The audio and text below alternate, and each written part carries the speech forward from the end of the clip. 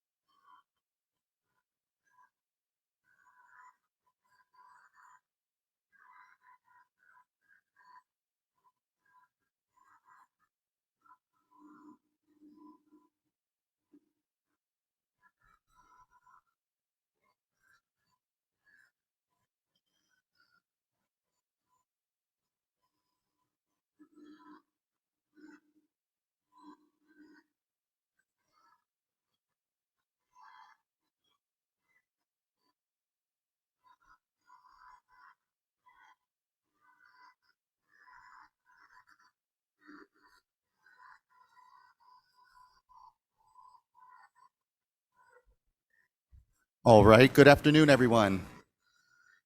I appreciate everyone's patience. Wanted to give a moment for folks to get into the room. My name is Joaquin Esquivel. I am chair of the State Water Resources Control Board. Today is Tuesday, May 16th. It is 12:14 in the afternoon, and I'd like to call this meeting to order. I'll begin by introducing my colleagues here with me today. With me today is Vice Chair Doreen Diadamo, Board Member Sean McGuire, Board Member Laurel Firestone, and Board Member Nicole Morgan. As you can see, this meeting is a hybrid meeting. It is both being webcast and recorded, and we have an in-person component. For those of you joining us virtually, you're either viewing our customary live stream at calepa.gov or .ca.gov, or you're viewing us from the YouTube live web stream. If you intend on commenting on today's workshop, you should be on the Zoom platform with us, though. There are instructions on how to do so at the top of the agenda. And if you're having any challenges, though, getting onto the platform and you're watching us virtually otherwise, you can email the clerk of the board at board.clerk@waterboards.ca.gov, and she will help you get onto the platform. I also want to make sure and note that we have live interpretation available in Spanish that is both accessible at both of the in-person workshop locations that we have for today's event and also online. The English live stream is available on YouTube, and both English and Spanish streams can be found at video.calepa.ca.gov. And again, if you're participating and are on the Zoom platform, please use the interpretation globe button at the bottom of the taskbar to select your audio channel.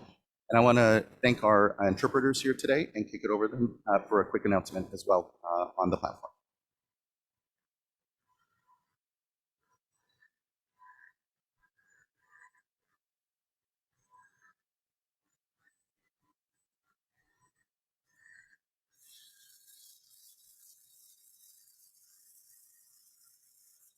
Thank you.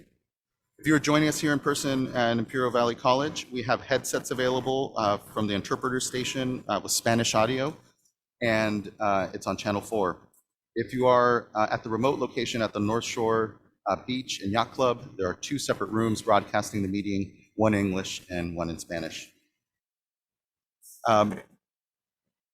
With that, for those of you here in the room, good afternoon. I'm glad you can join us here in person. Just quickly, do observe the exits. If for some reason there is an emergency and we need to file out, please do calmly file out from one of the exits here before us. Also, if you intend on commenting on today's workshop here in person, please do talk to the clerk of the board up front, Courtney Tyler, as well as there's a web form on the agenda for you to sign up for in-person comment. With that, also please do turn off any noise-making devices here in the room so that we can have an uninterrupted meeting. With those announcements out of the way, we can get on to board business. Before we get to the agenda on board business, I'll note both the informational item number 2 and public forum we're going to have at the end of item 3, which is the workshop, the main reason why we're all here with you. I appreciate that, and especially if anyone is intending on commenting on public forum, note that public forum is for an item not currently scheduled before the board, like this workshop. So if you intend on commenting on the workshop, please do then, instead of commenting for public forum, comment on item number 3. With that, we can get into item number 3. So this is, again, Joaquin Esquivel, chair of the state board, and today is our yearly workshop to receive input and an update on the status of phase 1 in the Saltonsea management program. The workshop is being held in accordance with the public notice dated March 20th, 2023. As a workshop, the board will not take any formal action. There will be no sworn testimony or cross-examination of participants. However, the board members may ask clarifying questions of the speakers after receiving updates and comments at this workshop. The board may also provide direction to staff regarding future tasks or actions. The purpose of today's workshop is for the board to receive written and oral comments on the status of the management program, including a report from the California Natural Resources Agency on their progress implementing the program during 2022. The due date for submittal of written comments was 5 p.m. on May 2nd. We ask that all workshop participants conduct themselves in a considerate manner. Speakers should stick to their allotted time, and attendees should listen actively so that all interested parties may be heard. We hope to have a productive and informative workshop today, and thank you in advance for co-creating an atmosphere of mutual respect, free of disruptions. Any attendees that act in a disrespectful manner will be asked to leave. This two-day workshop, which will include several presentations and speakers, it's a two-day workshop and will include several speakers and presentations. Today's workshop will begin with an opening statement by Chairman Thomas Tortes, Chairman Tortes of the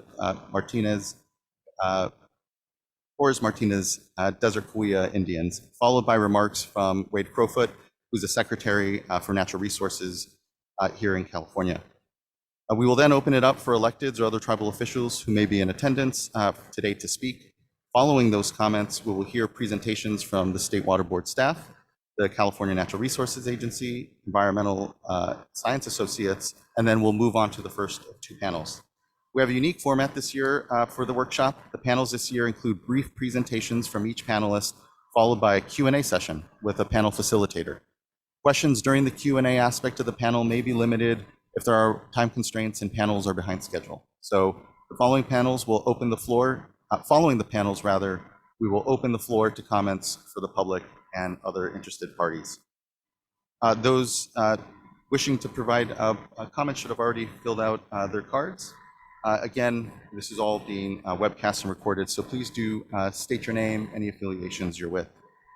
I just want to note here at the top and thank everyone. First workshop we held down here in the region on the Salton Sea was actually about 4 years ago now, in 2019.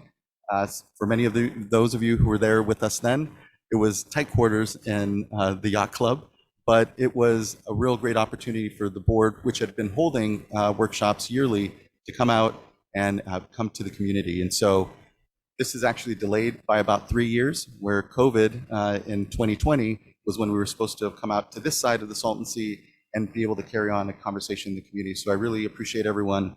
I know a lot has changed in the last 3 years, and just thank everyone's time for joining us. With that, I'd like to hand it over to the Honorable Chairman Thomas Tortes Jr. From the Torres Martinez Desert Cahuilla Indians. Chairman Tortes, glad to have you with us. Thank you, Joaquin. Can you hear me all right? We can, thank you. All right, I just want to first open up with the land acknowledgement of the area that we're in right now. The Imperial Valley College is the land area and jurisdiction of the Fort Yuma Quechan people of California and Arizona. Also of the Desert Cahuilla, which we are also have ancestral jurisdiction within the area of the Imperial Valley College and the entire Imperial Valley. So with that, I would like to open, if I may, with a prayer. And for our Cahuilla people, we normally open the meeting after the land acknowledgement.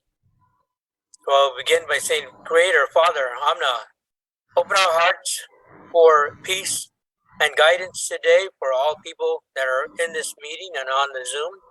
Creator, we open our hearts to protect all the people of your Mother Earth, which we call Temal. Creator, we ask that all hearts here today respect Mother Earth and the gifts from the earth. We thank you, Creator, for all the blessings today and every day. Creator, Father Amna, you are the light, and your presence will guide our culture and our decisions that we make today. Hear our prayer. And in Cahuilla, we say Chem Amna, Chem Mingam Imam, Tehwan Epaiva, which means for the Creator to watch all people that are in this meeting on Zoom today. I want to thank the California Natural Resource for putting this together. The last, I know we had a workshop on Torres Martinez. We had them throughout the Salton Sea area, pretty much all around. And as Mr. Joaquin has said, that we had a little delay because of the COVID, but I'm glad that there is inclusion and the entire community around the Salton Sea, Riverside County, Imperial County, And I just want to extend, the invitation to the local tribes if they're listening or not on. I know I've had conversations with our sister tribes, but I think it would behoove everyone to extend that invitation to all tribes around the Colorado River, as this Sound Sea Long Range Plan involves everyone that's within this local area. I know with the Long Range Plan, as a tribe, we have approved and support the Long Range Plan as it exists today, providing that it continues to improve air quality, the water quality, especially. I know it states in there that we're going to restore habitat to historic levels, and we're in support. But we know there's a deficit there. Anything the tribe can do, let us know, and with our colleagues in the political realm, anything that we can do as far as the tribe. Again, we appreciate California Natural Resource, the Sound Sea Authority for including tribal policy, tribal initiatives, and we're looking forward to any and all solutions that will shape and enhance the local economies, and most of all, the environmental justice and resolving the environmental injustices as we see them all today. So again, thank you. It's an honor to be on the workshop today. I'll be open to any questions that you have throughout today and tomorrow. I apologize for not being there in person. I'll be there though tomorrow in person. But again, any questions, comments, concerns, I'm open to any and all of them today as we carry on to the meeting. Thank you. Thank you so much, Chairman. I really appreciate you opening this meeting with us, continuing to be an incredible leader amongst, I know, what are a lot of challenges, and the sea here certainly foremost amongst them as we gather and discuss. But know that whether it's access to drinking water, the needs, longstanding needs of the tribe, and how we better ultimately reconcile and have discussions about the future and prosperity of our communities. I just can't thank you enough for your leadership, for continuing to be here, and your participation in all of this. So thank you. Looking forward to what's going to be a lot of great discussion today and tomorrow. Thank you. Secretary Crowfoot, good to see you. Thanks so much, Chair Esquivel and members of the board. I so wish I was with you in person and actually had planned to be with you. I'm coming to you from Marysville, California in Yuba County.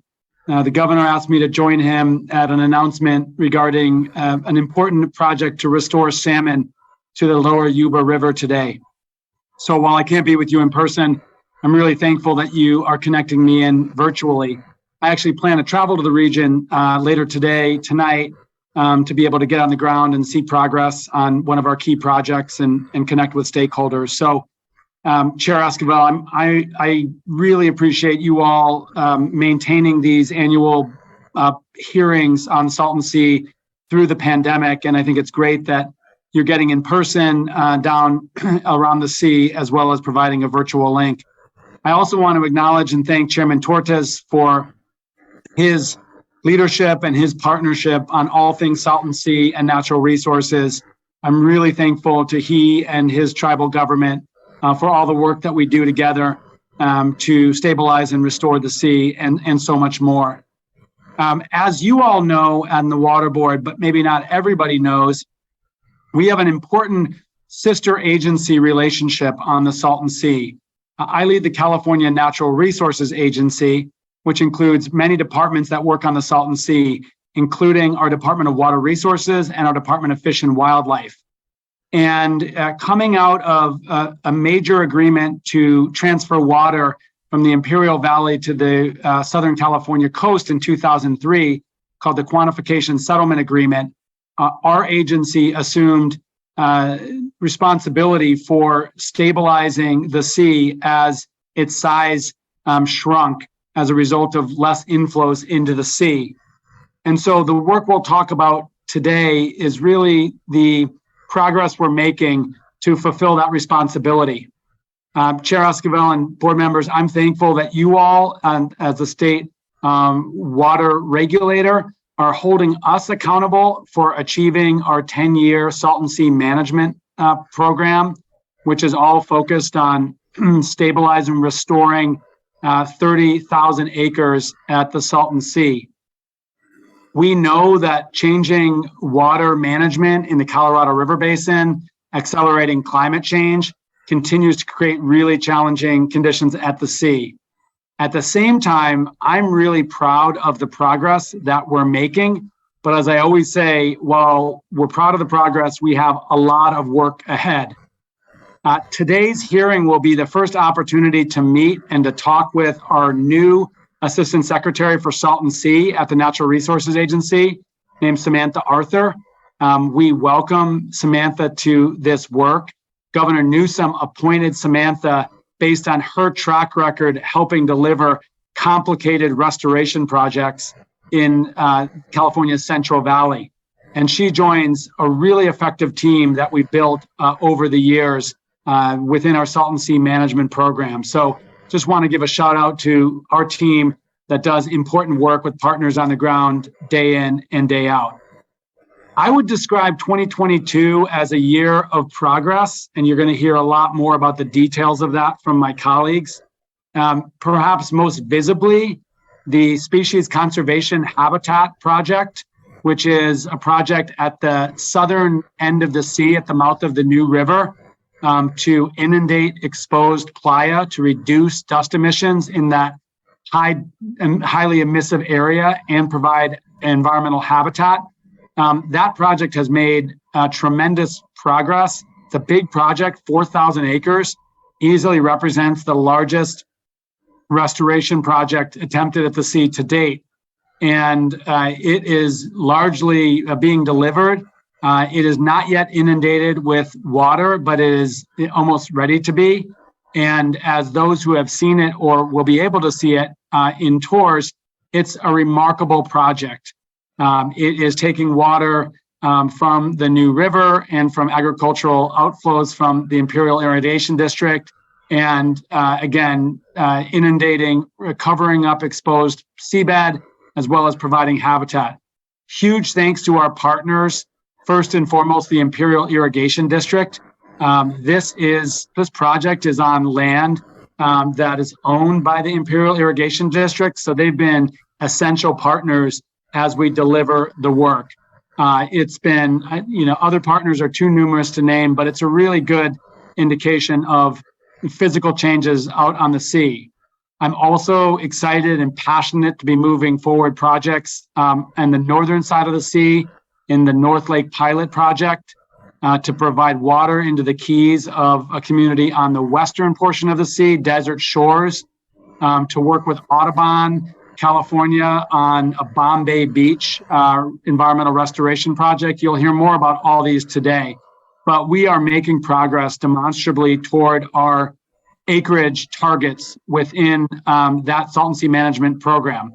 I need to be clear, though, we continue to come from behind in terms of meeting our acreage targets, and we have to continue to make up more ground to catch up to the schedule in terms of the amount of acres that would be mitigated for dust emissions, which of course are so critical to protect public health, as well as the acreage required to restore habitat for fish and wildlife that use the sea. Another important stream of work is looking ahead, as Chairman Tortas mentioned, to the future of the Salton Sea. So the Salton Sea Management Program, this 10-year program, ends in 2028. And so it's been our charge on behalf of the Water Board to really identify what the long-term plan is for the sea. There are a lot of variables that impact the future of the sea, including how much water flows into the sea from the region's ephemeral rivers and from agricultural outflows. And I want to commend our team for, I think, doing a really good job collecting public input to inform the long-range plan. We also impaneled a set of national experts to evaluate a variety of proposals to import water into the Salton Sea Basin for use for stabilizing the Salton Sea. And you'll hear more about that. And elements of those proposals have been integrated into the long-range management plan. Our partnerships with our federal partners have never been stronger. I'm really excited that the Army Corps of Engineers is advancing a feasibility study around stabilizing or projects to stabilize the sea. And I want to thank the Salton Sea Authority for their participation and engagement, leadership, moving that forward. That Army Corps study is a really important precondition to potentially access significant funding from the Federal Army Corps of Engineers. We continue to work exceptionally closely with our Bureau of Reclamation partners. Many know that our Bureau of Reclamation actually owns a significant amount of seabed under the Salton Sea. So they are absolutely an essential partner, as is the U.S. Fish and Wildlife Service. I want to mention one major variable or development over the last year since we last met in this hearing is an urgent and intense focus among water agencies across 7 states and 2 countries to stabilize the Colorado River Basin. The Colorado River and the entire mountains and landscapes that flow into the river are suffering from a drought stretching 22 years and reaching a point of just acute shortage. As you know, Chair Esquivel and board members, the 2 largest reservoirs on the Colorado River are Lake Powell and Lake Mead. Lake Mead provides water or holds water for water agencies in Nevada, Arizona, and California. Over the last year, our federal partners, the Bureau of Reclamation that manage those reservoirs, warned that if trends continue, those reservoirs could essentially collapse in terms of being able to provide power and water unless exceptional efforts are taken to conserve water, to use less water across the water agencies that depend on the Colorado and keep more water in the reservoirs. So for almost a year, our agency and an entity within our agency called the Colorado River Board of California has been working very closely with California water agencies that depend on the Colorado River, including Imperial Irrigation District and Coachella Valley Water District, and other agricultural water districts in the region around the Salton Sea, as well as the Metropolitan Water District that provides water to 19 million Californians. Our California water agencies have stepped up and voluntarily agreed to conserve water, that is to use less water to keep more water in the reservoirs. The Imperial Irrigation District in particular has made a commitment of conserving 250,000 acre feet per year, contingent on compensation from federal agencies to compensate for their conservation, and contingent on the federal agencies stepping up to help stabilize the Salton Sea. Now, we know that upwards of 75% of inflow into the sea flows from water that is used to irrigate Imperial Valley fields. So there's a symbiotic relationship between farming in the Imperial Valley, to a lesser extent the Coachella Valley, and continued inflow into the sea. And if the Imperial Irrigation District conserves water to stabilize the reservoirs, which we very much support, we obviously modeled or anticipated that it could accelerate the exposure of the lake bed in the Salton Sea. So recognizing that, our partners at the Bureau of Reclamation took precedential action. And we have now entered into an agreement with the 2 water agencies, IID and CVWD, and the Department of the Interior, I should say, and our agency, whereby we're focused in expanding shared efforts to stabilize the sea. This agreement includes a $250 million commitment from the Bureau of Reclamation, and that comes to us thanks to Congress and President Biden's administration securing funding through the Inflation Reduction Act. That $250 million at Bureau of Reclamation will flow into projects to stabilize the Salton Sea. $22 million of that funding is already focused on getting out the door, doing important things, including building capacity at the Torres Martinez tribal government. 228 of that million dollars would essentially come to Salton Sea projects once the Imperial Irrigation District is able to implement its conservation commitment. So this is obviously an important variable you'll hear more about in the hearing today. we in California need to play our part, reducing our usage of the Colorado River, conserving water in Lake Mead, and at the same time, we have to anticipate how that will impact the Salton Sea. I'm really proud of this agreement because it brings significant federal funding to stabilize the Salton Sea for the first time ever. I believe it's the beginning of federal investment into stabilizing the sea. I'm really thankful of Congressman Ruiz, Senator Padilla, Senator Feinstein, and so many others for making the case. And I want to personally thank our U.S. Reclamation Commissioner, Camille Touton, for her personal involvement in this agreement. One of the provisions of the agreement is that we meet quarterly moving forward to check in on the implementation of the agreement and also our progress restoring the Salton Sea. And we've already had 2 quarterly meetings with ourselves that have also includes other local water agencies and leaders and groups.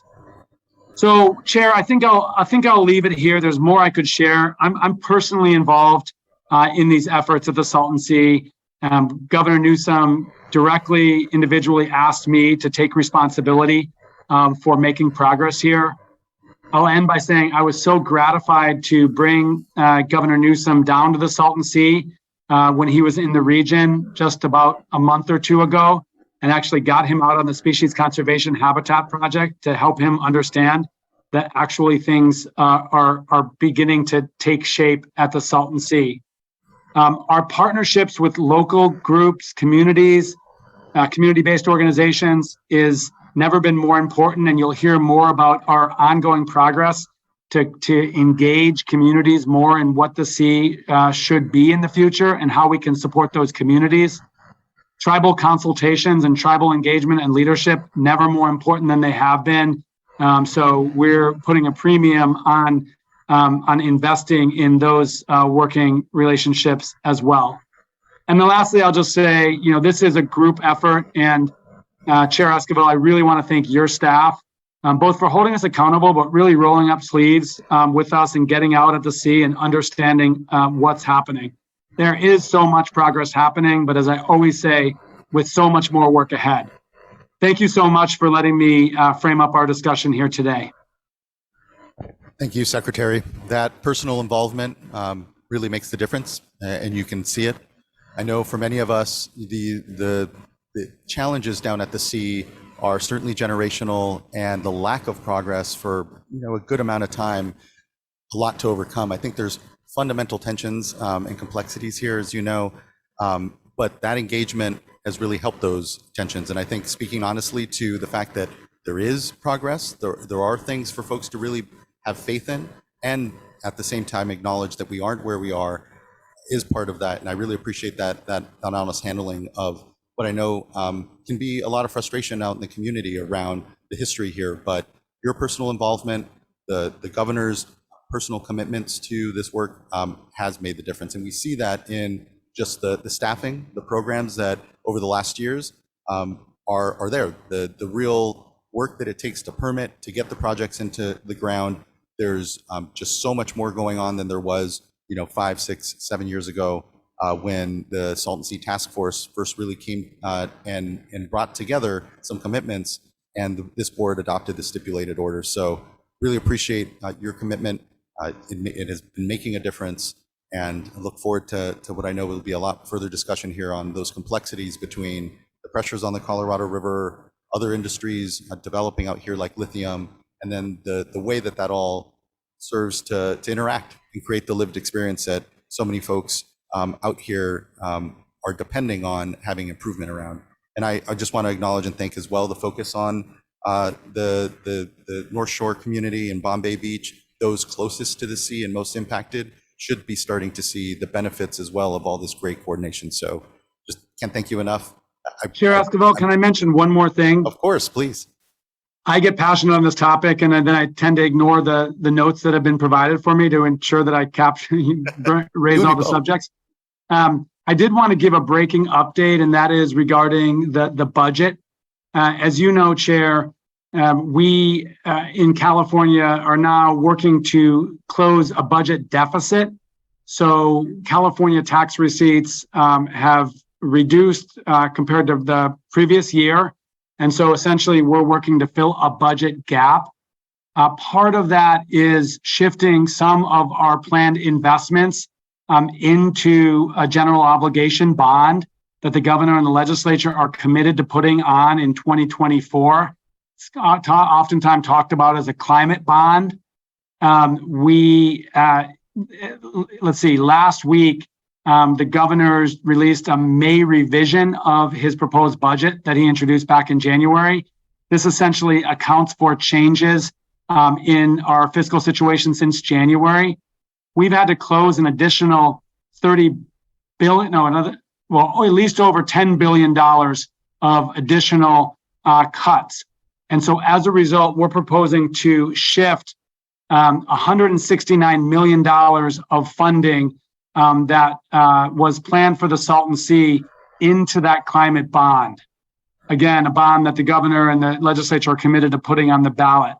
I just wanted to raise that because I didn't want you to think that I had, deliberately omitted that. That obviously then shifts the time at which that funding could be used. As you'll hear from our colleagues, we remain confident that we have the funding needed to advance projects and planning that we're anticipating. But as we know, we need to continue to secure more state and federal funding year over year, really through the next decade to do the stabilization work that we need. So I just wanted to give you that sort of just-in-time budget update. I really appreciate that. I think it's important to make sure and touch on that, especially, and I'm sure we will definitely have further discussion around it, but to make sure folks are really understanding those recent movements on the budget, and that it isn't a lack of commitment ultimately here, but just being able to accommodate for what we know are very difficult circumstances on the budget.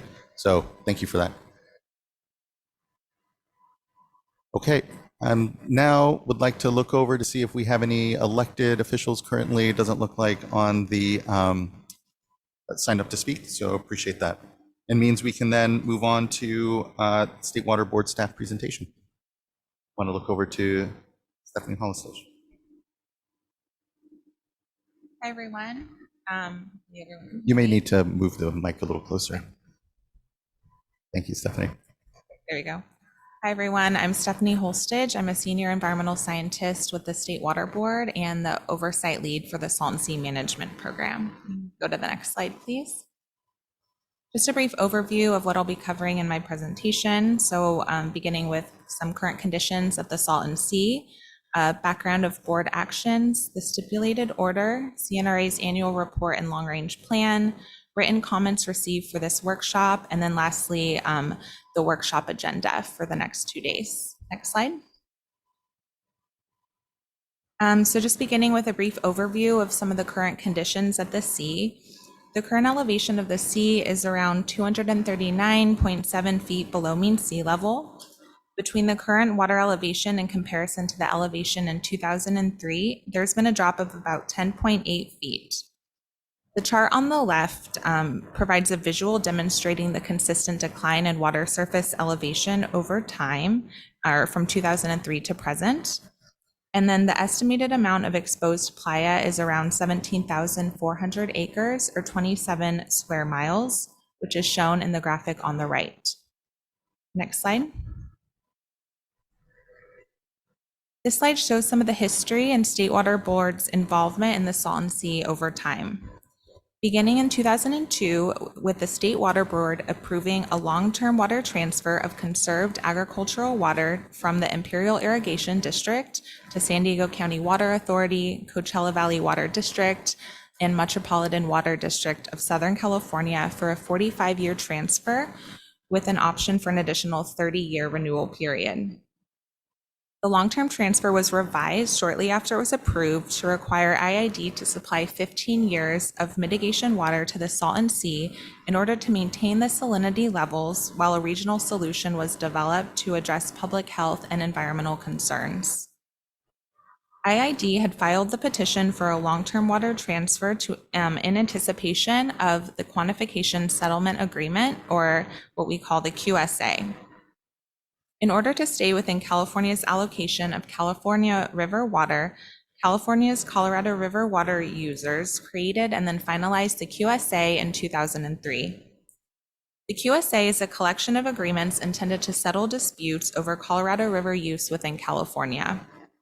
The QSA allowed for the long-term water transfer of conserved water from IID to urban use, and it also prompted the state to undertake the restoration and mitigation efforts at the sea.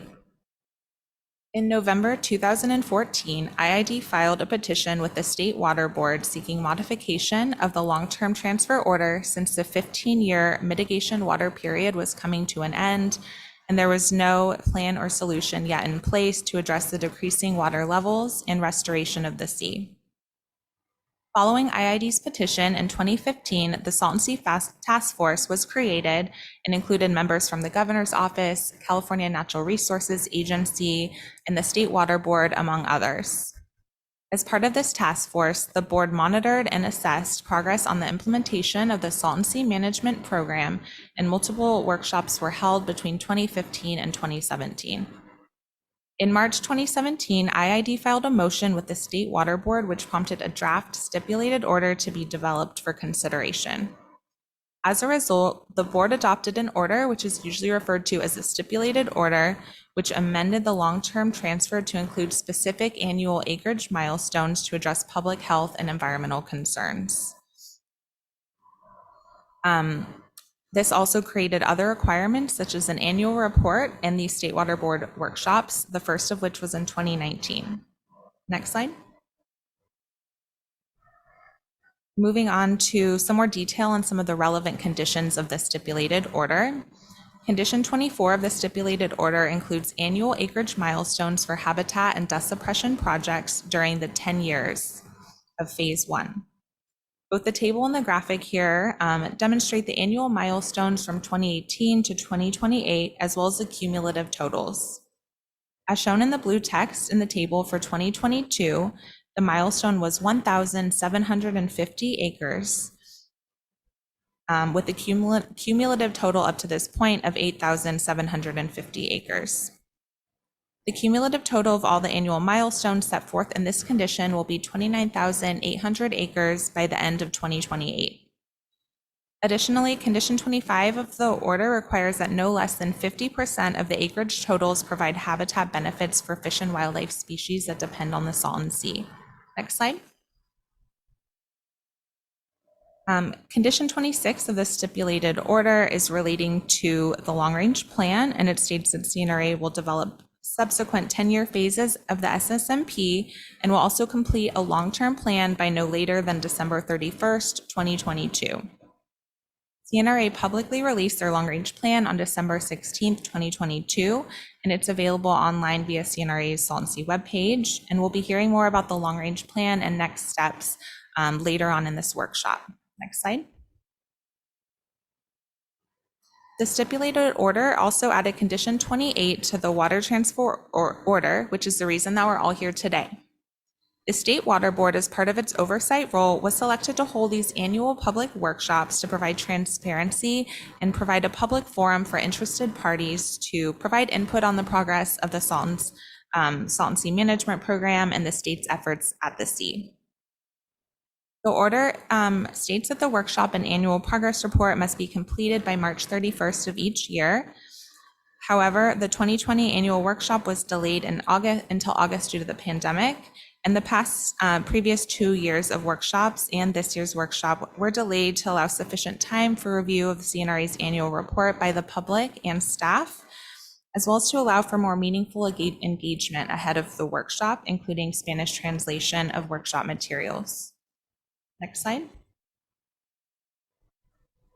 Condition 28 of the order also requires a progress report be submitted by CNRA to the State Water Board, which needs to cover the 6 topics listed on this slide, which include projects and milestones completed in the previous year, the acreage of completed projects for dust suppression and habitat restoration, upcoming projects to be completed and milestones to be achieved prior to the next annual progress report, the status of financial resources and permits that have not been secured for future projects, any anticipated departures from the dates and acreages, as well as progress on the long-range plan.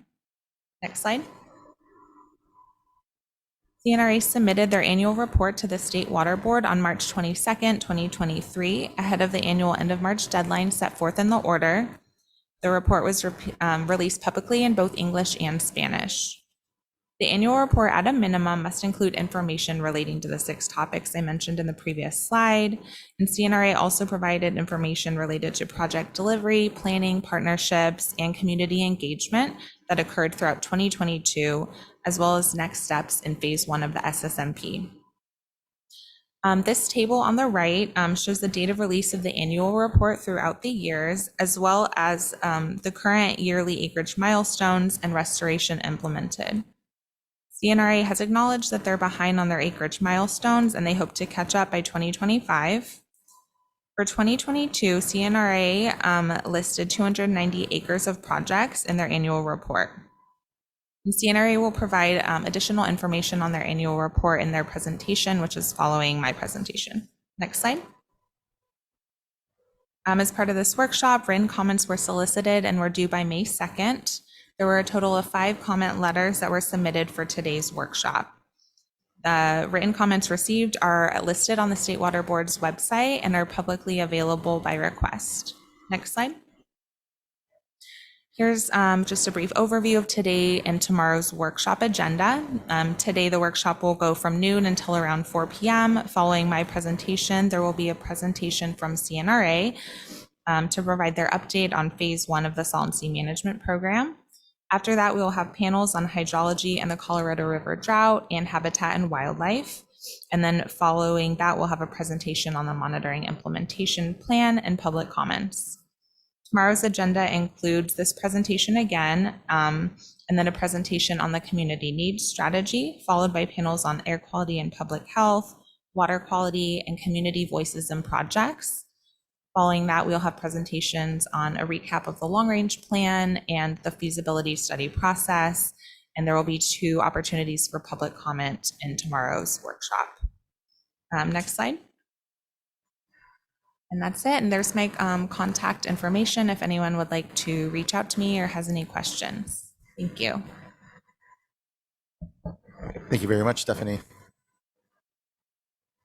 Next, we can move on to the California Natural Resources Agency presentation, be provided by Samantha Arthur. And just want to acknowledge, as Secretary Crowfoot did, Samantha Arthur's recent appointment. Samantha is now our 3rd Assistant Secretary for Salt and Sea Policy, and again, at a time when things are really ramping up. So really appreciate her taking on that role and the leadership here and opportunities in the time ahead. Give everyone a moment to transition.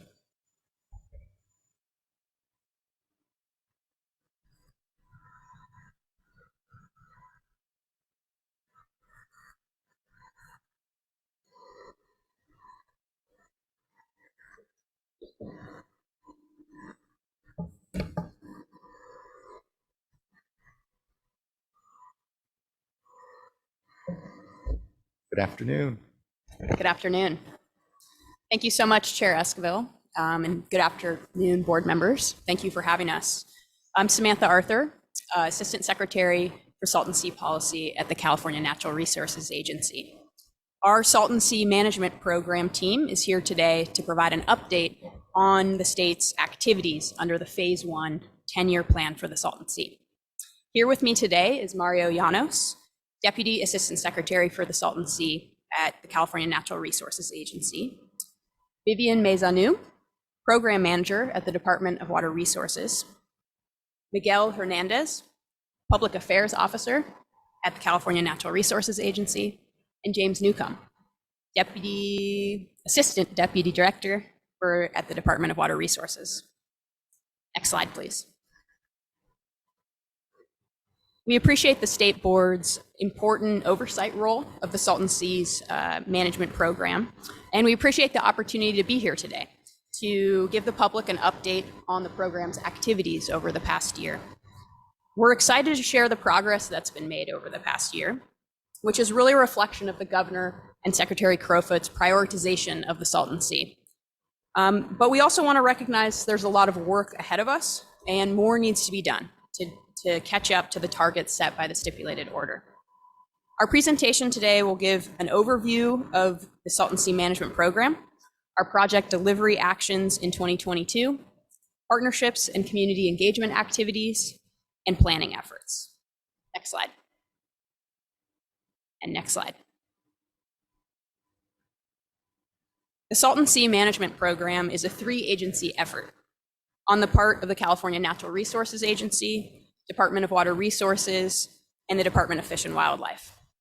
Our agencies are working to advance projects at the Salton Sea to improve air quality and to provide critical environmental habitat, as well as plan for a long-term future for the Salton Sea. Next slide. Overall, we are committed to constructing nearly 30,000 acres of habitat and dust suppression projects through 2028 through our Salton Sea 10-year plan. And the key outcomes that I want to highlight that we'll discuss in more detail are that nearly 6,000 acres of project work are now underway, and an additional 8,000 acres of projects will be planned for implementation by 2024. A key accomplishment from this past year that we'll also discuss is that a draft long-range plan was developed to provide a vision beyond the 10-year plan. Next slide. So I want to underscore the key priorities that we also have going forward, and that's really to drive implementation of the Phase 1 plan and meet those acreage goals, and to work closely with federal partners and the Salton Sea Authority to develop and complete the Imperial Streams, Salton Sea, and Tributaries feasibility study, which will identify actions for long-term restoration at the sea. And as a foundation to all of our work, we need to keep strengthening partnerships and working to institutionalize community engagement. I'll pass it now to Mario. Next slide, please. Good afternoon, and thank you, Chair Esquivel, and members of this board for the opportunity to speak. This that you see here is the cover of our 2023 SSMP annual report. It's released in the first quarter of the calendar year to give an update on the previous year's achievements from the SSMP. The annual report is an update on the SSMP's progress around milestones completed, partnerships, outreach and engagement, ongoing projects, and completed acres, upcoming projects, status of financial resources, and departures from targeted acreages and plans to address those efficiencies. The report can be found on the SSMP website at saltonsea.ca.gov in both English and Spanish. And for those in attendance, we do have those copies in English and Spanish right outside in the area in the back here. Next slide, please.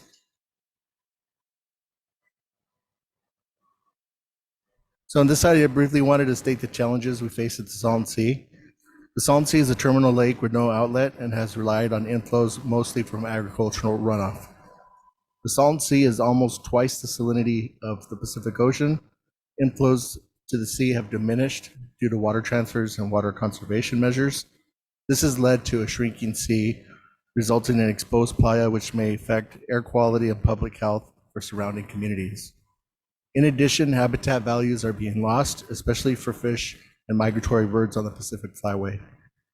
The SSMP restoration efforts are aimed to help alleviate some of those challenges. However, severe drought conditions and water availability are a major concern. Next slide, please. So one important driver for the SSMP to implement projects remains land access. The state owns very little land in and around the sea, so we're very reliant on temporary land access to inform design and long-term easements to build and maintain projects.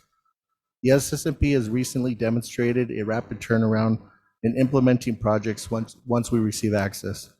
This is evident in our development of the SCH project and our veg enhancement projects kicking off in 2022.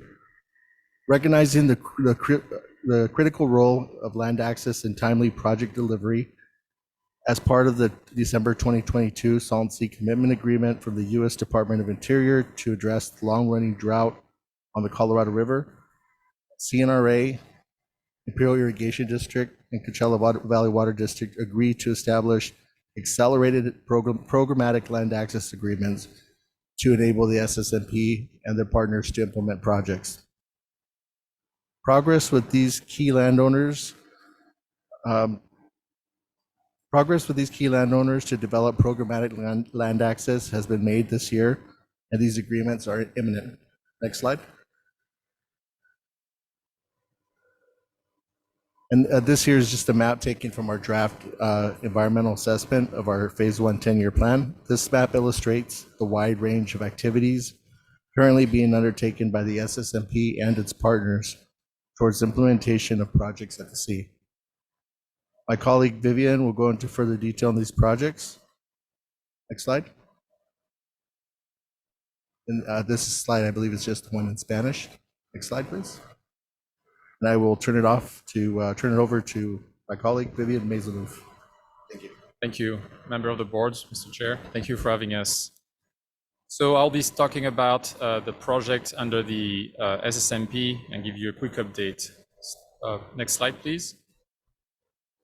So first, the Species Conservation Habitat, or SCH. So that's the state first large-scale project of the Salton Sea. It represents 41 acres of area that will be flooded with a network of ponds to provide habitat for fish and birds, specifically for fishing birds primarily.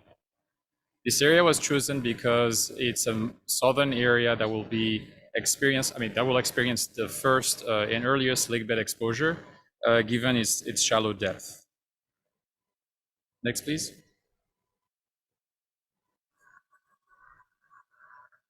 So let's go back a little bit on how we got there. The state awarded the contract to Kiewit Infrastructure West Company in September of 2020.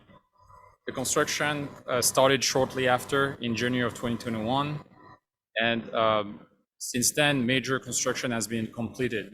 It's on schedule to be done by the end of 2023, and the dust suppression is also maintained during the project construction. So again, this is the first large-scale project implemented at the Salton Sea by the state. It definitely presented many challenges that we were able to overcome over the years. But at the end, we'll be very proud of this project once done. Next, please. So I'll talk a little bit about some of the features of the SCH specifically. So the SCH, again, is a series of ponds that has several islands in it. Those islands will serve as habitat for the birds, whether for roosting or for nesting. And those ponds will also have a certain salinity.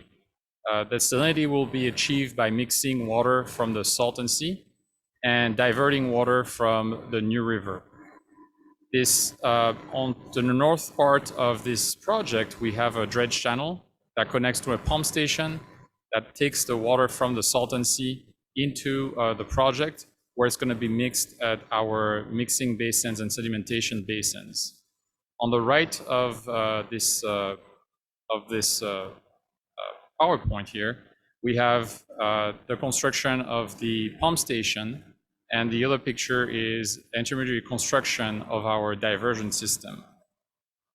So to give you an idea of the scale of this project, it's about 5 miles long and 2 miles wide. It will be diverting about 76,000 acre-feet a year of water in order to maintain that habitat on 4,100 acres of ponds.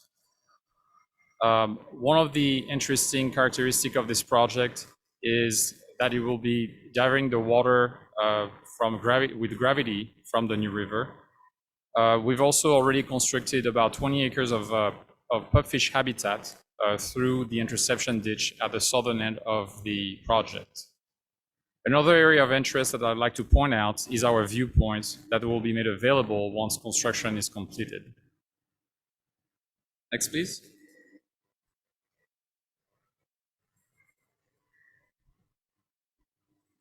So we have a picture here of our causeway where our pump station is located at the end. It's about a mile out at sea. So at the end of this causeway and of the pump station, we have a dredge channel that goes about 4 miles out into the sea. The reason for that is today, the Salton Sea is about minus 237 or 238 feet under main sea elevation. And we've built this dredge channel at a depth of minus 258. This will allow us to maintain this project for at least another 35 years as the sea is receding and still being able to pump the water. At the moment also, we had a need to mix this water with the salton sea water and New River water because the sea is currently inhabitable for most species of fish that the birds relied on. It's around 74 ppt at the moment, or parts per thousand. To give you an idea, the ocean varies between 35 and 40 ppt. I would like to point out also that before we started this project, we have significant challenges to overcome, and this one specifically being the main one. We didn't know if we were able to achieve construction in the wet, and I was very proud to report that our team of builder and designer with Kiewit and Knight Piesel were able to achieve that. So that bodes very well for the long-range plan. If we ever plan to build more projects at sea, we know now it is possible. Now we go through a very delicate process of choosing a material, handling it carefully in order to compact it and achieve this type of structure. So it seems like it's just moving dirt around, but it is actually fairly complicated and took us a while to figure it out. Next, please. Vivian, I don't mean to interrupt, but just a quick question. When you all were out there in the sea, and it's really great to hear that in the wet, you're able to do work because I think it'll help advance a lot of this, but there is often, I know from community members and others, concern around what is actually within the soils down at the sea. So as you were doing construction, what sort of testing was done on some of that, if there was? Just trying to think. Yeah, absolutely. Points of information that people can like have confidence then, because there's this activity happening. It's helping better characterize, what are the sediment layers, et cetera, that we're finding. Yeah, absolutely. So for us, it's about the structure of the soil mostly. Sorry. So looking at the clay content, the sand content, whether or not it's a compactable type of soil, that's what we're looking at. Before started this process, we did do some testing for the soil and what was in it, because we'll have people around, our own employees around. So we want to make sure that it was not something that would be, bad for their health, basically. So Kiewit also has an industrial hygienist that makes sure that people are not exposed to dust and that kind of chemicals. When we looked at and I'm sure it varies probably around the sea, but the area that we tested did found some trace elements of old chemicals that were used before they were prohibited, but we didn't find anything to a level that would be cause for concern at the moment. But I'd like to also make sure that people understand, because you have one component at a very low level somewhere, doesn't mean that it doesn't accumulate with your own exposure somewhere else of what you do. So there's a cumulative effect that you cannot ignore. I would say that any level of bad chemicals is not good. That's what it is. But we didn't see anything there that would be cause for concern. I appreciate that, and know that that's not a comprehensive then study, and it's a big lake, and there's a body of water, and there's a lot of places that the composition, as you say, could be very different. But I appreciate that. Thank you. Absolutely. It's helpful for folks to understand the type of work going on. Yeah, fortunately, other universities also are studying, and we're really looking forward for those results to see how we can better manage our project as well. Thanks so much, Vivian. Appreciate it. Thank you. All right, so 2 seconds ago, I showed you where we were pumping our salt and seawater, and then it gets to the new river diversion structure. So that structure is an element of the project that allows us to mix the salt and sea water and the New River water to achieve desired salinity. It also controls the discharge as well as the elevation of the ponds. I'd like to note as well that this is a flood structure that allows to pass major flood events without affecting surrounding areas because, well, it's a very significant structure that was completed actually back in February of this year. So thank you. Next slide. And there it is, completed back in February. So the elevation is still very low because we had not yet commissioned this area. You can still see a backhoe working at the foreground, the background, to open up the river back to its original bed. And we're thinking that this year we'll commission this area, water will start to make its way through the sedimentation pond, the mixing basin, then distribution towards the different ponds.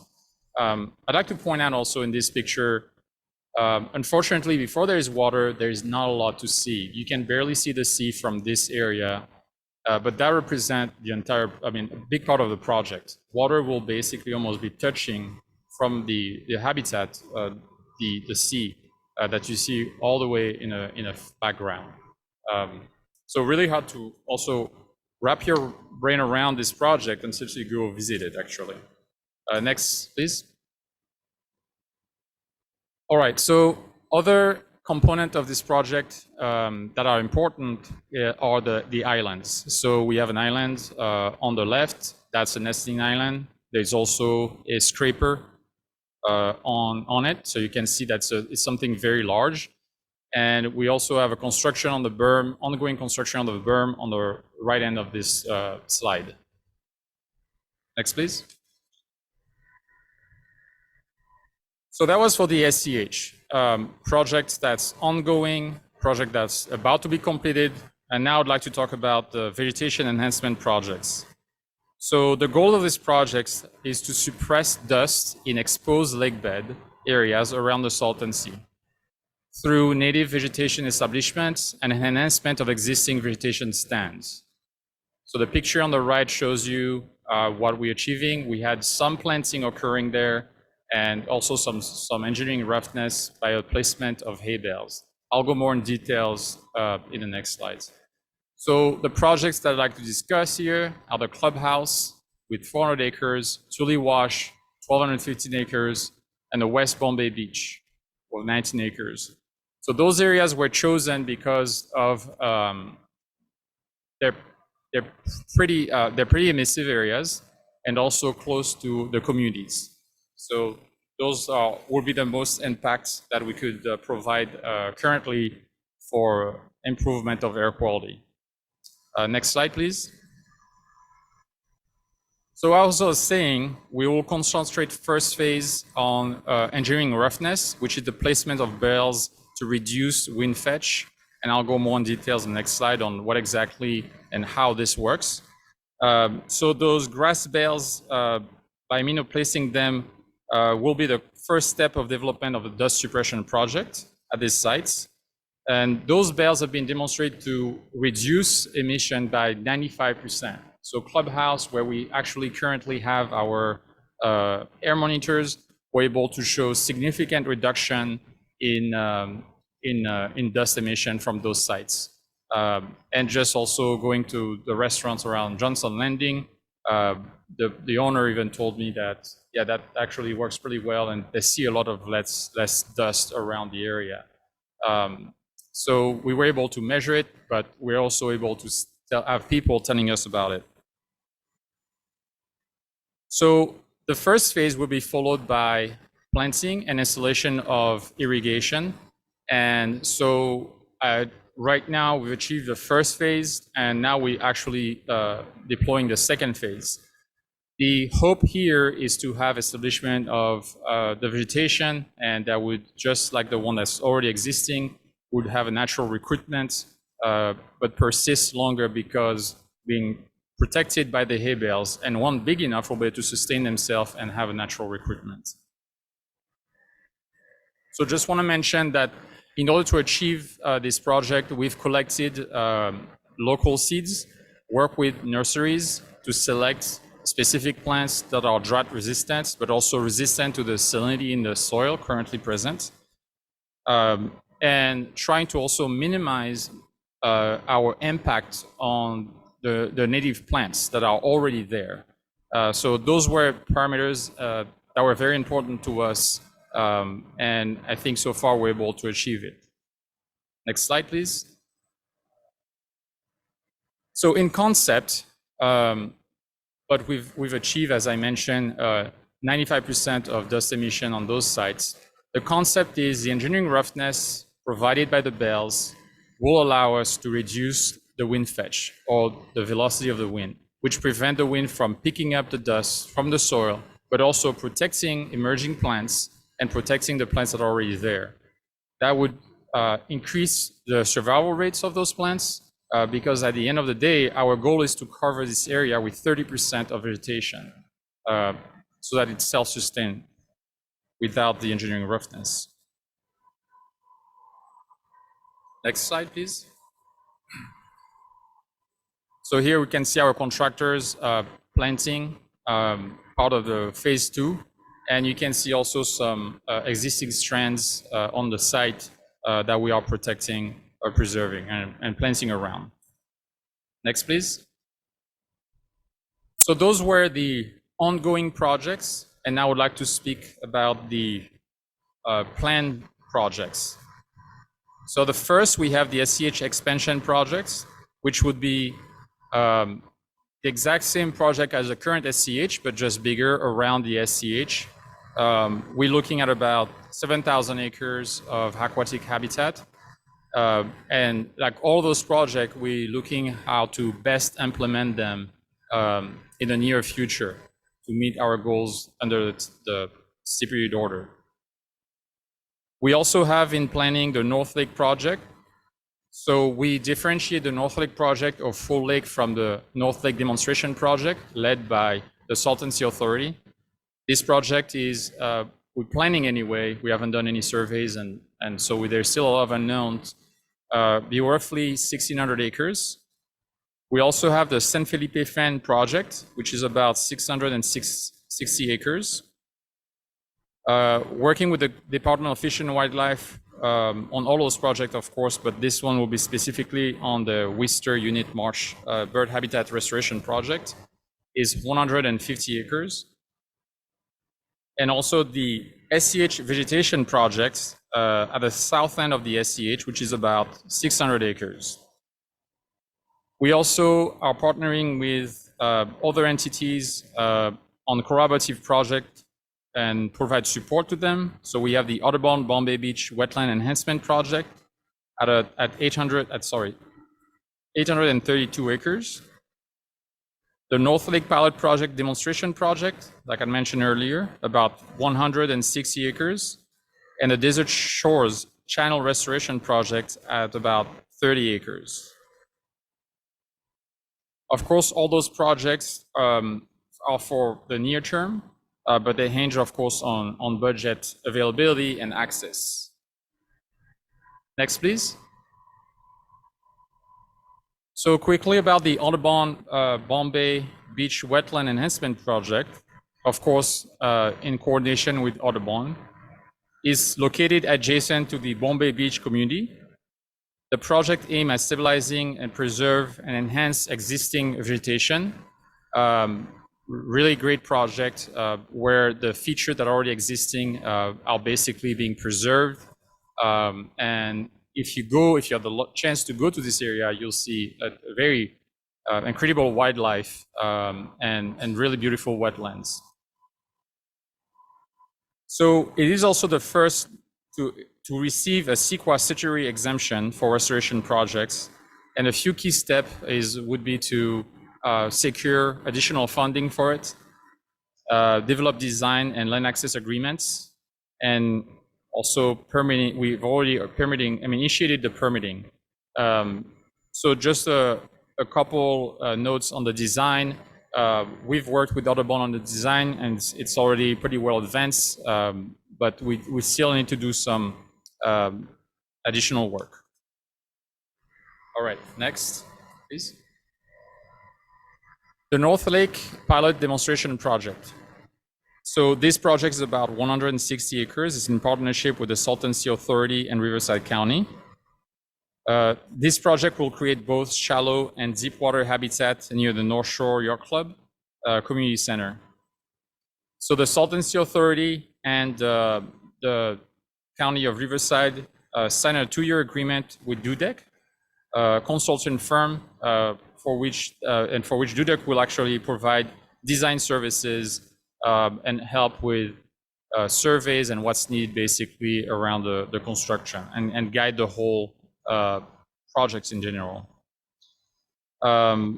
So water supply analysis was completed, initial land access was obtained, and survey work have already begun. So surveys include topographic survey, like all those projects, of course, natural resources surveys, cultural surveys, and basically knowing exactly what we're going after and what's on the land.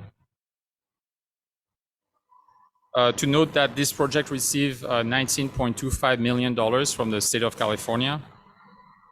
And this project hopefully would plan for construction in 2024. Next, please. So the next project here is a Desert Shores Channel Restoration Project, about 30 acres, in collaboration with Imperial County, U.S. Bureau of Reclamation, and the Salton Sea Authority. It's located adjacent to the Desert Shores community in a marina that has become disconnected from the sea. So as you can see on that picture here, it's better than online. The marina got disconnected from the sea as the sea is receding. As you heard, the sea has receded about 10 feet since 2003. The project will refill 5 southernmost boat channels in the Desert Shores Marina. Key steps for this project include Salton Sea to hire a consultant to develop the project, Salton Sea Authority, I'm sorry, gain site control, and complete the permitting process. So next, please. I would like to talk about some significant effort at the Salton Sea led by partner organizations. We have the QSA project led by IIT, and hoping to hear more about it during those coming days. The Torres Martinez Wetland and Vegetation Project, and the New River Improvement Project with the City of Calexico, for which we provide funding, and the Middle Salt Creek Tamarisk Removal Project led by the Living Desert Zoo and Gardens. And thank you, that's all for the project under the SSMP program. I'll pass it on to Miguel. Thank you, Vivian. Yes, and thank you, members of the board, Chair Esquivel, for the opportunity to provide this update on partnerships and community engagement. First, I'd like to state that, as you might have heard throughout this conversation and the initial phase of this workshop, the SSMP does not work alone. In fact, the program would not function if we were to work alone. We're 3 agencies working together, and we have a really active collaboration among different partners. So I'll talk a little bit more about that, as well as community engagement and how we are prioritizing and, in fact, encouraging community participation throughout the SSMP processes that we got going on and our projects, of course. Next slide. So here's a list that perhaps falls short on everybody that participates and partakes at the Salton Sea Management Program. Like I mentioned, collaboration is key in order to achieve success for the program and be able to achieve the milestones that we need to hit for those stipulated water orders. So here's again a short list of all the partners. We're missing a ton of names from community members that have been actively engaged in participating in our processes through the 10-year plan projects, the drafting of the long-range plan, the community needs strategy, and just participating at events just like this one here today. And of course, partnerships with tribal communities are key to be able to achieve this progress and continue to make more progress and catch up to our deliverables, of course. So timely and meaningful engagement with Salton Sea partners and the public, it's important to not only develop the projects, but also help the Salton Sea Management Program shape on how the projects could look like, and hear from the community members what are their concerns, what is important to them, and what should the program be paying attention to, so we can incorporate that feedback to the extent that we can into our project. The Salton Sea Management Program, it's dedicated to public engagement. It has increased opportunities to solicit stakeholder input throughout the process. Last year, it was a huge effort for the development of the long-range plan. So we held multiple meetings throughout the year. If we can hit the next slide, you'll see a schedule. All the orange dots that you see there reflect the amount of public meetings that we had throughout 2022.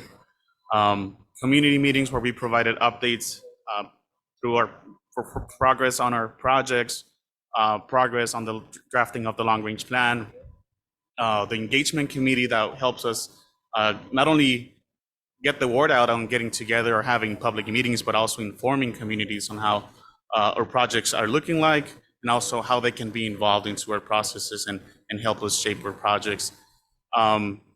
Just to mention that the long-range plan committee met every other month, and there were times that they had 2 or 3 meetings within the same month. So that's definitely a heavy lift for everybody, not only the SSMP, but also our partners, and most importantly for community members. Just multiple meetings right after the other one. And we appreciate the involvement and the engagement throughout this process. So 2023 actually kind of looks similar. There's a lot going on now with the feasibility study kicking off. So we look forward to having multiple opportunities for community members to continue to be involved in our processes. Next slide, please. Here's a picture actually at one of our trailers at the Species Conservation Habitat Project, which my colleague Vivian just spoke about. And this is particularly with State Water Resources Control Board. The Regional Water Quality Control Board. To mention updates and current progress at SEH, we're able to have conversations not only with the Regional Water Quality Control Board, but also different groups, NGOs, CBOs that we're able to bring together through multiple tours throughout 2022 for them to see firsthand what the progress is looking like throughout the year at SEH. So also getting together with groups like this allows us to continue to build that partnership, allows us to continue collaborating and identify areas of opportunities so we can get the progress going and continue to move forward as it's been moving along in such a fast manner for the SEH particularly. Next slide, please. And I'll shift a little bit to a specific document that was also under development and continues to be under development, the Community Needs Strategy.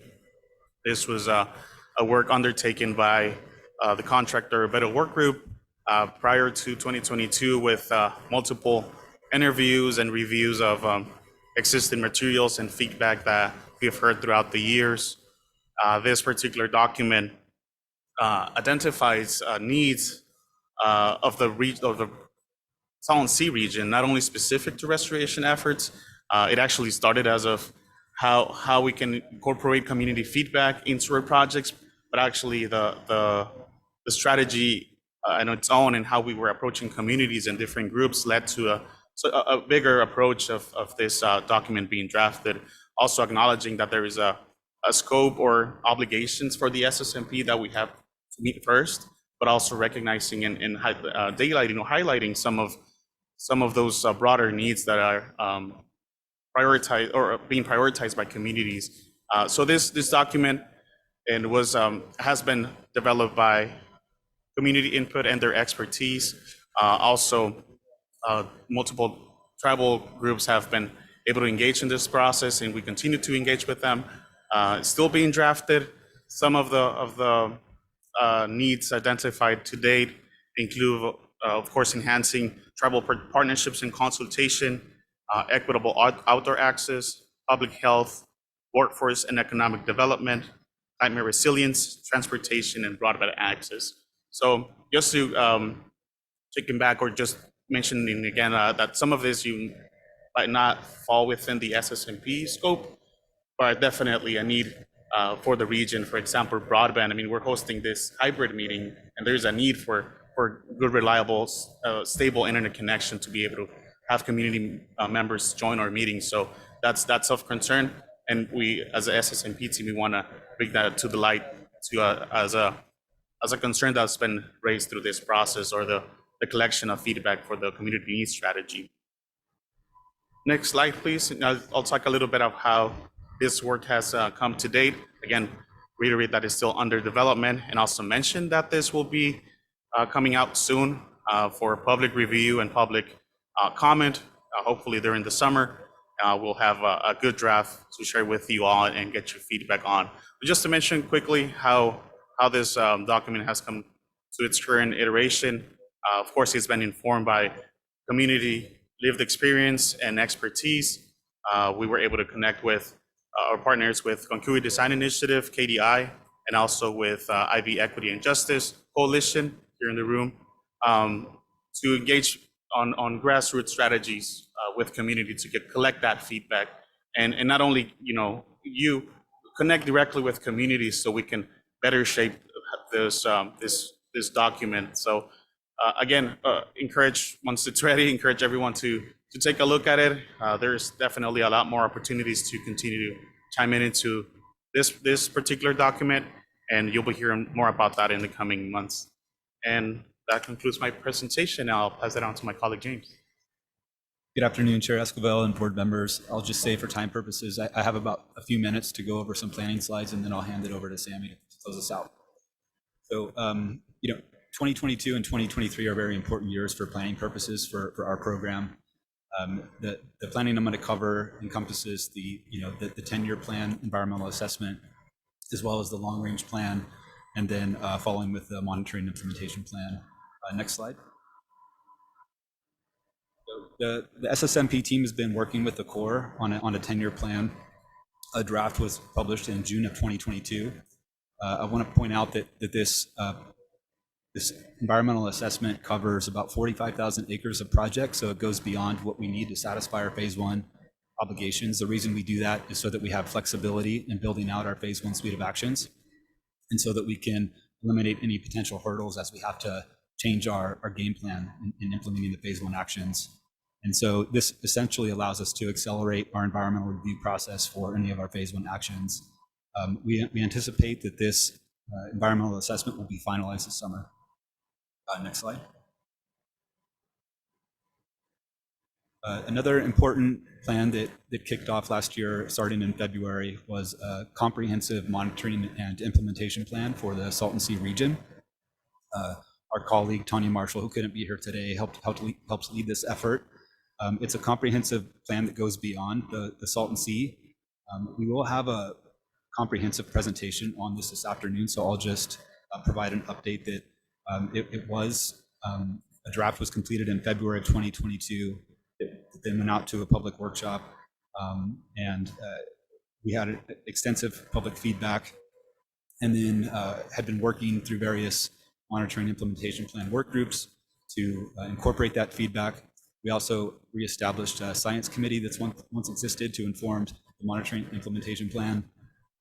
That plan is now finalized. It's available in English and Spanish. It's housed on our Salton Sea webpage. It's a living document that we intend to update in the future to respond to changing needs. And we use this plan to guide our monitoring for our projects. Next slide. So last year, we really began to invest in the longer term planning needs for Salton Sea with really extensive support. And I see some of the members from the Long Range Plan Committee in the room. Thank you for all your support over the past year. That support came from tribal leaders, several community-based organizations, local, state, and federal representatives. We were able to put together a draft long-range plan with a focus of thinking about ways to solve some of the longer-term challenges facing the Salton Sea beyond our phase one actions. This plan, of course, is a direct response to our phase two requirement and to have a plan by December of 2022. So we did provide a draft plan, and we're currently working on incorporating extensive public feedback into that plan, and we'll finalize that plan this summer. Next slide. I do want to point out this will just be a sort of a cursory update on the long range plan, and thank you for the time that I have tomorrow to do a deeper dive. I look forward to doing that. For this summary update, I'll just share that we set our planning objectives to align with the Water Board order, but also relevant Fish and Game Code. And those goals and objectives are to protect or improve air quality, water quality, and wildlife habitat, to prevent or reduce health and environmental consequences anticipated from the long-term recession of Salton Sea. And in linking to that overarching goal, our goals are to protect or improve air quality, protect or improve water quality, and then creating enough aquatic habitat to achieve historic levels and diversity of fish and wildlife. And like I mentioned, next steps on that plan include incorporating public feedback, finalizing the plan this summer, and then evaluating many of the elements within that long-range plan in a feasibility study with the Army Corps. Next slide.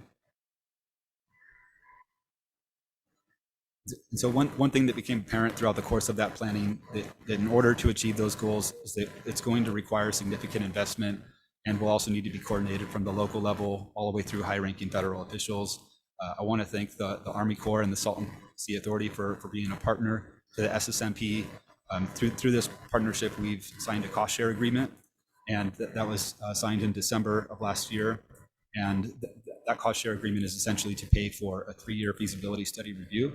That feasibility study review will also serve as the environmental review process, so that we'll be accomplishing our CEQA purposes for the long-range plan. I'll stop there, and then I'll hand it over to Sammy to cover funding and next steps for our program. Okay, next slide. Okay, last couple of comments here. Secretary Crowfoot covered a lot of this information in his introductory remarks, but I'll restate a couple of those items.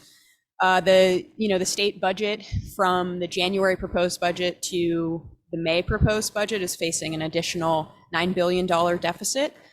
So there's significant uncertainty and some downward trends in the general fund, but we're committed to designating resources through a bond and with federal funding. In that revised budget, we identified $169 million in Salton Sea funding that would be a good match for a future bond, the climate resilience bond that Secretary Crowfoot mentioned. And our focus is really to utilize federal funding to accelerate implementation projects at the Salton Sea. The additional resources that Secretary Crowfoot mentioned are the commitment from Department of Interior contingent upon water conservation measures for an additional $222 million to accelerate and advance projects at the Salton Sea, and the near-term funding of $20 million that is already being moved forward. And then we also just wanted to mention Senate Bill 125 that recently passed, and it has an excise tax on lithium extraction, with a portion of that going to Salton Sea restoration activities in the future. Next slide. So I just want to touch briefly in looking ahead and what our game plan is for the year to come. So we're focused on completing the phase 1 10-year plan projects that are in progress now, and advancing dust suppression activities with really a focus on improving those air quality conditions through our projects. Working with the Corps and other cooperating agencies to finalize environmental assessment document that will establish a process to start developing full projects for the phase 1 10-year plan. And then a major focus of ours will be to continue to work with landowners to expedite and develop programmatic land access agreements, and then continue to support the Corps on Salton Sea feasibility study. So we'll stop there, and really looking forward to questions from board members, and just want to say that we appreciate this opportunity to provide an update, and we'll be here for the full 2 days, and are really looking forward to both your questions, but also the feedback from community, comments from residents and from partners, to hear from you all and learn from you all as well. So thank you. Thank you. Really appreciate the great overview. I know there's a lot going on here all across the sea, and again, I appreciate that what we have in the pipeline and a commitment to catch up to those acreage targets by 2025 is here in the offing. And I think that just really appreciate. I know a lot of good work that's been going on, and it shows within the detail here. I think one question and maybe worth just kind of better understanding. I know in last year's report, the 2022 numbers were kind of revised a little for this year. Just wondering what projects those were, and just so that folks that were tracking the numbers and seeing a change in one of the previous year's acreage targets, kind of able to explain that a little. Yeah, sounds good. Thanks for that question. James, go ahead. Yeah, so I first want to acknowledge that we have changed the way that we have been reporting acreage. One of the confusing elements for us has been how do we report that when we have projects under construction, that we have a dust suppression plan and that those projects are actively being contributing towards our dust suppression goals. And so we've shifted the 15,000 acres of dust suppression we're to align with our CNRA mission is to build out habitat. And so it takes more time to build out that habitat, but moving forward for clarity, we are going to break out the difference between vegetated habitat, completed aquatic habitat, and then interim dust suppression work to have a more comprehensive overview. And then I also want to address the confusing element for planned versus completed, because it's not readily apparent in talking to folks, and we can totally see why. Completed acres essentially means for that column for completed and planned acres. Completed essentially means looking at 2022 and backwards, and planned is work that we plan to have completed looking at 2023 and moving forward. Thank you. That's helpful. Really appreciate that. Looking to other board members for questions and comments. Board Member McGuire. Yes, thank you. Thank you very much for the presentation and all the good work that you're doing. It really has been a big lift and quite remarkable how much you've achieved in the past year. There's so many things I could ask you about, but I just want to tee off that the clarification on the table and what's been completed versus planned. I think I really appreciate your commitment to clarifying that in the future. I was a bit confused when I read it. So what you just said, breaking it down by habitat versus dust suppression and interim versus permanent projects is going to really go a long way, I think, to clarifying all this for everyone. I've been on the board for, I think this, I'm not sure,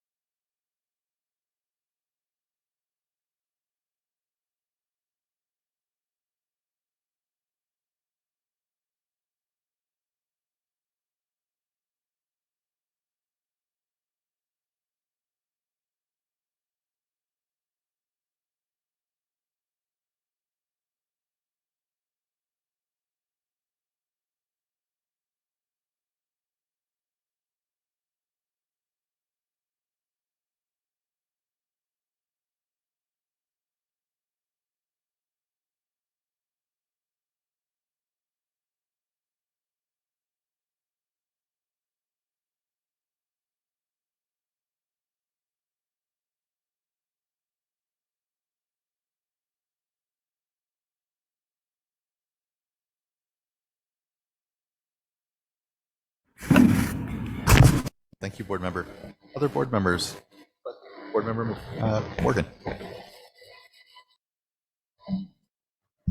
Thank you, and I also do appreciate the clarification on the table there. And so just my other question, it really realized, and I appreciate the update and you all being here. The part of the presentation just about the community engagement, and there's a lot of engagement, and I appreciate it. There's a lot of time that the community and stakeholders are providing, and you touched on the piece. It's just about some of the input is directly related to plan. Some is additional and tangential to it, and just wondering, just how are you going to the extent that you can respond now of just how are you going to just respond to the community, let the community know, which pieces will be moving forward within the long range plan, which pieces are tangential, just providing that feedback and interaction so that it's clear on that the time that is being spent, that it's of value. I'll start with that and then pass it to you, Miguel. Yeah, first just want to recognize and reiterate what you're saying about the value of people's time and appreciating folks who have participated in our planning processes, in the community needs strategy. And so I just wanted to thank you for kind of underscoring the importance of targeted feedback that is worth people's time. And I'll pass it to you, Miguel.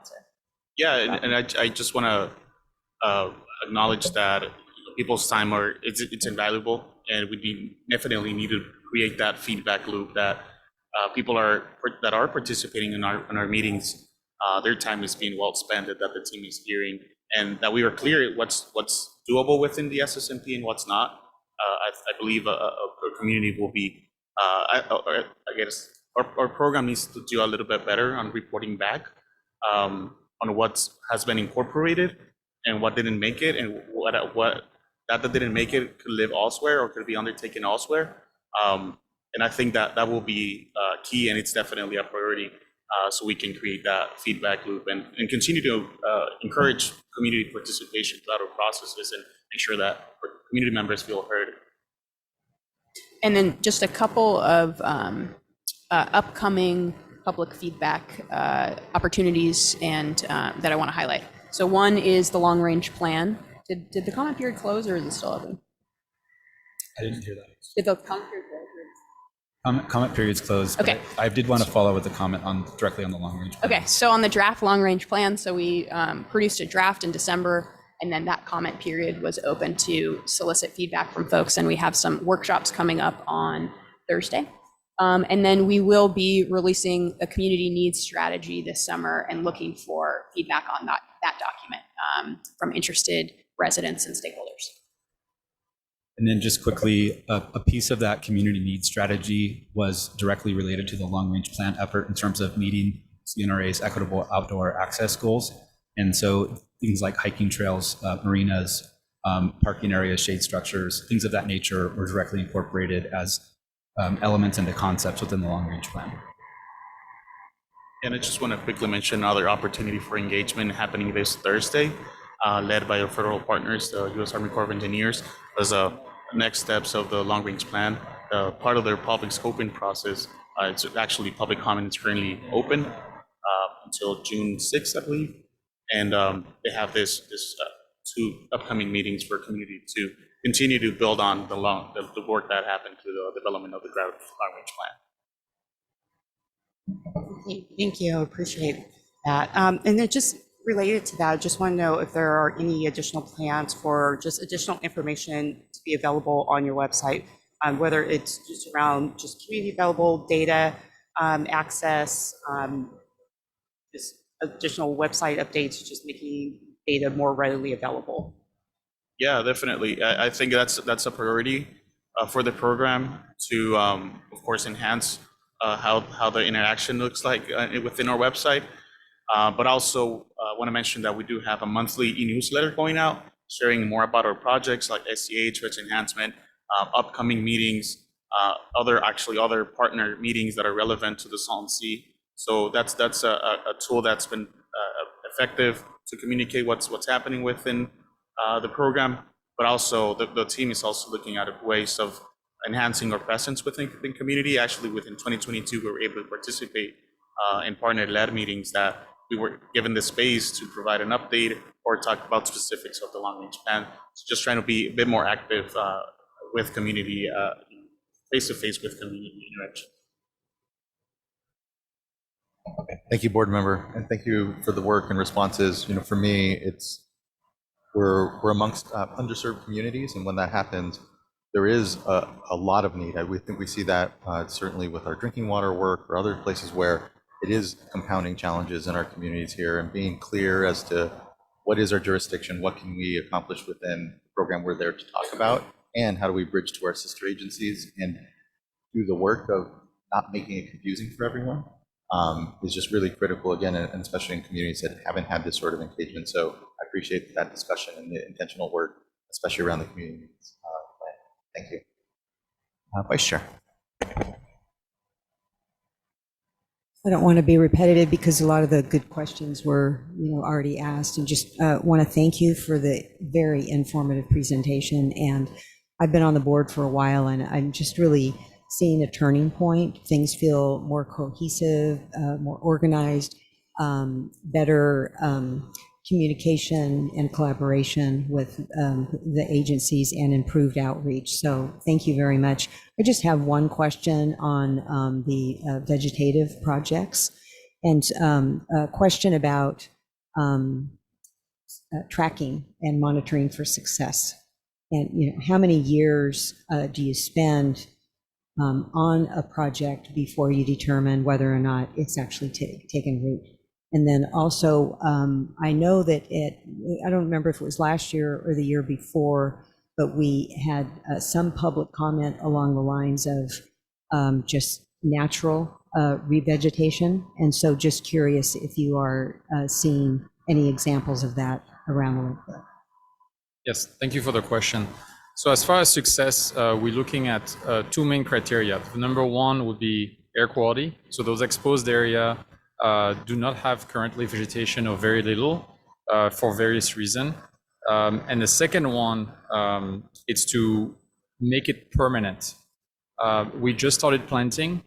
First, we put in the engineering roughness by putting in swales and mostly those grass bales. What those grass bales allow us to do is, again, to allow those plants that we just put in the ground to grow to their full potential so they can actually be on their own without any help and sustain themselves. Those bales will also allow for recruitment. Imagine that if you're a little plant and you have sandblasting at 50 miles an hour, then it's going to be a lot easier if you're protected and if you're exposed to the element. So that's what we're trying also to achieve is making sure that the natural recruitment is much higher, but also protecting what's already in the ground. And that has to do also with the life strategy in a desert. A plant would mostly put its effort into this root system, make sure that it can capture the water before it can really significantly grow. Typically, I'm saying, especially the one we've selected, before they start really growing and what you can see. So we're looking potentially at a 5-year period until the plants are large enough so they can really sustain themselves. And beside that, we are going to monitor those plants through botanists and GIS technicians to make sure that we know that we have success when we plant. We've done some tests, for example, at Bombay, and that didn't work. We thought it would be okay to water with water trucks and other means, but that did not succeed. So we did have there some trials and errors, but we saw that the irrigation method that we implemented at Clubhouse is working really well.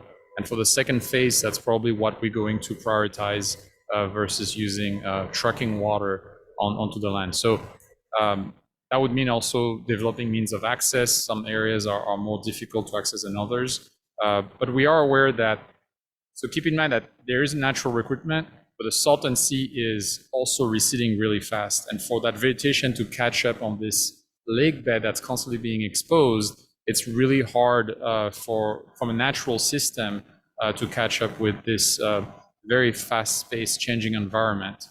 So that's what we're trying to do is really engineer the solution that really mimics what nature is doing so that it can be sustainable. That's great. Thank you, Vice Chair. Board Member Firestone. Great.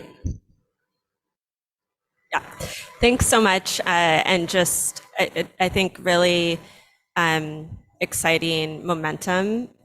Certainly each year that I've been on the board the last 4 years, I think it's real progress and vision and I think promise for things to come. And I had a couple questions. One is just, and maybe more holistically, stepping back, the reason that we're here today as the Water Board is because of our oversight on the long-term transfers and the fact that those changes impact really third parties and public trust resources, right? And that's why this program exists, is to mitigate that and set, keep all of us accountable for making sure that happens. And just looking forward, I know there will be a whole panel on the long range plan and on hydrology in the Colorado River.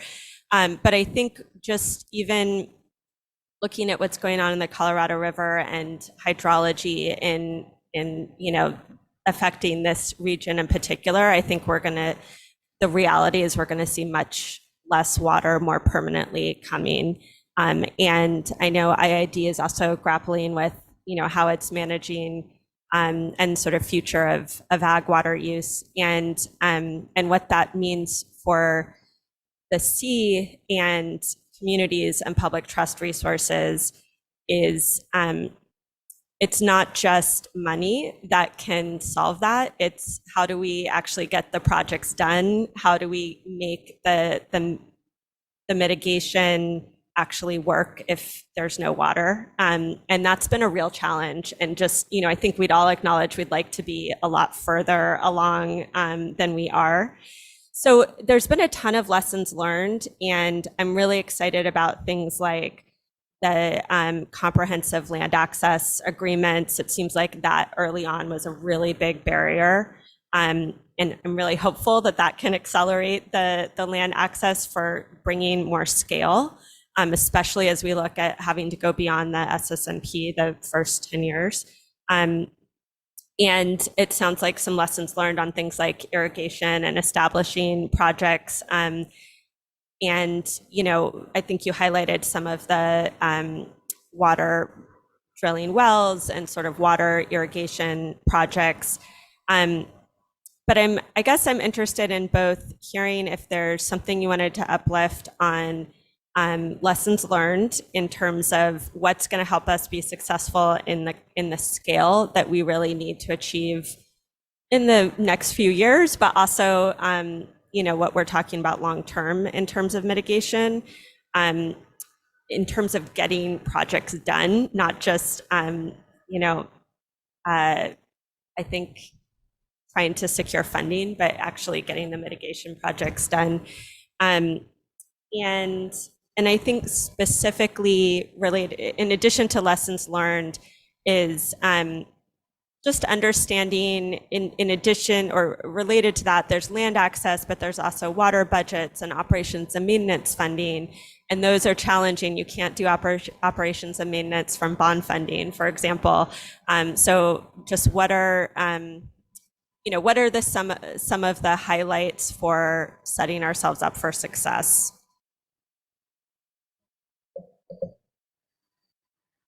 I don't want to oversimplify this, but I really do think we've started to build momentum, establish key partnerships, and building on those partnerships and keeping the momentum up in terms of acquiring access is our key focus over the next year, as well as maximizing our federal funding. I think progress has been slow on our end getting up to this speed, but I think now we're at the point where we just want to make sure that we're ready to implement when we do get access. And I think we've been demonstrating that over the past couple of years. And so I really think that's the key. As part of that, the Secretary highlighted the commitments memo between Department of Interior and CNRA and other agencies. And we're in the process of establishing those comprehensive programmatic agreements, and we're making good progress on that front. So I'm encouraged by that effort, and I think it's going to yield accelerated work.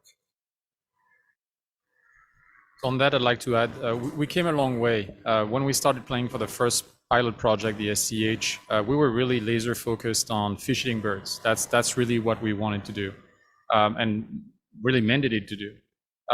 I think the interaction with the community to understand what's really most important to them. So something that often opened my eyes whenever I have the chance to interact with the community is what I think it's important is not what they think it's important a lot of times. And so I think when we realign with that is what's going to make a project successful, because it's really in the eye of the beholder. Is like, what do you think is going to bring value to the area? And at the end of the day, it's what the people think is best for them. And second, you mentioned it's the flow of money. It has to be constant. And that's something that's going to be really helpful. The administration and the whole thing, I mean, from the governor all the way to our staff, it's just great to see people pushing in one direction. And of course, our partners here at the Salton Sea. And again, at the project level, it is also to make sure that we do not plan something that's going to be hanging high and dry, no pun intended here, but something that really can be sustainable and keep on its own. So that's something we're also very focused on to make sure that we achieve sustainability, but also achieve success at the same time.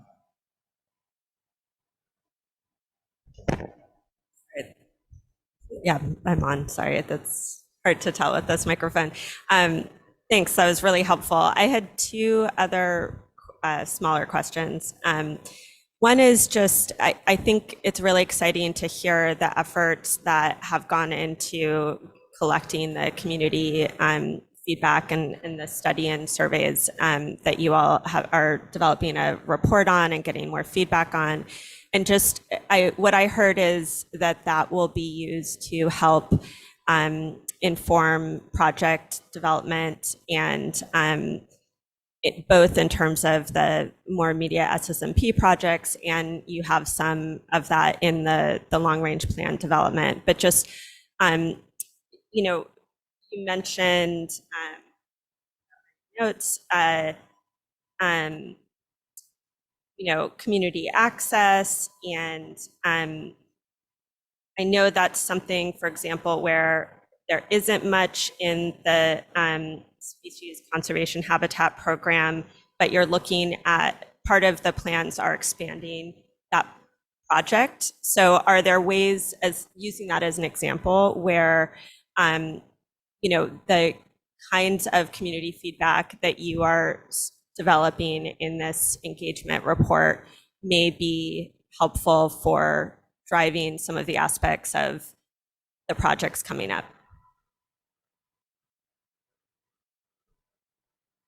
Yeah, I'll take that. So, I mean, we've heard a lot about how we can, what this started as is a way to integrate, at the time we were calling them amenities into our projects, like trails, a trail system, interpretive panels, a visitors platform with a lookout point.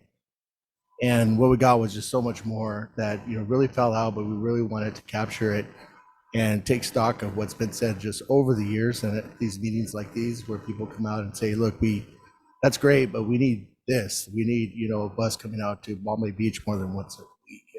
And so we really wanted to uplift that and capture that. And, but also look at where we might implement stuff like a dig once policy and put, when we're building out infrastructure, look where we can add conduit for some future EV station or something. So it's going to highlight some of that stuff. And I think that we're going to be able to identify some synergies between our projects and what the community is saying, but also identify much more out of the scope for future funders and philanthropic organizations that have potential funding down the road. Great.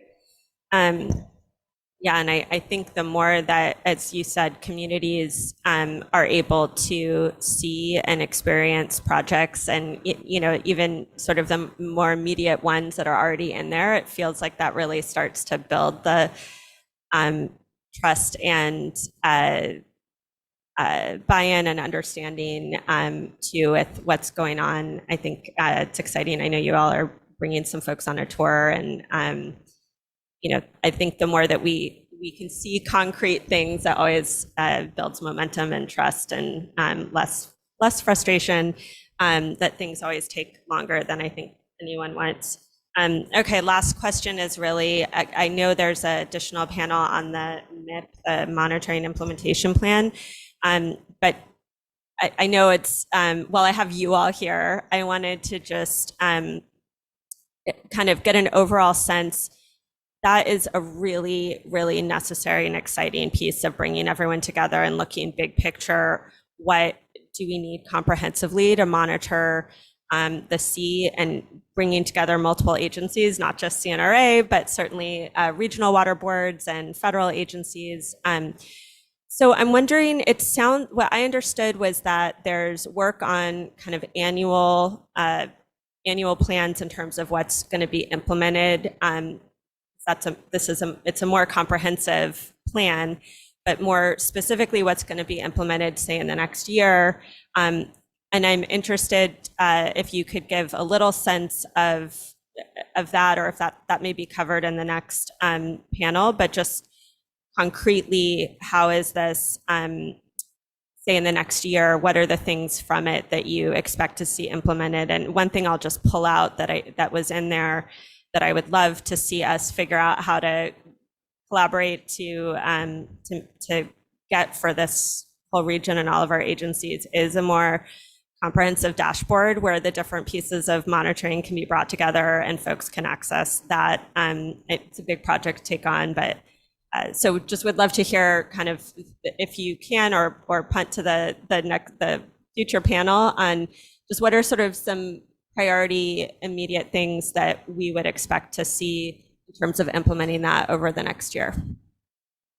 Yeah, so I won't punt, but I think you'll learn more about that plan in the panel. But I will say that it's currently we're developing a framework for monitoring and using elements from the MIP, and we'll continue to work on that annual working plan, and to help for monitoring for our projects moving forward. But yeah, I mean, it was just published, and we're really looking to take that, develop a framework basically to have that monitoring annual plan. As far as the dashboard, I mean, there is some data, and as we work to consistency for monitoring and pulling this data is hosting it somewhere where it can be accessible to all parties. And we're doing some creative things right now and working on a potential project dashboard where that could potentially be displayed. That's going to have more information about our projects, and we really hope to have more information in the coming months on that. But that could potentially be a place where that's housed, but for sure on our website, or some website where everybody can kind of come in and add to all the data that's being collected on shorebirds, marsh birds, everything, pupfish, and have that housed in some central location. So we are thinking about that. I don't have an answer at this point of where that would be housed. We've got some great air quality monitoring information from our dust suppression projects at the site and upwind. And we're pulling that data together and trying to find a place to load all that information. Yeah. I'll just say also that the MIP identifies key areas for water quality monitoring, and so DWR is going to start that work this June around the New River, Alamo River, and Whitewater. It's discrete water sampling, but still informative, and will provide information on pollutants and total dissolved solids, things of that nature. Yeah, if there's a way as follow up to this, and as we're going forward, just to keep us update us on and maybe it's in you all can decide what the best way to do this is, but giving information on where the public can and we can access the monitoring information, and then just access to what the monitoring plans are for the projects you have, where to access that data, and any other kind of actions for this year that are being implemented from the MIP. Sounds good. Thank you. Yeah, and we can work with Stephanie on staying in touch and next steps. Thanks. Perfect. Thank you. Thank you, Board Member. Plus up the interest on the comprehensive monitoring. I think that's going to continue to be an important part. And actually, the stipulated order, one of the few adjustments was one around monitoring and having something more comprehensive. So I think it aligns well. Let's go ahead and take a 15-minute break. And when we come back, we will move on to our panels. The first panel will be on hydrology in the Colorado River, then habitat and wildlife, and we'll end with our third panel on monitoring and the monitoring implementation plan. We're running 20-ish minutes behind schedule, but we'll just keep going. So we'll come back here at, we'll say, 2:25.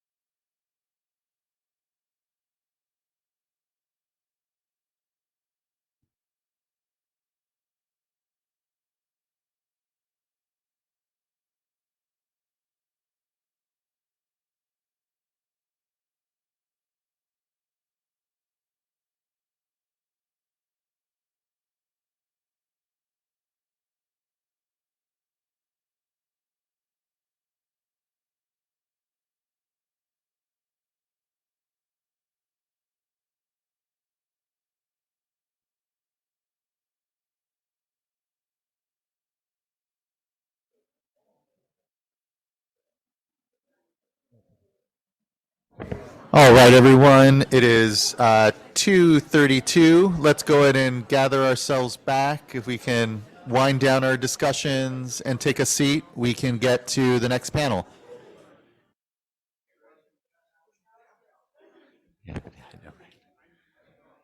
All right, folks in the room, if you don't mind winding down your discussions and we can take a seat, our panel is ready to begin. I really appreciate everyone. All right, thank you so much. With that break, and appreciate the good start to the workshop, we can now move on to our next panel, which will be our panel on hydrology and the Colorado River drought. Front of mind, I know for so many of us, and so consequential to the way we're viewing and managing the sea.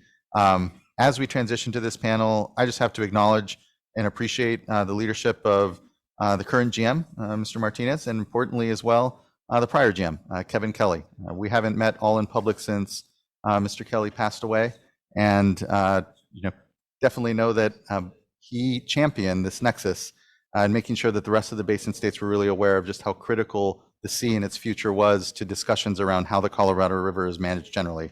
So just want to acknowledge his passing, his leadership, and all of our collective leadership in this discussion. And with that, turn over to, I believe, Mr. Harris here. Oh, Mr. Cohen, I apologize. Mr. Michael Cohen will be actually monitoring this panel. So good to see you, Mr. Cohen.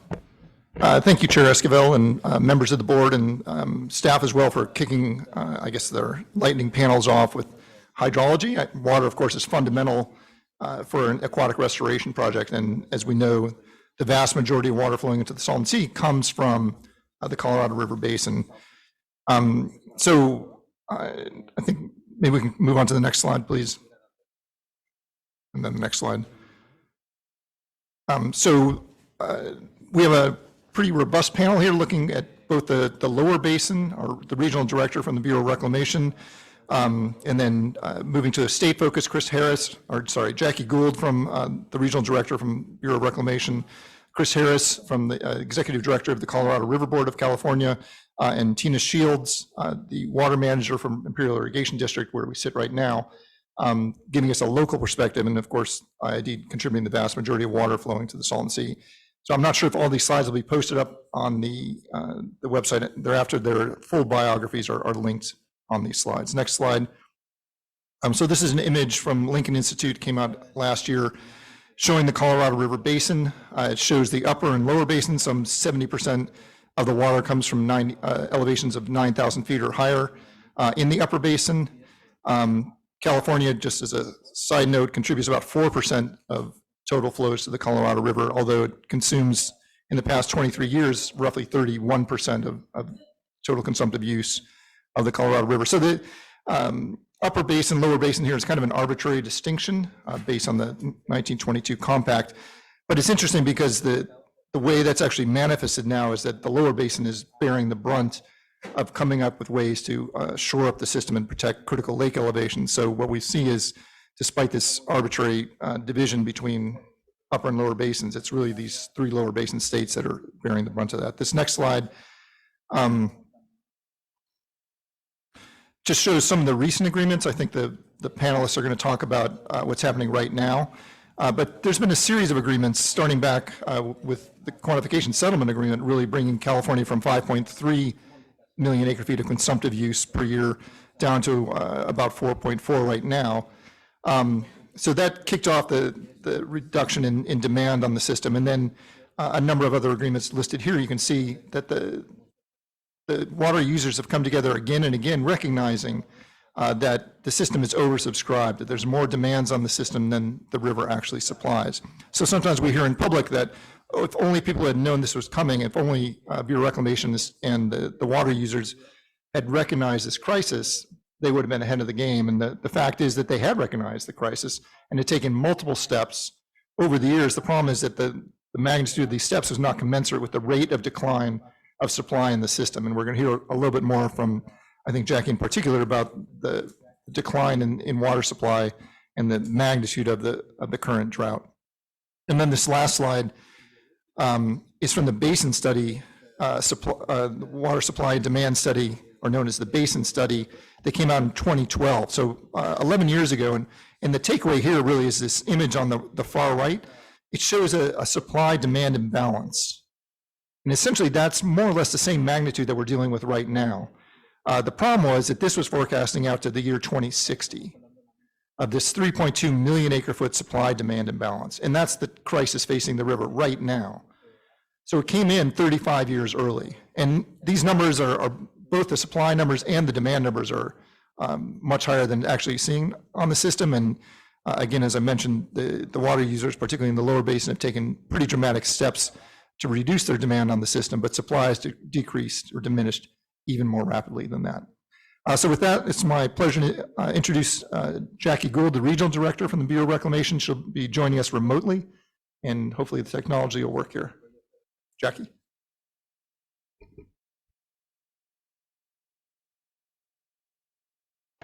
And Jackie, you should be invited to unmute here.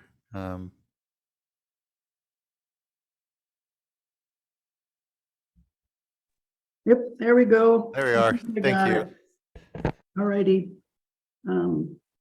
Thank you, Mike, for that introduction, and thank you, board members. I remember this, we did this virtually last year too, where we gave a presentation, but I've been working on the Salton Sea since 2016, not like some of you all that are born and raised there, but it gave me a pretty good oversight of some of the changes that have happened since then. But as Mike was talking about, there really is a structural deficit in how the allotments for the Colorado River system were made. There was 16.5 million acre feet allocated annually to our upper basin, lower basin, and Mexico. Mexico gets 1.5 million acre feet. The average annual flow was thought to be 19 million acre feet or higher when the Colorado River was originally allocated. And the long-term average has been about 14.8 million acre feet, which is much lower and resulting in that over-allocation. From 2000 to 2023 was the driest 23-year period in more than a century. The average inflow during this period was approximately 12.3 million acre feet. That was 83% of the long-term average. And currently, Lake Powell, Lake Mead combined storage is at 26% of full. We have been active in system conservation programs since 2007. As Mike had talked about, we've also entered into voluntary compensated contributions through our 500 plus plan and this year's system conservation storage plan. That on top of the voluntary contributions brought in from the drought contingency plan and the 2007 interim guideline reductions. So the bottom line is, and we've been talking about this for a while, and there's a 2 to 4 million acre foot of conservation that is needed to protect critical elevations in Powell and Mead, and those critical elevations allow us to continue to release water through the dam outlet facilities. And we've noticed that last year starting, and that kind of kicked off our supplemental EIS process in November, where we were supplementing the 2007 interim guidelines to deal with these lower runoff, lower elevation of the reservoir level conditions that we were seeing. We were anticipating back then that we were going to have another drought year, and it was critical for us to have some options available to protect the infrastructure. So through the supplemental EIS process, we've released the draft in April. The comment period continues through the end of May. There's 3 alternatives that are in there. We're getting comments. We're holding a lot of public webinars and meetings and trying to close that out with a draft of or the final supplemental EIS this summer and a record of decision. So the snowpack this year kind of surprised everybody, and it came in at about 161% average. That's your 14 million acre foot inflow to Powell. That was the second highest runoff since 2000. And this offers a reprieve from the long-term trajectory of the hydrologic conditions within the basin that are still down. And when we looked at the hydrology in the last 20 years, if we had a high inflow year, we would see 2 to 5 years after that with less than average runoff and creating the decline in the system. So we can't just sit back and we have one good year and we can take the brakes off of, take the brakes off the system. That we really have to deal with this long term. So the runoff is going to help us this year. It's not going to solve the problem. All you have to do is look at the elevations of the reservoir to see that we're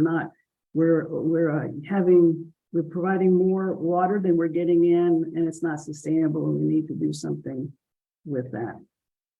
So with that, Mike, I'll kick it back to you. Thanks, Jackie. And let me turn it over to Chris to talk about California's efforts.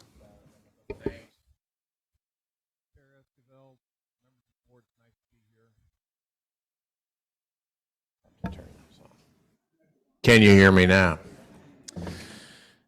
It's great to be here. Appreciate it. Yeah, I kind of want to build on how Jackie started us off, and it's kind of worth reviewing the past couple years, water year 21 and 22. You can go to the next slide, please.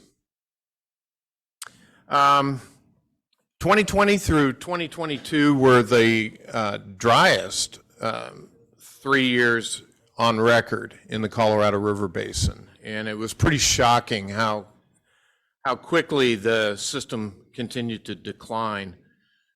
In fact, in water year 2021, Reclamation had to implement emergency drought response operations in the upper basin and move a volume of water down to help protect critical elevations in Lake Powell. And in water year 2022, the upper basin states, working in conjunction with Reclamation, implemented a much larger drought response operations release from Flaming Gorge and the Aspinall unit. Actually, I think it was just Flaming Gorge. And that was 500,000 acre feet. And in that same year, the 3 lower basin states, in conjunction with decision-making by DOI, agreed to reduce the release out of Glen Canyon Dam by 480,000 acre feet. We had been on track to receive 7.48 million acre feet that year, released out of Glen Canyon Dam to Meade, but it was reduced to 7 million acre feet. So we functionally left 1 million acre feet in Lake Powell to protect those critical elevations. And then in June, many of you will recall, and that's the picture on the left, the commissioner and representatives of the basin's stakeholder community testified before Senate Energy and Natural Resources, where the commissioner stated that she needed, as Jackie just said, between 2 to 4 million acre feet of additional water use reductions in the Colorado River Basin in order to stabilize the reservoir system. And discussions between the states, the 7 states, continued all summer. Unfortunately, we were unable to reach an agreement to produce a volume between 2 and 4 million acre feet. But California stepped up in October and made a commitment to do an additional 400,000 acre feet of water conservation each year, 2023 through 26, 4 years, for a total of 1.6 million acre feet. And that was huge. California is a participant in the drought contingency plan, and if you got to the maximum contribution by California's participants, we would have been all in at that point at 750,000 acre feet of water use reduction from our basic mainstream apportionment of 4.4 million acre feet. And as Jackie just said, because the projections were pretty dire looking ahead, we honestly did believe like we could have another dry year coming. Reclamation said we need to expand our toolbox, gain some additional management, both operational and administrative flexibility to stabilize the reservoir system. And they went with the EIS process. Next slide, please. But I want you all to know this is not California's first rodeo in doing substantial, substantive water conservation activities. we've been doing an awful lot of large-scale water conservation, particularly with Colorado River water supply, since the late 1980s. And that's carried forward. You heard some earlier today about the 2003 Quantification Settlement Agreement.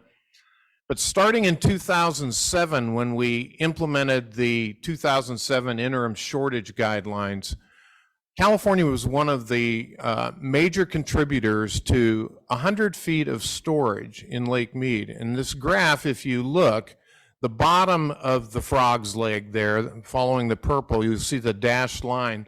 Without the conservation, right now, out in 2022, you can see where Lake Mead would be, down around 950 feet of elevation.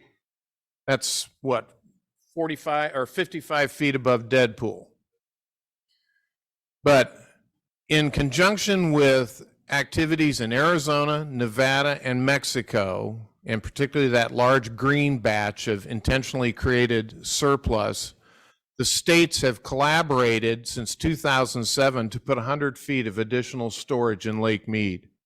So we're building upon the success of the past, our binational relationships with Mexico, our collaborative partnerships with our agencies here in California, and with our sister states in Arizona and Nevada. Next slide, please. And as Jackie said, Mother Nature has given us a one-year reprieve. But 1 year does not get you out of a drought. And particularly in the context of the long-term impacts and changing long-term impacts associated with climate change. We don't know what's coming. The cone of uncertainty for us is pretty wide. We don't know what it's going to look like 10 years from now, 20 years from now. But this was a very good water year in the Colorado River Basin, just like it was here in California. The red line is last year. The bell-shaped curve is the median over the past 30 years. So you can see we got significant snowpack. Next slide, please. This is an important slide. So 9.6 is the dashed line. 9.6 million acre feet is the annual unregulated inflow into Lake Powell. And as Jackie indicated, this year, the green bar over there on the far right is the second wettest year in about the past 22, maybe 23 years. It's only exceeded by 2011. And boy, it was sure timely. And you can see over the long term, since this graph shows Lake Powell since the dam closed in 1964. So you can see the extreme variability. You can also see what Jackie alluded to. You have a wet year, typically followed by dry years. That's fairly common in these desert river systems like this. And you can see the variability is very wide, significant change from year to year. It's nothing you can plan on. Next slide, please.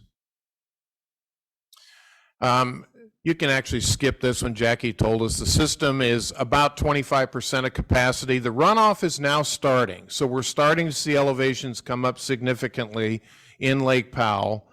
And ultimately, you can see down at the bottom here, the condition of Lake Powell compared to Lake Mead means this year we're going to be in the lower elevation balancing tier. So by the end of the water year, they will balance the contents between those two large reservoirs.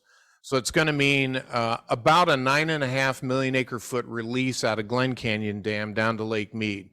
And that's extraordinarily good news for us in Lake Mead. It's going to stabilize the reservoir, at least in the short term. The other thing I want you all to know is that we are not squandering this opportunity. The 7 states continue to meet regularly. Particularly the 3 lower basin states have been working almost every day now together to put together potential water conservation consensus-based agreements and activities that could be given to the Bureau of Reclamation to help inform their final SEIS process. As Jackie mentioned, this SEIS is looking to modify the 2007 interim shortage guidelines. both in how they operate Lake Powell and then potentially on what would reductions be for Lake Mead. And we're building on the funding that's available through the bipartisan infrastructure law and the Inflation Reduction Act. And I'll just leave it there.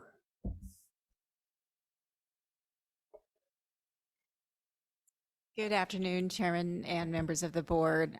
My board and general managers send their regrets for not participating. We have a board meeting that is happening concurrently, so we can only do so much at one time.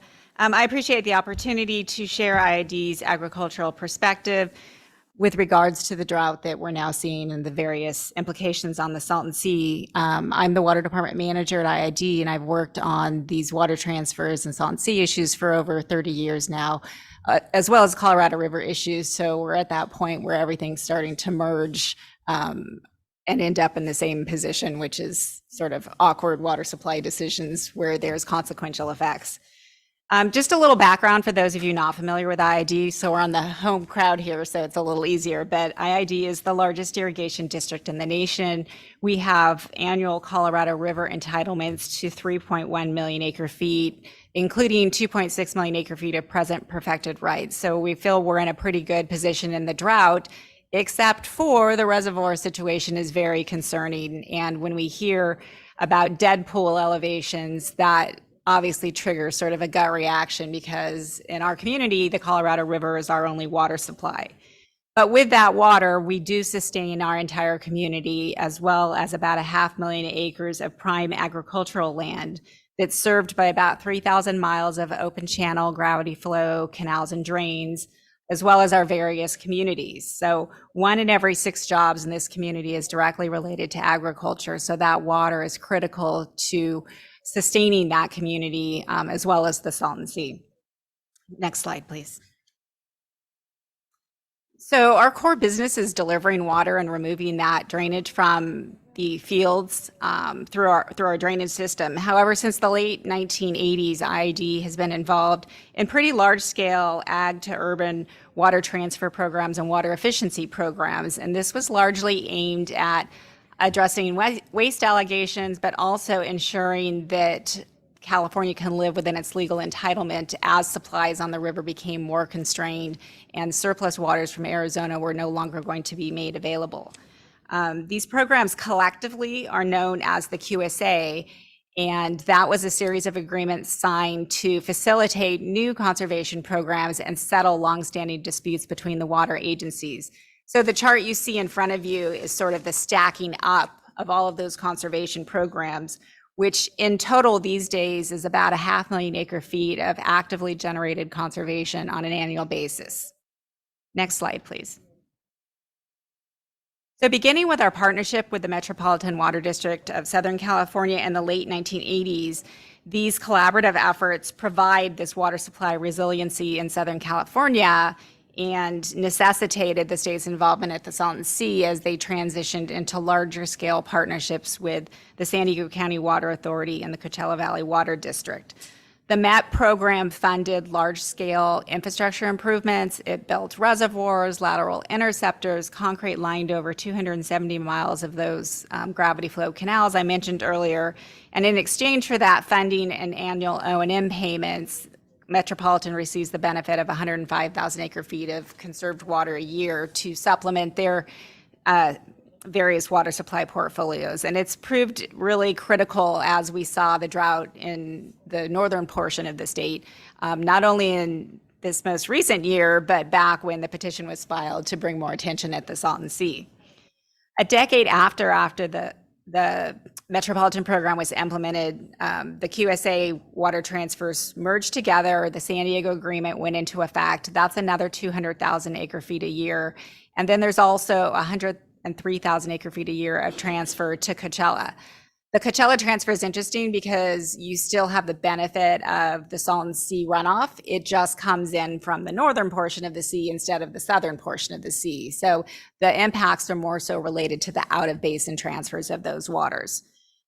Again, the benefit of that program was providing the funding to enact conservation measures. And with the San Diego program, that program is supplied solely by on-farm conservation measures and system improvements. The goal of the district has never been to allow water to leave the region willingly. They've been defensive water transfers to fight off litigation and help provide incentives to make our system more efficient and increase efficiency. So we're in this awkward rock and a hard place where you do the right thing and you become more efficient, and then you have the consequential effect that we're seeing on the Salton Sea. Next slide, please. In total, since the QSA was enacted, we've funded conservation programs and projects that have totaled over 7.2 million acre feet. We just finished the water accounting for 2022, and again, our numbers were just dancing around that 500,000 acre feet a year level. That's about 16% of our water supply, so it's a very significant and active effort on the district. It's not passive conservation for the most part. There's some large-scale canal lining programs, and we have the ability to ramp these up, and that's going to be really important moving forward with the drought circumstances. But there are the consequential effects on the Salton Sea. As our system becomes more efficient and as our growers become more efficient, that results in decreased agricultural return flows to the Salton Sea, and that's contributed to the receding shoreline and the elevation drop, which exposes the playa. Next slide, please. So we heard Secretary Crowfoot earlier and Jackie Gould talk about the drought circumstances that we're facing and the new conservation proposals. As one of the largest contractors on the river and with an entitlement that is 70% of California's share, this obviously is an important issue to IID. We can't simply sit out a drought where if we do nothing and if the hydrology continues to decline, there is no water, not only for IID, but Southern California, Arizona, Mexico, and Nevada. The consequences of allowing that to occur are just devastating. And in particular for IID, when we have no groundwater supplies, we have no state water supplies, we have no groundwater basins or reclamation projects, if the Colorado River goes away, we go away. And that's not an understatement in our community. So we have proposed, along with California, contributing a 400,000 acre feet year short-term solution for the Colorado River. IID's piece of that conservation would be up to 250,000 acre feet. We are still in the process of developing the agreements that would effectuate that agreement. So as much as we would have liked to get started this summer, it takes a lot of time to get these things done and in place. But one of the things our board was really adamant about is we cannot participate in this program. And the same reason we didn't participate in the drought contingency plan until the Salton Sea is addressed up front. And we finally were heard last year by Reclamation, and along with Secretary Crowfoot and Commissioner Tootin, they were actively engaged in developing a funding commitment on behalf of the federal government to help ensure that whatever impacts were associated at the Salton Sea with this conservation, there would be funding that could go to the state of California to help accelerate their impacts. So from our board's perspective, we couldn't even talk about how much conservation we could do until we had that federal commitment, and it was extremely critical to us. The challenge for IID is going to be when we do begin the implementation of these programs, we're increasing our conservation targets by more than 50%, and we're going to need to be aiming at 750,000 acre feet a year. That's 24% of our water supply. And unfortunately, the only way to develop that type of water in a short-term program is some version of fallowing or short-term fallowing, which we've been, adamantly opposed to that. But there's a time and a place for everything. And when you see the Colorado River about to crash, that's the time and the place. So we're in the process of working with our growers to see how best to enhance our on-farm efficiency efforts. That's our priority, is to, as much as we can, generate all of this water while continuing to farm. But from a secondary impact, we do envision some short-term deficit irrigation or 1 to 2 year fallowing programs in order to meet these significant thresholds. Next slide. And finally, I mentioned earlier this funding commitment. It was a real shift in the federal perspective. From my position, we've worked long and hard to do this and have a whole team of folks at the Salton Sea, not just local, not just state, But everybody that has a finger touching the Colorado River, in our mind, is touching the Salton Sea. And there may be additional opportunities in the future. And that's always been our goal with the Salton Sea is, you mentioned our previous general manager. He had a mantra of smaller but sustainable, but the other mantra is success builds success. And so we've been working very hard to partner on the land use agreements that are essential to the state moving forward on the Salton Sea plan. We are working on developing an expansion of the existing SCH easement amended to allow that project to grow in size, and then work on some other opportunities. That was all a part of the commitment letter. It wasn't just money. It was a commitment to all work together to facilitate the land access, to facilitate the permitting, to facilitate the water supplies. So we look forward to continuing to work on that. We're hopeful that the ongoing discussions with the basin states will be productive. We don't think it's helpful in this sort of formal NEPA process to get to the point where we have to throw down a comment letter where everybody is gonna tell everybody what they think, and we end up in litigation. We think that we, particularly with the blessing of the water supply that we had this winter, have the ability to develop some voluntary compensated conservation programs and move forward and focus on the longer term operational issues at the Colorado River. So appreciate the time.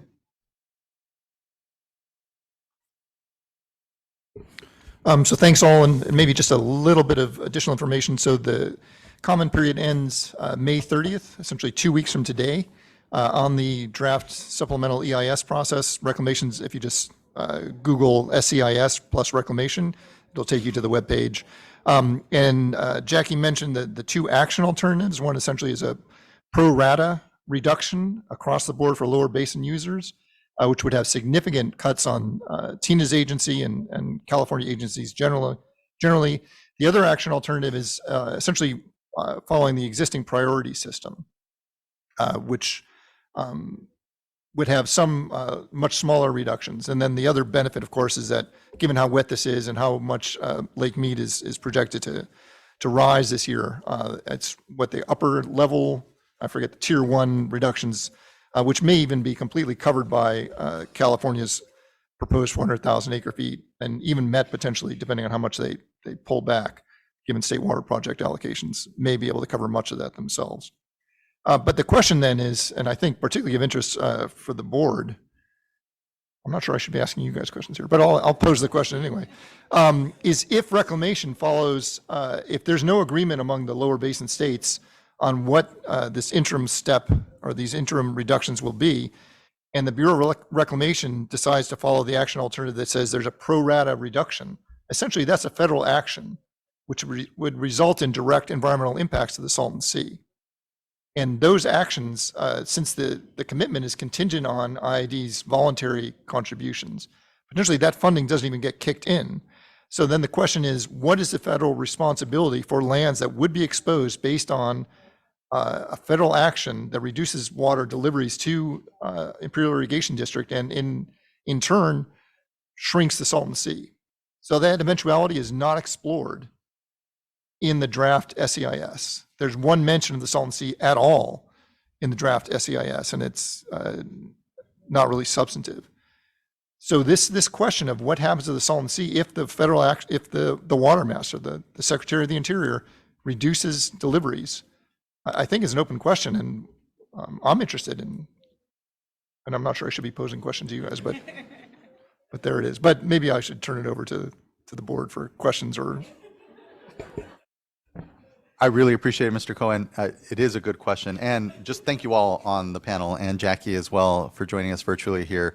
These are very complex issues, certainly before the board, but they're fundamental. And it's why it was important to start with this panel was, we all know the history of the QSA. We all know how we've gotten here. And there are complex dynamics in the negotiations that are going on that are critical. And to your point, Tina, it really is here a matter of the crisis on the system and all contributing as we can and not just resting completely on priority. So I guess my question actually is, I know that what is, the discussion here is really about augmenting the 2007 guidelines. It's really to get us over the next 3 years or so.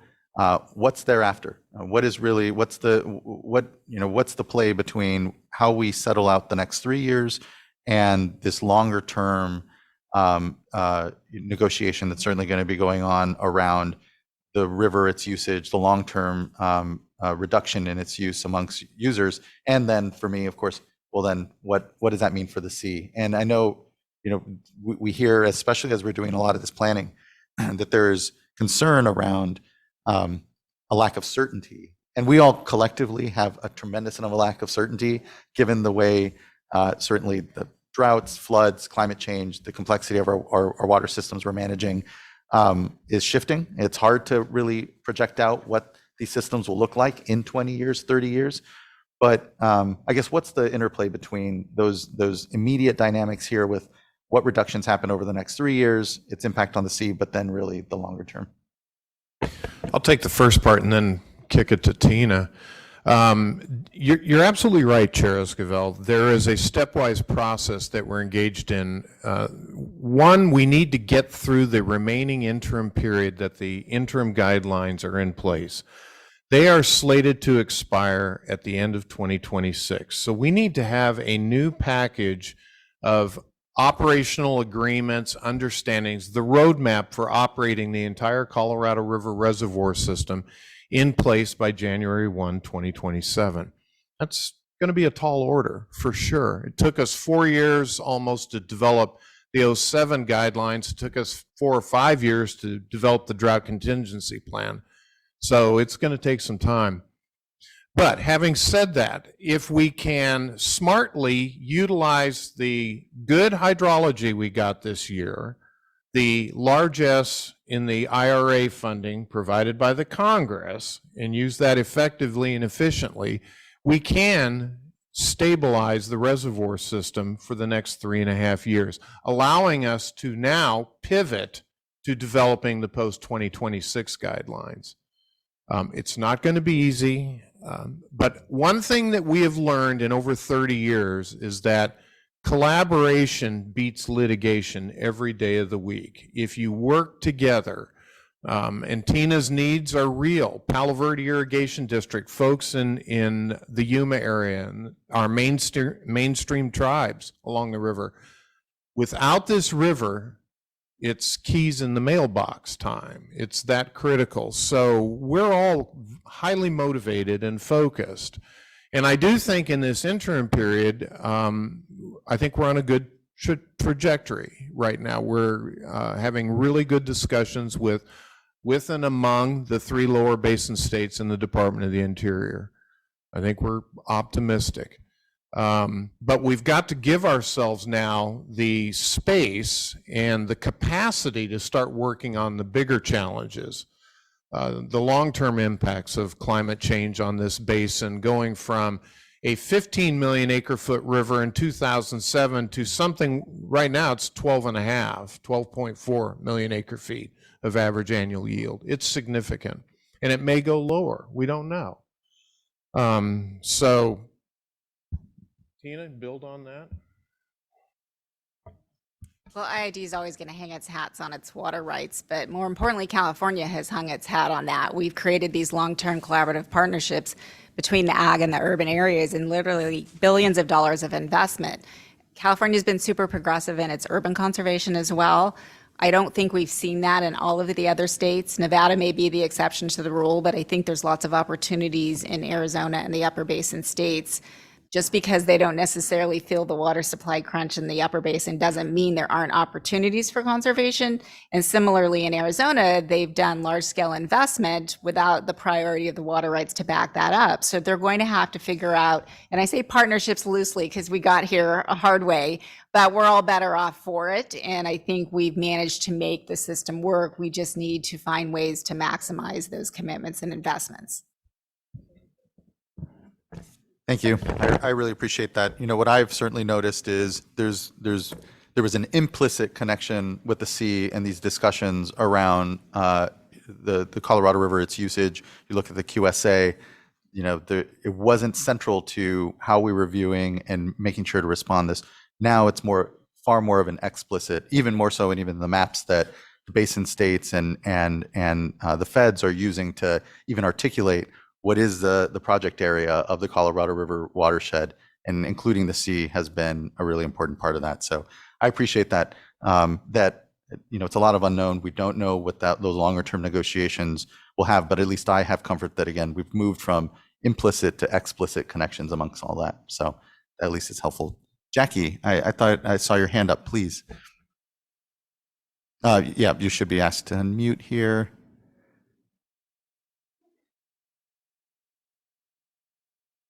Sorry, just taking us a moment to get to you. There you are. Okay, yeah, I don't know the sign for unmute. I should learn it though. I think you got a pretty good overview from Chris and Tina on that. I just want to let you know that even though we have a drought that we're responding to, the Biden administration has provided some amazing resources financially to look at long-term durable projects that can help us sustain the system long-term. So we are providing some of the bill and the IRA money for voluntary, short-term, compensated system conservation, but we're kicking off here in the next couple of weeks our solicitation for long-term durable projects, and we're going to start focusing on that.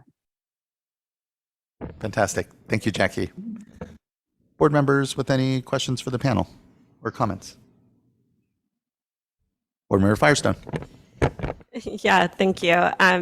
I kind of wanted to build on the question I had before and just looking at what we've learned from the conservation programs that IID's already implemented and the work that CNRA has in the state have been doing on mitigation programs from the impacts to the Salton Sea. And are there kind of lessons learned you've seen from IID's perspective or any of the other panelists that are lend themselves to needing to be part of the long term going forward as we're trying to negotiate mitigation for the impacts on the sea that we need to make sure are in there? So one of the things when we entered into this federal funding agreement is we did some back of the envelope modeling to see what the impacts would be on that 250,000 acre feet a year for 4 years. Now, granted, 2023, that's not going to occur. Maybe we'll have 50,000 acre feet, but we simply don't have time to get the agreements executed and new programs started with our growers. They frankly needed to know about a week ago what the plans were for this summer because they had cropping decisions to make and contracts to enter into, and we don't have a funding agreement yet. So, we've given both the federal government and our farmers the bad news that just go ahead and farm because we don't have the mechanism to implement anything new. That being said, when we did the analysis, this is a short-term problem we're trying to solve. We have a long-term problem, but what we're doing right now, when we did the analysis, the impacts on the Salton Sea were significant in the years the conservation occurs. If you assume that the water supply comes back when that's over, and you look out to 2047 in the long-term planning, the impacts on the Salton Sea were really less than 1,000 acres of new playa exposed. What it did is make it happen faster, but it's water that we're anticipating in the future wouldn't be there and the playa would be uncovered anyways. So that was the basis for the $250 million in federal funding, is to accelerate the projects. The question is, if this is a longer term drought and supplies are less, what is that quantity? And if that affects our farming, how do the farmers manage their water supplies and how does the district implement additional programs? So, and a lot of it depends on the bathymetry at the Salton Sea too. You can go to a certain point and not have large scale acreage exposure, but then if you have an elevation drop or a more deeper area, you're going to have more playa.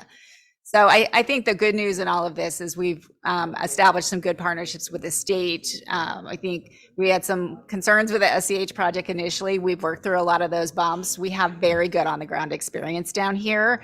And I think we've been able to share that. And we're able to do projects that have less fixing on the back end and they're better designed up front. So I think, and we're also learning the Salton Sea is a little bit of a science experiment. When you get out there, you don't know what's there until the water recedes and you see the soil type and you figure out what type of projects that western portion of the sea is super challenging. You'll hear about later because it's kind of sand dunes with no water supply. So we're doing some pilot wells using reclamation funding and saying, can we just tap into that groundwater and get the root zones established? And then we have to look, longer term at what that long range plan is. We're patchworking it, and maybe that's the long-term plan, but if there's a way to create something better out there. But again, you have this uncertainty in the water supply now, and I don't think folks were expecting 20 years ago we would see the circumstances. Now we knew there were shortages on our future, but it was supposed to be somebody else's future, right? Right. And that's coming a lot faster and looking like more and more likely that it'll be more permanent in some level. And then just last question is around, these discussions are between states, between countries, but are really led by the water rights holders. And I know, through the Colorado River Board's work, and there are some public seats on that, but I'm just wondering how communities, I think one of the challenges whenever there's programs where there's kind of third-party impacts or public trust impacts beyond water rights holders, and how do we make sure that there's some representation for the sea, for communities? I mean, obviously IID is very much thinking about the existence of the folks in the region and the sea, but can you just speak more to, are there public spaces or ways that the communities here and around the sea that are concerned about what the impacts of, different scenarios that you outlined might be for this region could participate? Sure. No, it's a great question. Absolutely. All of us, whether you're a regional director at the Bureau of Reclamation or an agency in California, we have NEPA, CEQA, CISA, ESA that we all have to comply with. So as we have these discussions among the 7 basin states and the broader stakeholder community writ large, anything that we funnel back into, for example, this draft SEIS process is going to go through a NEPA assessment. It's going to be reviewed, and there's the opportunity for public comment and submitting letters and so on and so forth. Same thing with developing the next set of operating guidelines. That will be a formal NEPA process, just like we did in 2007. So, there's that. And we do try in California, through the Colorado River Board, we have monthly meetings, and we share information with our agencies. Our agencies are involved in these discussions.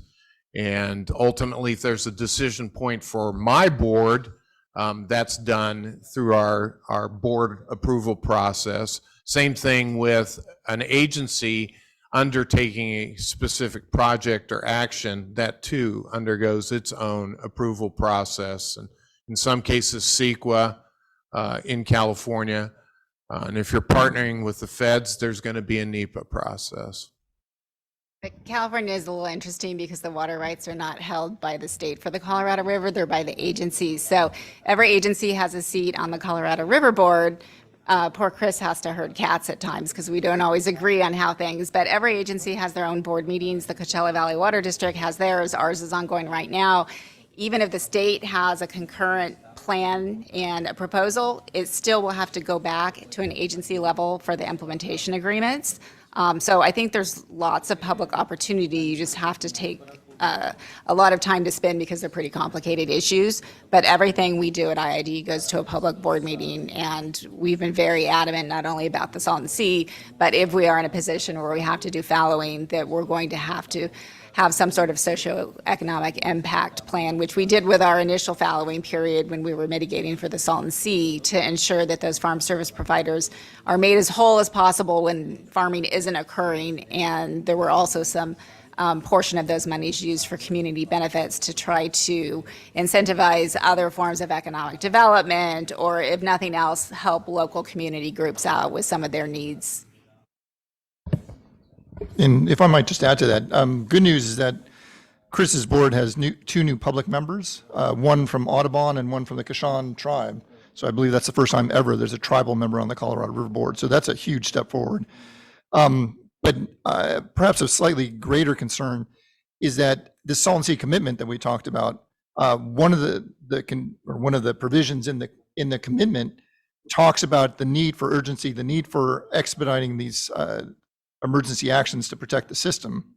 And I'm not sure if it's a firm commitment from the secretary, but to explore waivers from CEQA.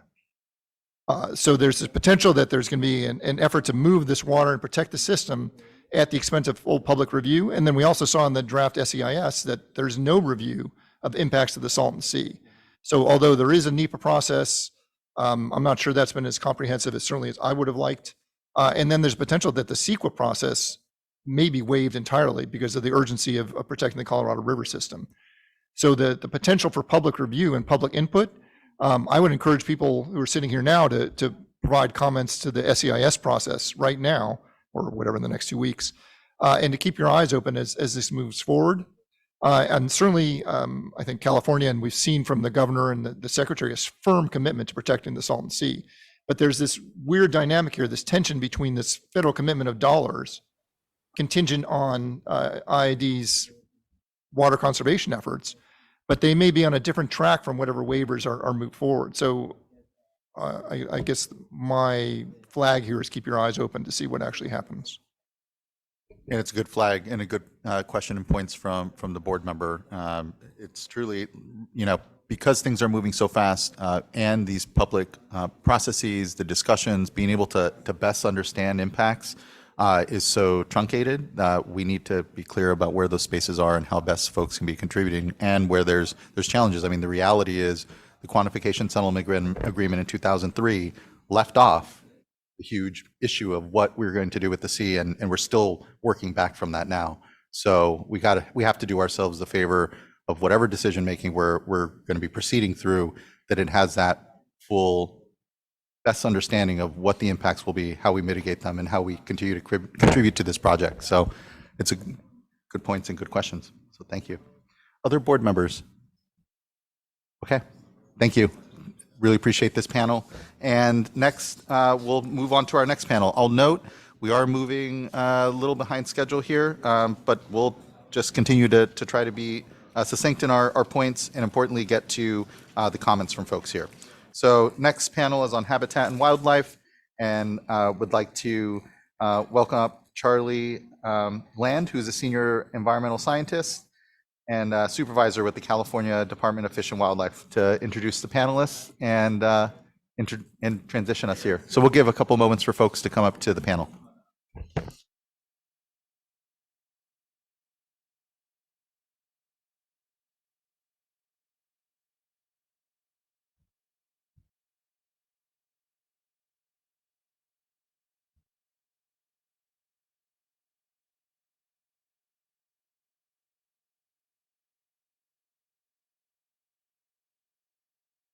Okay.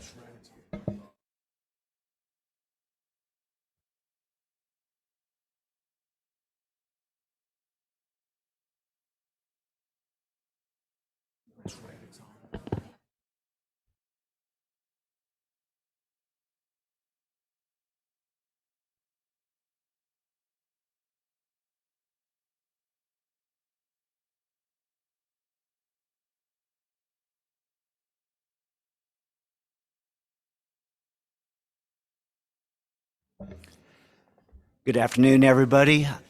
I'd like to welcome you to the Habitat and Wildlife panel. And I want to take a moment to introduce our panel members. Next to me is Dan Orr, the Director of Geospatial Sciences at Audubon, California. Next to him is Paisley Ramstead, Natural Resource Manager at Torres Martinez Desert Cahuilla Indians. And next to her is Razia Shafiq Sabir, wildlife biologist with the Sonny Bono National Wildlife Refuge. Fantastic. Thank you. I believe the first presentation is Dan's. Great, thank you. Could I have the next slide, please? Is it, yeah, can you hear me? All right. So the Salton Sea is an important bird area that has a global importance. And it's really important for hundreds of thousands of migratory birds that depend on it, on the habitats that are here along the Pacific Flyway. So it is really interconnecting that, and you see that in the blue area on this global map here. It's also really important when you consider it in the context that we've lost 90% of the wetland habitats in California, and so it's really important to maintain what we have left. And so the Salton Sea obviously falls into that category, is holding on to what we have left. It's also really important in the context of the saline lakes ecosystem. In North America, we have a saline lakes ecosystem, and there's a lot of species that really depend on that and use it as an interconnected system. Audubon California has been involved in a lot of efforts to understand what's going on with birds in different habitats at the Salton Sea. But I think that a lot of this information can also be really useful in managing the Salton Sea. So some of the monitoring that we've been involved in is focused on bird surveys, so understanding what's going on with birds across the Salton Sea. We've also been monitoring water quality, so water quality parameters and invertebrate assemblages as well. We see some clear trends in the bird assemblages. We see decreases in the fish-eating species, and we see stable populations of the species that are feeding on smaller invertebrates. Things like shorebirds seem to be doing fine. Things like pelicans are not doing so well. Hopefully with the SCH program, we'll see maybe some rebounding populations there, but see how that goes. We also see some concerning trends with the water quality parameters. We've seen dissolved oxygen diminish over time, so that can really have a huge impact on aquatic species and that other organisms depend on, like birds. The invertebrate communities assemblages that we've studied are the diversity is really low, so that can be really problematic for having a stable aquatic system. On the positive side, we've also done some analysis looking at the wetlands that are emerging along the playa. So there's a QR code to link to the paper, the report that details this. But these are really resulting from what we see as drains from agriculture coming onto the playa. These used to drain directly into the sea, and now they spill out into the playa, and we see these wetlands forming. We also see this in rivers and perennial streams and washes, and then also hot springs. So what we think is that these should be, and they can be, leveraged for creating habitat around the Salton Sea. We have that really from, as a proof of concept, the Bombay Beach Wetland Project that Audubon's been working on. The goal here is really to enhance and stabilize the existing wetland that's one of those newly emerging wetlands that we see on the playa. So we hope that this acts as a proof of concept and that we can see more projects like this come into play around the Salton Sea. Some other projects that we're also working on are habitat suitability modeling, so understanding what types of habitats are available for different suites of species at the Salton Sea. This can be used to continue to inform habitat goals. We've done this in the past, and we're redoing it again to make comparisons to see where we're at with bird habitats now compared to where we were in 2017 and 1999. We're also doing a biofilm study to understand if biofilm is here at the Salton Sea and if birds are utilizing that as a food resource. We're also doing suitability analysis for public access. So this also incorporates a lot of public input through community surveys to understand and guide public access implementation around the sea. So we think that this, hopefully a lot of this stuff is really useful for the state and can inform the management of the Salton Sea And we'll continue to share this information with the state as we develop more science.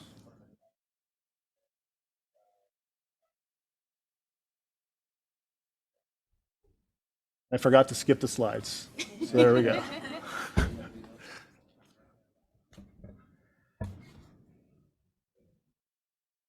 I think we're ready for the next presentation. Okay. And I apologize, I do not have slides. I was a little bit of a late addition to the panel. But my name is Paisley Armstead. I'm the new Natural Resources Manager for Torres Martinez Desert Kuya Indians. Still very new in this role and still sort of learning about all of the projects that the tribe has completed in the last several years and that we are moving forward with. So I'm going to talk a little bit about some of our exciting projects and some of the things that we're doing to improve habitat on tribal lands that are adjacent to the Salton Sea. First and foremost is invasive species removal and management. Anybody who's been out here knows that tamarisk or salt cedar is a major problem out here. It increases the risk of fire. It also reduces the amount of groundwater available for native vegetation. Torres Martinez has in the past done pretty significant tamarisk removal, but at the time there was not the capacity to sort of create a long-term management plan. So what we're seeing is that now in some of these areas, new tamarisk are beginning to emerge. So moving forward, anything that we do around tamarisk removal, mustard removal, any sort of invasive management will be done with a long-term plan, which will include mitigating, against those invasive species coming back, or at least consistent surveying for those species and seeing how we can prevent them from coming back and weeding out our native vegetation, which leads to revegetation. Right now we're battling with, a drought, of course not exactly this year. We've had quite a bit of rainwater, but a lot of drought in the area, as well as poor soil quality. So we've been trying to experiment with what vegetation is best suitable for the soil that we are working with on some of our plots, as well as in the areas that the soil is not super high quality. What can we do to mitigate that? Can we add anything to the soil? Can we remove anything? How can we find ways to revegetate these areas? And not just with ground plants, but also we're experimenting with some vetiver grass and some aquatic plants as well, because eventually we will be moving forward with our really large, exciting project, which is the wetlands restoration. The wetlands restoration is a project that has sort of been picked up and then set aside several times. Again, a lot of it just because of capacity, and as anybody knows, working, I think I heard somebody earlier say that when you're dealing around the Salton Sea, everything is sort of a science experiment. You never know what can go wrong.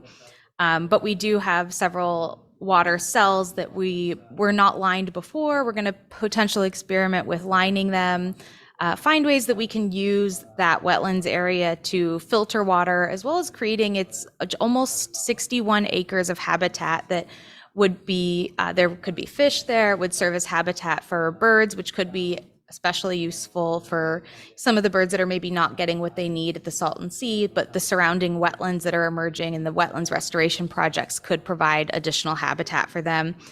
And it also just improves overall diversity of the area. Some of that area is actually really good Colorado desert habitat for things like coyotes and snakes and animals that are really well adapted to dry conditions. But by creating this wetland habitat, we can improve vegetation diversity and then diversity of all native plants and wildlife from the area. That's all I've got.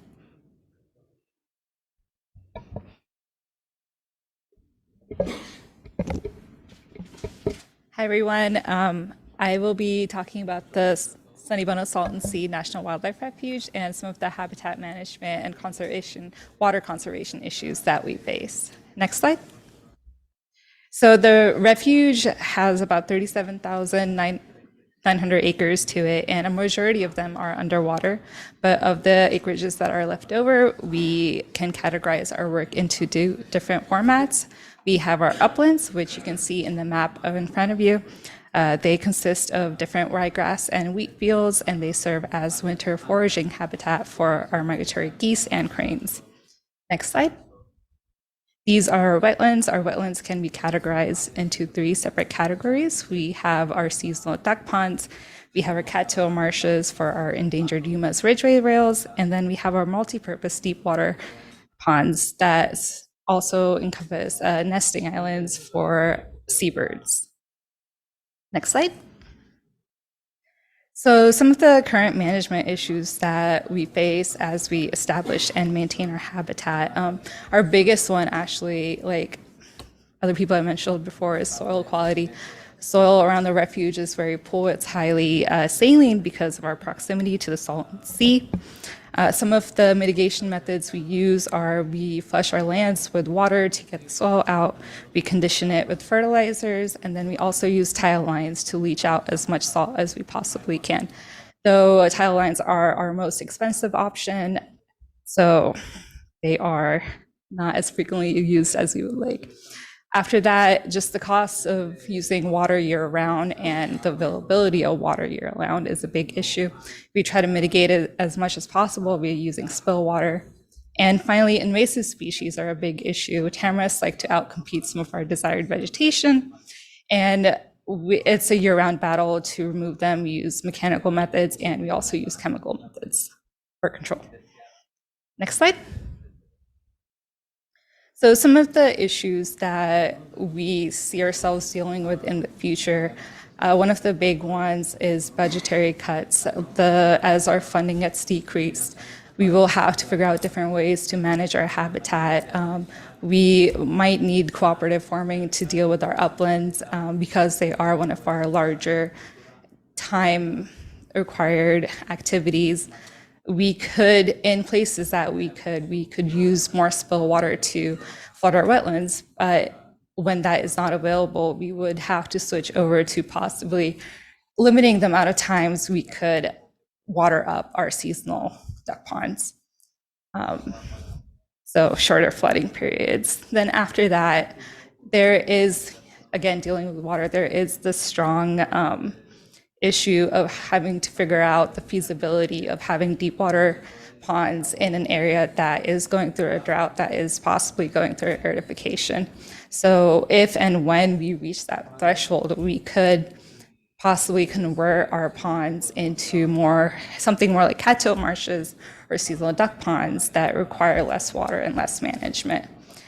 For our farm fields, it could mean that we use more drought tolerant vegetation like Sudan grass or tall fescue. They might not be as desirable for our birds, but again, it is a management thing that we have to think about. Finally, with a lot of our partner research, we're learning that there is a possibility of serious heavy metal contamination in the form of selenium in our wetland habitats.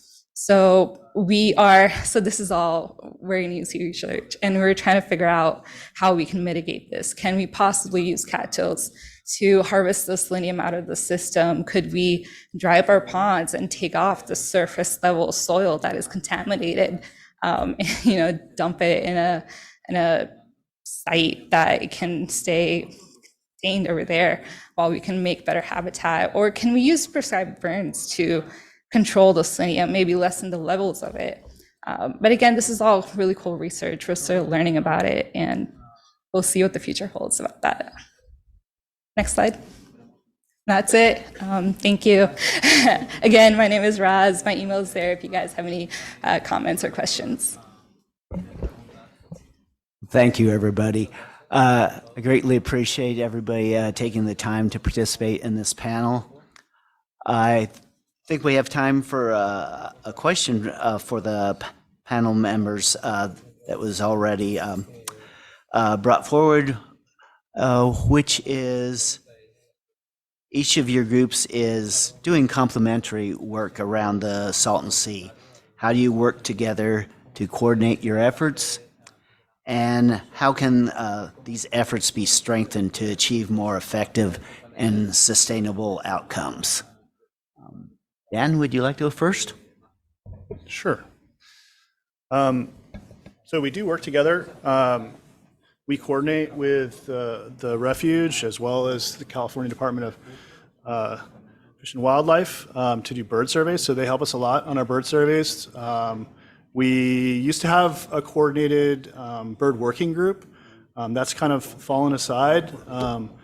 But I think there's a lot of opportunities to improve the working relationship and work together more closely to form the management of the sea and improve conditions.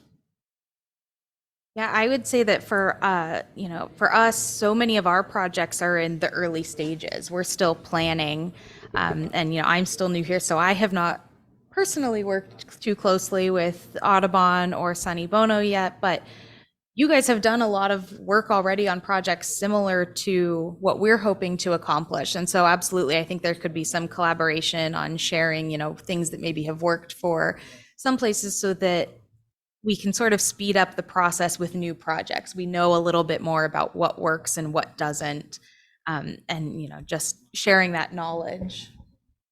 Yeah, I second that. I mean, so we all we like to think that we're all experts in our little category. Like the refuge does a lot of on the ground management of land, and there's also Wister that does the same thing. But then Audubon has the knowledge of the birds and all of the sea, and then Charlie and the state, they have the wildlife, they have the fish knowledge, they have all these combined things. So to be able to pull that knowledge, I think we're very special over here, and be able to make a better habitat for the Salton Sea, because the future it's interesting, right? This is such a cool place. It's so dynamic that, yeah, there is a lot of cooperative work, and I think there's possibility for more of it. What it is, the sky's the limit, honestly.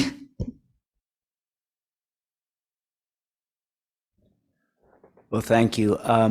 Perhaps we have time for, I think a question that everybody might be interested in for Audubon is, does what happened at the Salton Sea affect bird populations on a global or hemispheric level?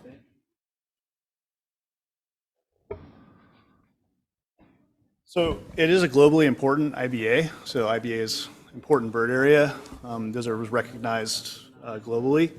And so it is important for migratory birds. And we don't know. So for instance, we see declines at the Salton Sea with regard to fish-eating birds. So like white pelicans, cormorants, double-crested cormorants.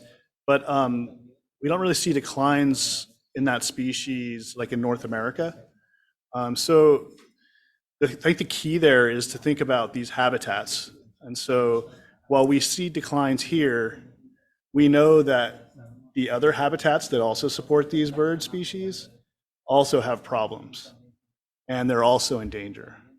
And so we have is kind of a habitat threat. And so while the species may not be declining on a global or hemispheric level, it's important that we have the opportunity right now here to build these habitats that are being done right now and planned to build stability into the system. So that can buffer some of the changes that we may see at the Great Salt Lake, for instance. And so that can kind of create kind of more of a sanctuary, but we know that there's going to be some stability here in the future. So I think that's a great opportunity that exists at the Salton Sea. Yeah, and I can offer a on-the-ground example. So this year, because of the droughts, sorry, not this year, but the winter of 2023, because of the drought, a lot of the Northern California refuges and waterfowl areas did not have the ability to flood up as they would. And then all of a sudden, all these rains came. And this really affected the distribution of the waterfowl populations in our region. And we were lucky enough to do a statewide, flyway-wide aerial waterfowl survey. And it definitely showed that the Salton Sea did pick up a lot of these stray birds that weren't able to use what was their historic ranges up north. So, yeah.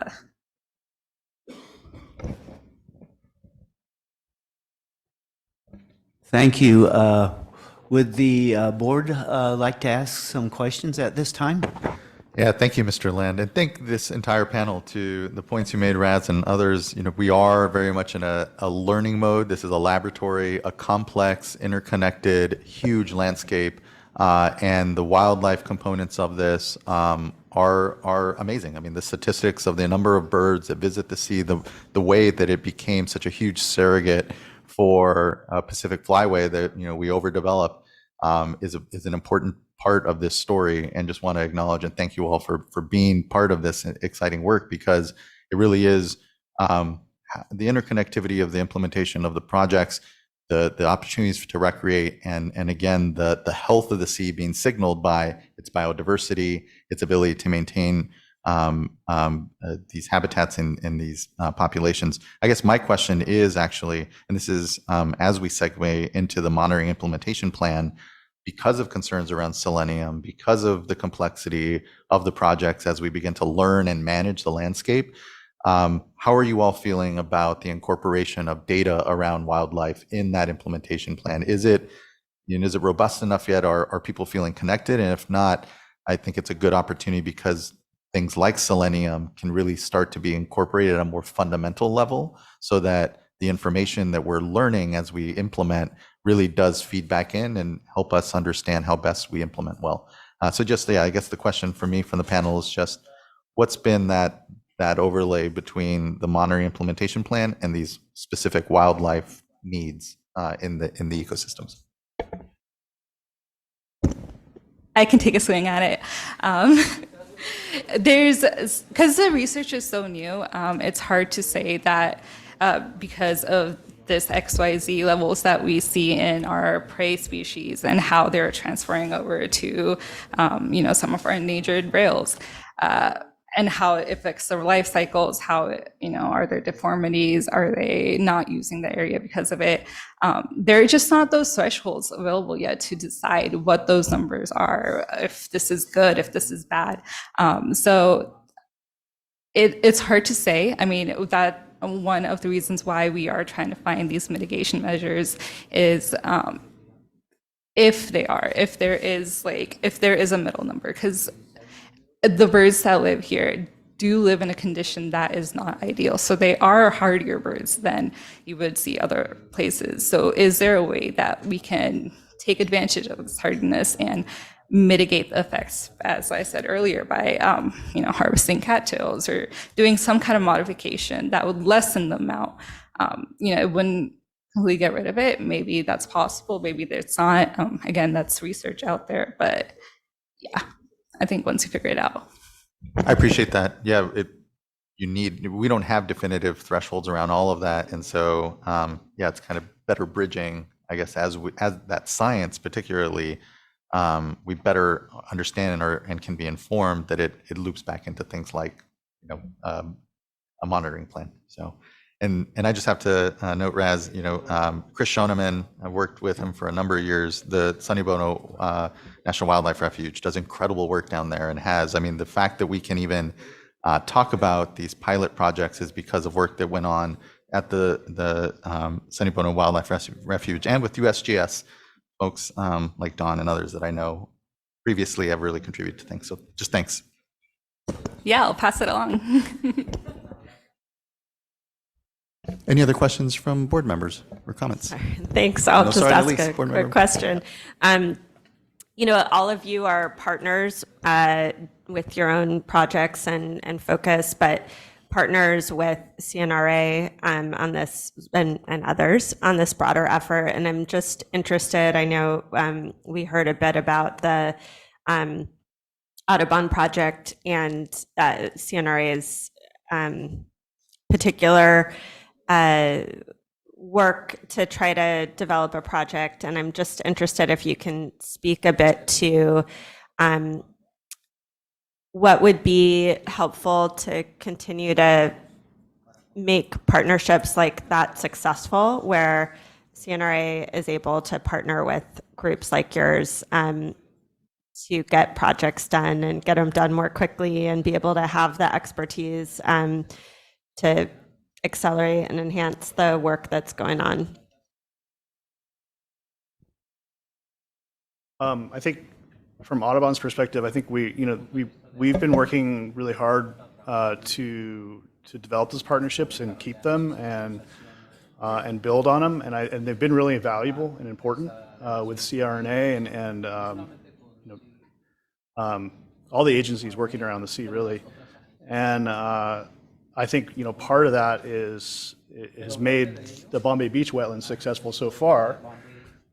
Working with getting funding from the Bureau of Reclamation to really do that planning effort, and working with CRNA to push through a lot of the permitting for that project.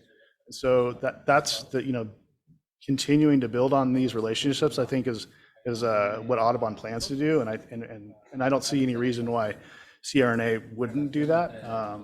They seem to be pretty amenable to doing that. Yeah, I would say, I mean, I know we have relationships with a lot of different agencies, funding partners for our projects, and it's just, it's one of those things where it's so complicated because there are so many people. Obviously, the more people we have on board, the quicker and easier things can get done because you have, more resources. Working on tribal lands, we just also have to be really mindful of, it's not just about what's best for the birds. Any projects that we come forward with also need to benefit the people that live here and need to be respectful of the, cultural and historical uses of those lands. And so that's a big play. Some funding agencies and some partners might say, we want this to be totally protected, and others might say, we want this to be fully reclamation. And so it's just not that we aren't open, we're totally open to working with more partners, and I hope to build more partnerships now that I am new in this role. It's just a very complicated thing of figuring out what those partnerships look like so that one agency or another doesn't get sort of steamrolled into doing what the person with the most money can offer.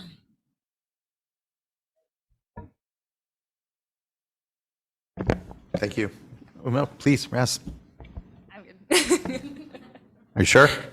Yeah, no, they said it great. Yeah, and one thing that, like, from the science side of it, that the state is working on, and I really appreciate, is also like the accumulation of the wildlife knowledge, so the survey data and everything. Because unless we don't have the outlook of what is actually happening and have good data support it, it's hard to take the proper management actions. Thank you for that, and thank you, board member. And I would I know it was mentioned that there was, I think, an explicit bird group and or wildlife group that was meeting and maybe has kind of died down. It might be the time to reactivate that space so that the partnership components of this can continue to grow stronger on this. So really appreciate this panel. Thank you for the good comments, and that wraps this panel. Thank you very much. Thank you. Thank you. Thank you, everybody.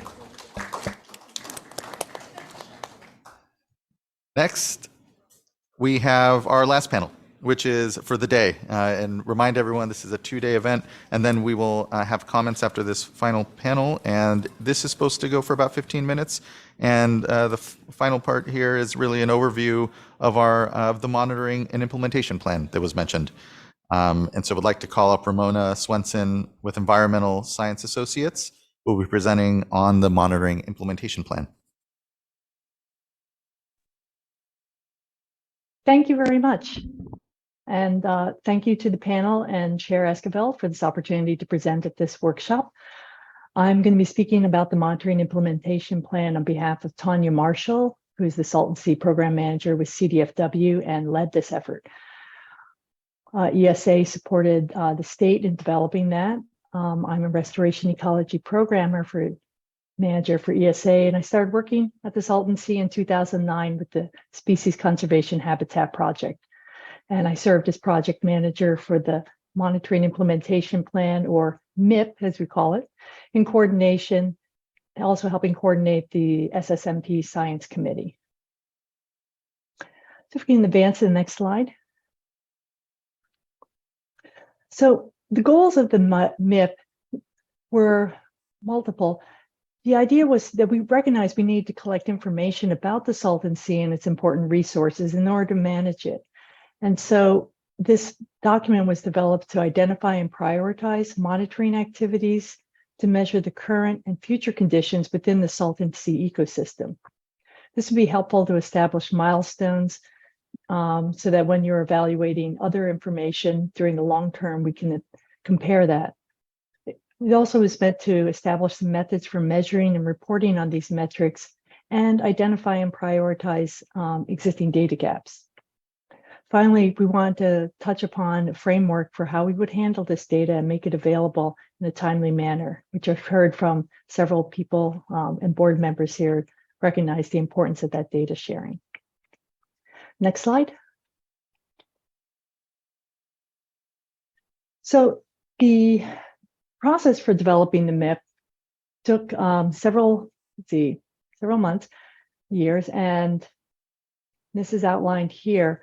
And what we wanted to do was to ask questions about, the purpose of the data, how it could inform management, what types of metrics, get input on where we might be sampling and the intensity of that, the timing and frequency, what kind of methods we might need, and finally, how do we coordinate and share data and leverage all the activities among different partners? So the beginning of it was forming the SSMP team to develop the MIP, and we polled and got input from various working groups that were composed of many of the agencies and entities around the Salton Sea with specific expertise and maybe collecting information there. We brought that into and developed the MIP. And then we also put it out, a draft MIP, for public review and comment last year. In addition, we put it out to the SSMP Science Committee for their review and input, and they had lots of very valuable information and feedback that we used to refine that. We brought back those comments to the working group members, prepared our final draft, and then released the final MIP in December, and that was posted on the SSMP website in both English and Spanish in December. Next slide. So there's various resource areas that the MIP is intended to cover. Hydrology and water quality, which we know is so important for driving the ecosystem there. Air quality, which is going to be affected by as the sea shrinks and the playa is exposed. Information about the land cover, that playa, as well as vegetation communities. Biological resources of interest, fish and wildlife, both aquatic ecosystem as well as terrestrial, such as most particularly the birds that depend on the sea and its fringing habitats.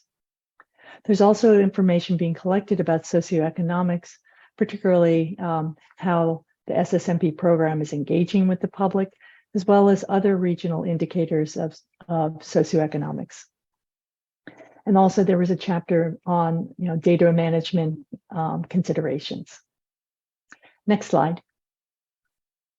So this is not intended to everyone to read this, but this is just an example of sort of the master table that we use to try to put in one place all the different types of indicators and metrics that were identified as important to be measuring about the sea. For example, in hydrology, what are the inflows to the sea? What are some of the, what's the water surface elevation? What are some of the hydrodynamics? Or water quality, salinity, turbidity, productivity, as well as contaminants. We also included elements of air quality, for example, particulate matter, and then also biological resources. So this table went on for about 3 pages, and I encourage you, if you want to learn more, please take a look. But the idea was to identify for each of these indicators, what was their relative priority, what kind of methods we use to sample it, and how often and what time of year. Some of these things you might measure continuously, like the inflows. Others you might only measure seasonally, such as water quality or when the birds are back in the winter. And then finally, as we look to the right of that table, which areas would be the monitoring would be conducted for, whether it be in the sea itself, near shore habitats, or other places around the sea. And that final column, we had their partners. These are implementing partners who have either been monitoring these elements over the past or maybe continuing to monitor them. We really wanted this to be a document that could be used by all folks who are interested in the sea. And we really want to leverage the activities. And you've already heard a great amount of information is being collected so that we can leverage and learn from that. Next slide. Now, there have been several questions about what is the MIP? Is it going to be measuring the performance of projects? So we put this together just to compare and contrast. The MIP is intended to be a regional monitoring plan for the Salton Sea ecosystem and surrounds. So it is meant to measure the status and trends of these key resources and physical drivers. So we describe activities, as I've said, to measure these various conditions. And it's meant to provide a framework that future project scale monitoring plans can tier off of for consistency. Now, for each of our projects, such as the SCH, the Species Conservation Habitat Project, we'll need to have a project-specific monitoring plan. Those plans are developed to be specific to look at the particular objectives and measure the performance and progress to those project objectives. It can also be used to track information that might be useful to see about compliance with permits, and is also providing information to guide the management and operations of that particular project.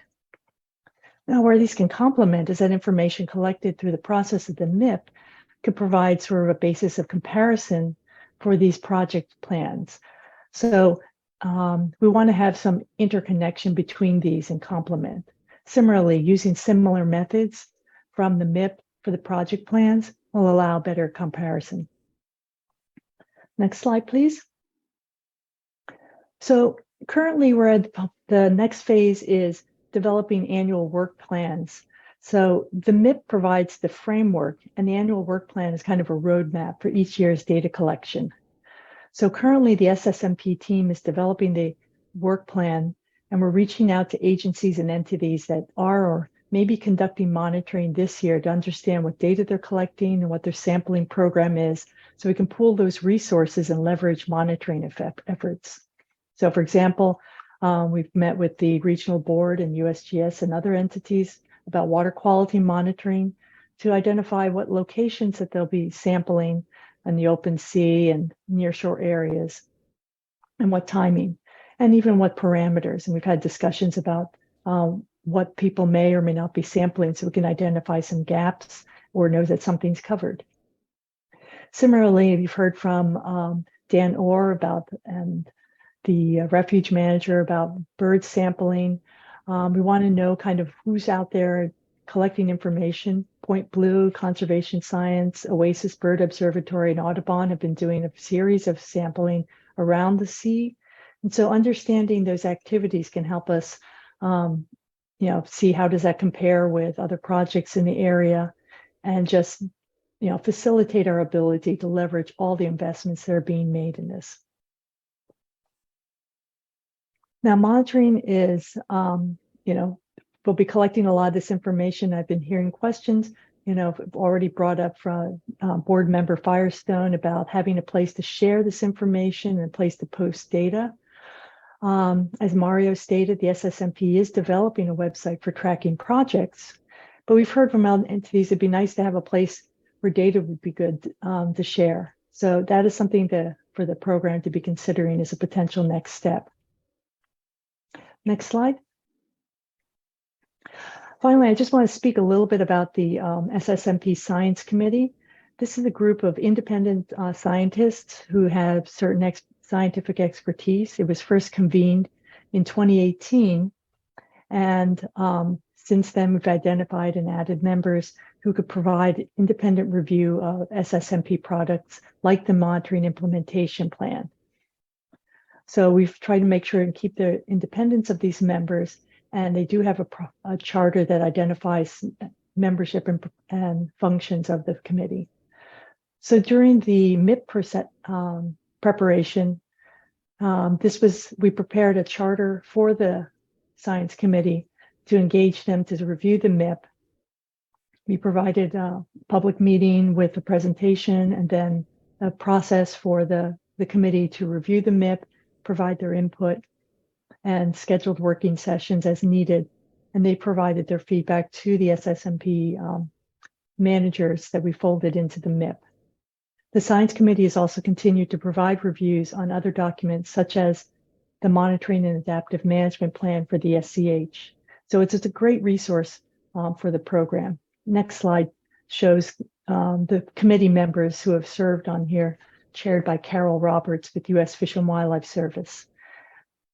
So it's really important to be able to have this feedback on how we're collecting the information that's so important, what's the science needed to underpin the program's activities.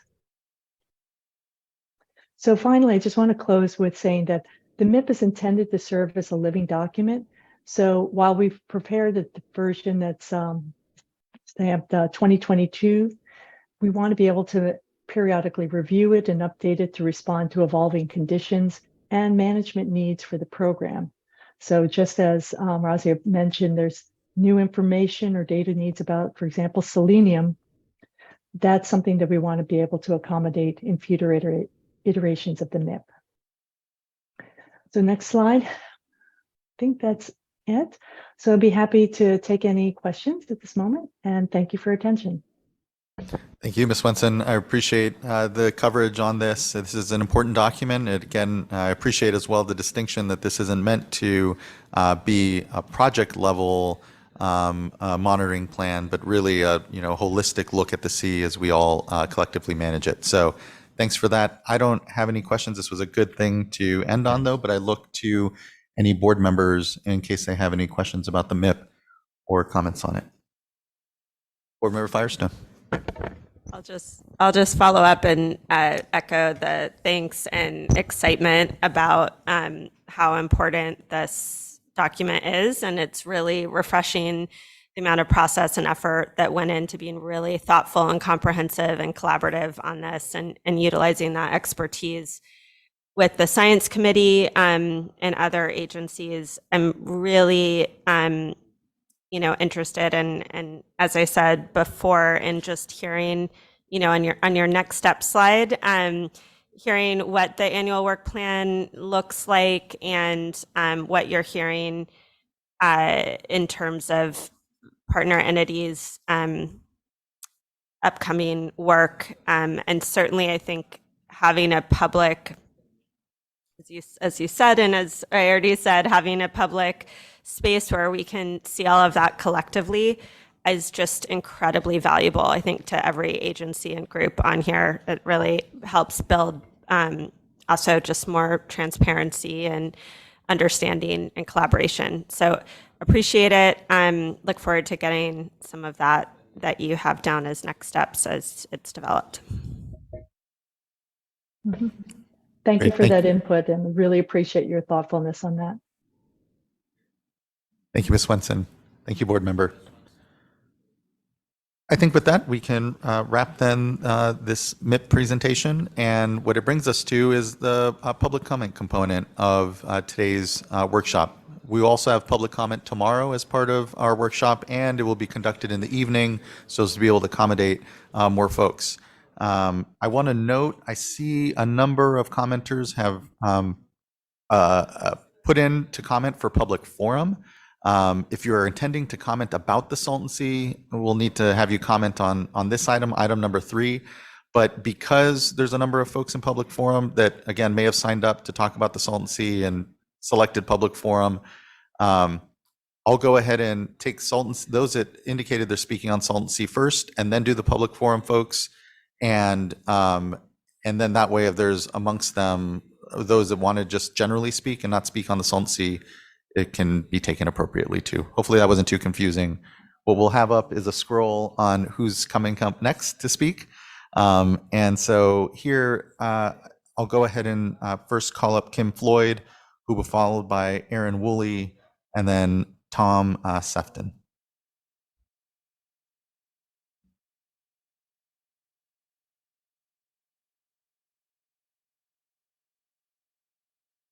And we'll look to my clerk generally to make sure that's the best way to handle folks, or if there were other orders that they wanted to take people in.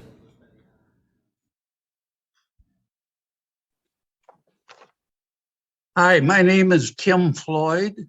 Thank you for the opportunity to speak this evening. I have lived in the Coachella Valley for the past 14 years, but recently moved out of the area for family health reasons. I still feel strongly about the issues surrounding the Salton Sea, and it's really hard not to repeat the same concerns over and over again at each of these meetings. I would like to give credit where credit is due. The state agencies, elected officials, and a host of NGOs and others are trying. But it looks to me like we are falling further behind on the SSMP timeline. The combining of completed and planned projects in this report adds confusion on my understanding of the actual progress. Also, water, water, water. Where will the water come from? Not just long-term, but for the SSMP projects and the North Lake project. Many of us would say we saw this coming, or we should have seen this water shortage coming. How are we planning for the risks associated with likely water allocation shortfalls from the Colorado River? I am also concerned about the funding for the maintenance of the SSMP projects that do eventually get completed. Betting on future possible revenues from lithium extraction should be a backstop, not the primary source of long-term funding for maintenance of the SSMP and future restoration projects. Thank you again for this opportunity. Thank you, Mr. Floyd. I appreciate your good comments, and yes, can acknowledge that with many conversations we've had at the sea, sometimes it can feel a little repetitive amongst it. So hopefully folks are feeling that progress that's there, but also the urgency I think we all feel because we're so behind on the work that's necessary. I appreciate your just good comments and flags of very similar concerns that this board and others have expressed. So just thank you for that participation. It means a lot. Next, I'd like to call up Aaron Woolley, who will be followed by Tom Sefton, and then after that, we'll have Jasmine Phillips.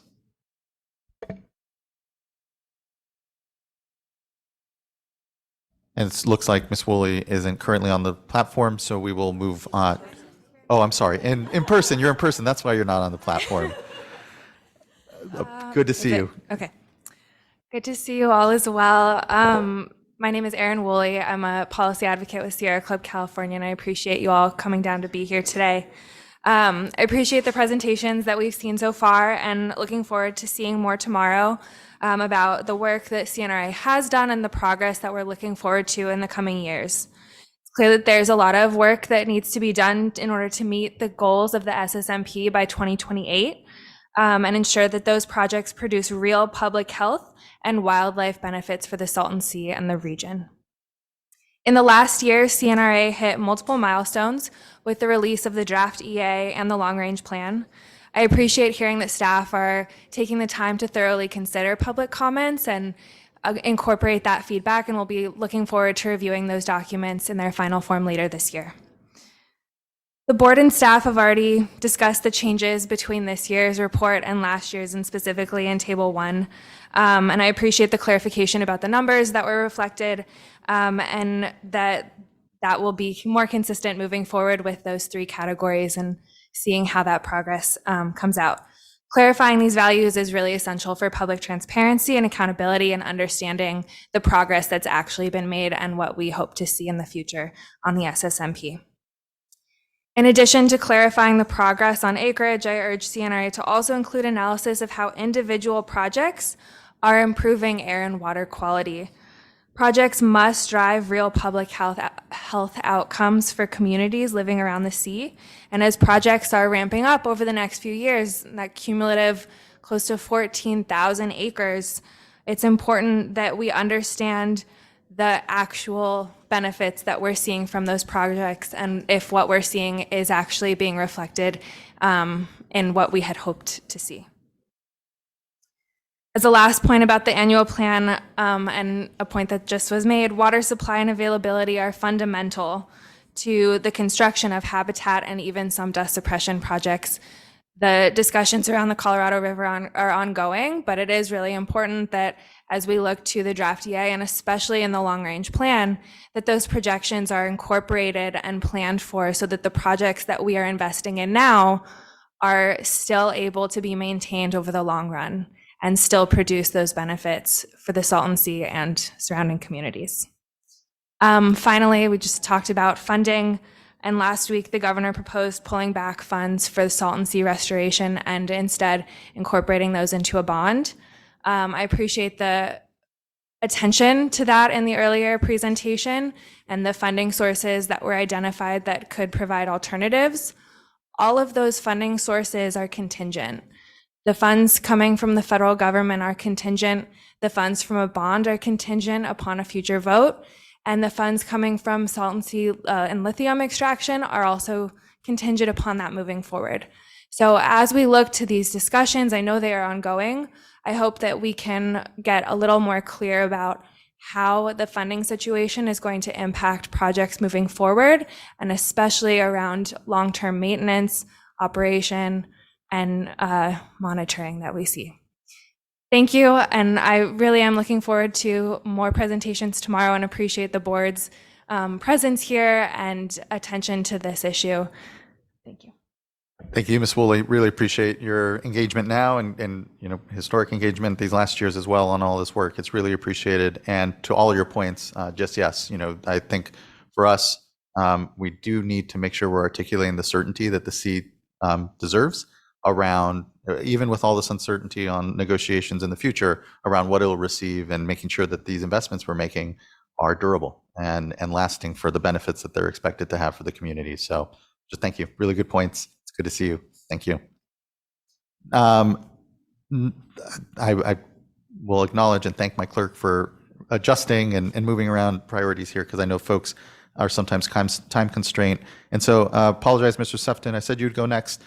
You'll go next after Lillian Garcia.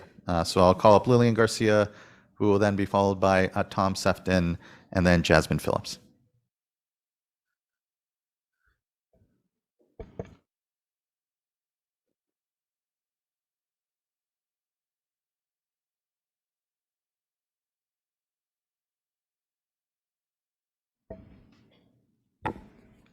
Good to see you.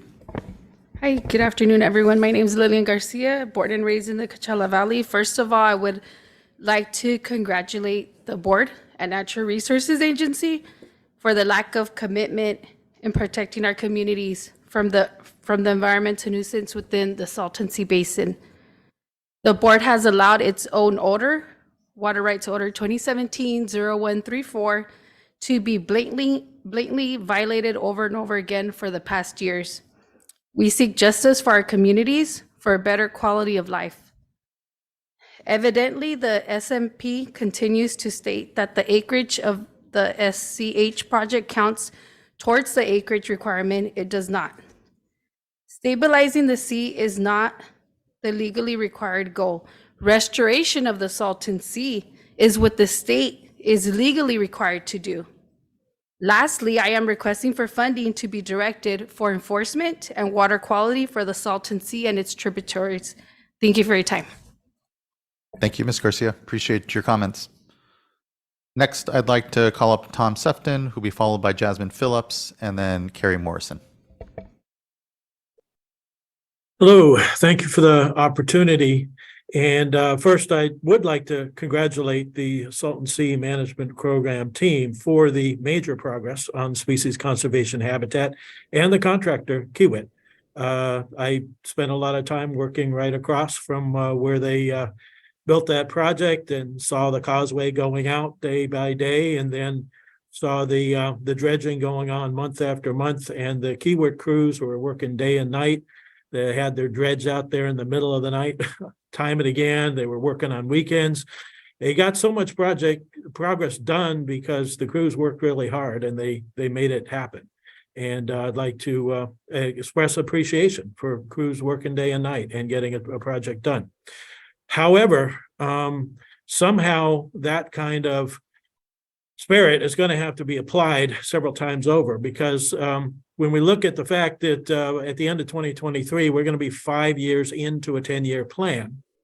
And if you add up the projects that are going to be hopefully done, including the big one being SCH by the end of this year, it's about 6,000 acres of putting together dust suppression and habitat projects, the big one being SCH.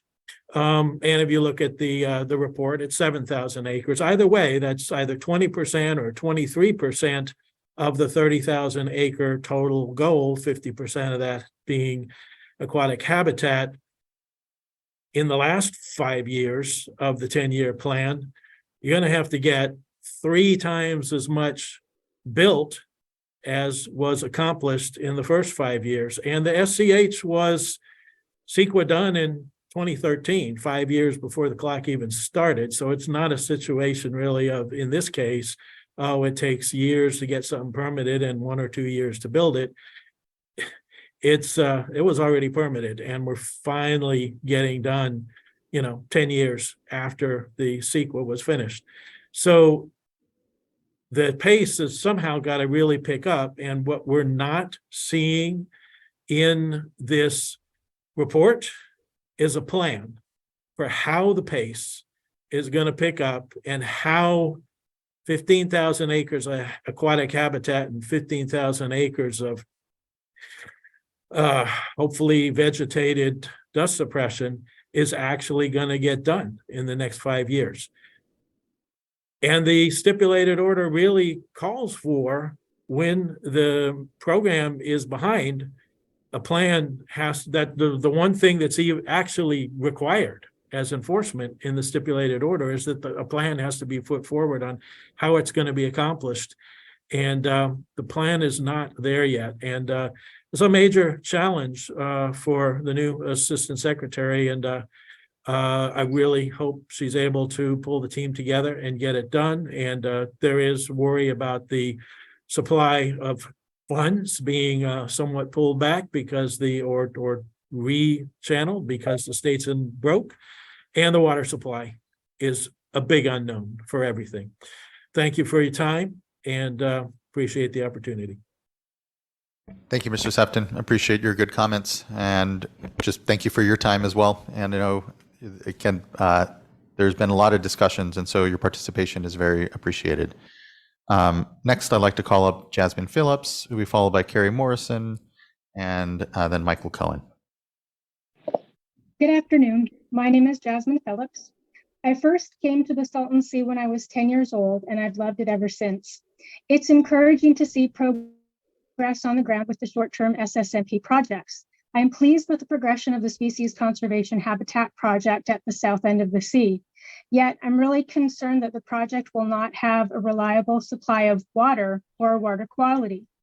I know there is a water supply agreement between the Department of Water Resources and the Imperial Irrigation District, yet the agreement does not create a water right. It does not guarantee a volume of water, flow rate, or water quality.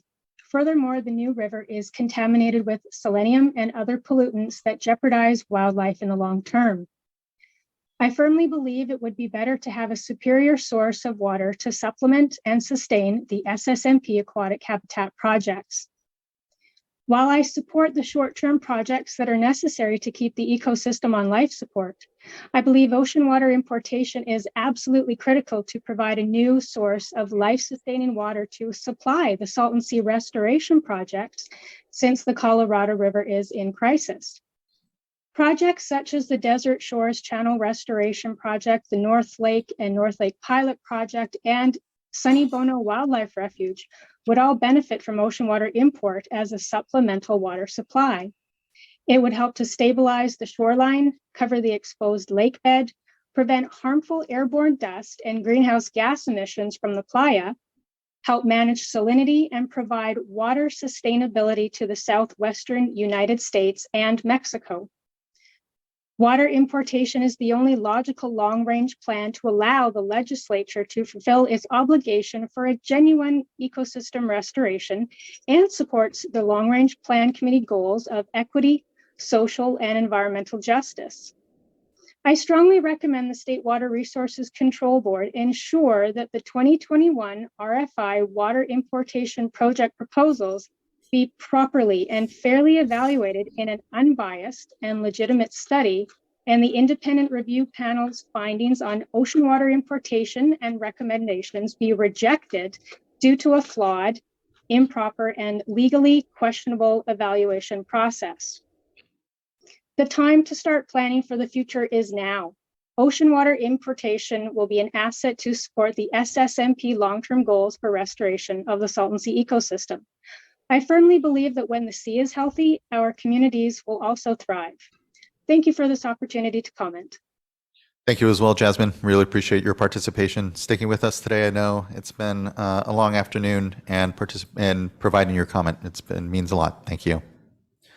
Next, I'd like to call up Carrie Morrison. Will be followed by Michael Cohen, and then Lionel Mayers. Hello, thank you. Hello. Let's see, we do have video, right?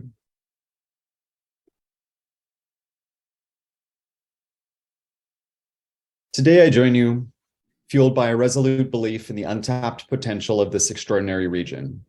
As a board member of the Eco Media Compass, multiple CNRA committees member, and a former Salton Sea mayor, I must also acknowledge the most pressing challenge we face here: the urgent need to secure enough water for our communities and environment.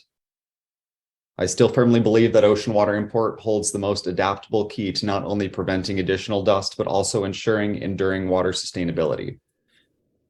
The Salton Sea doesn't need to look like it did yesteryear, but it can look like our collective vision of tomorrow. We encourage you to design this as your backyard, for your family. Water import doesn't mean stopping other projects. This is concurrent. It means letting them succeed. After being around for many years, like a few of you, I've been witness to terrible masses of animals die or stop reproducing. We understand it can be hard to see the bigger picture within a 4-year term, so look further ahead. Massive farms are being left to fallow, compounding air quality issues and undermining our food security. The projects in planning, unfortunately, lack the sustainable water resources necessary for their ongoing operation. Even species conservation habitat, thousands of exciting acres well underway, quote, gets what it gets, from Tina Shields a while back. Do we not think current water tables and inflows are going to change further? These challenges cannot be ignored, for they threaten the very fabric of life in the Southwest.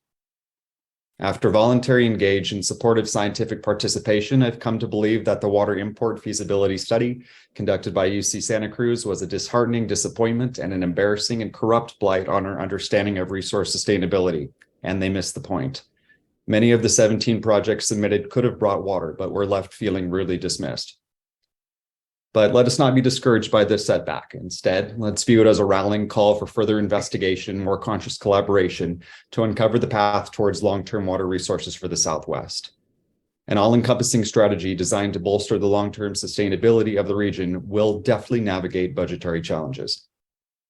Yes, we've been fortunate to receive abundant rainfall this year, a temporary reprieve from the otherwise incessant drought that plagues our region, but we must recognize that this is atypical and cannot rely on such erratic weather patterns to sustain us. We need a long-term solution that will provide us with the water we desperately need year after year. Ocean water import offers us a beacon of hope, a boundless source of water that can transform our futures.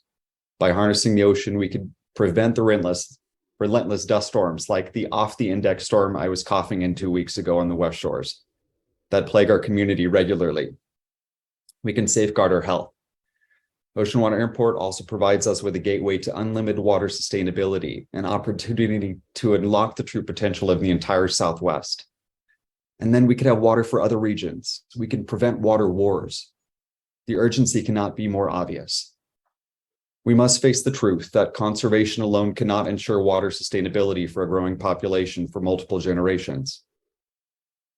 By embracing ocean water import and the limitless possibilities it offers, we can secure the sustainable water sources needed to revitalize our communities and all of the projects you've mentioned today. As planning focuses continue and partners with the Army Corps of Engineers pick up, we encourage the pursuit of maintaining the most life in its beautiful diversity as the primary planning focus, and water is life. We are excited for recent developments. We applaud those that continue to show up, those that are joining the movement, and those that have the courage to speak the clear truths they've come to understand. Let's not falter in the face of adversity, but rather let us be driven by a shared vision of a Salton Sea where prosperity, sustainability, and opportunity abound, and by challenging the status quo, by stepping beyond our historical limiting beliefs, we can truly shape a future here that we want to be a part of and live amongst. We need to embrace innovation, collaboration, and visionary leadership to explore alternative solutions that match the scale of our challenges. We could break free from the traditional approaches and paint a new picture of water sustainability, fueled by technology and a collective commitment to shaping a better future. Let's march forward together with determination, knowing that we have the audacity and intelligence to overcome any obstacle on this transformative journey. Together, we will leave a lasting legacy for generations to come, a legacy of resilience, innovation, and unwavering commitment to the potential that we believe each of us are still capable of. Thank you. Thank you, Mr. Morrison. Appreciate your words, contribution, and participation in this discussion.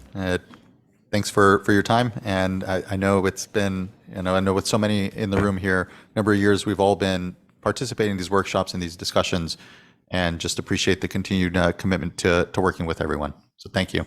Thank you. Next, I'd like to call up Michael Cohen, who will be followed by Lionel Mayers, and then Nathan White, who may no longer be on the platform with us.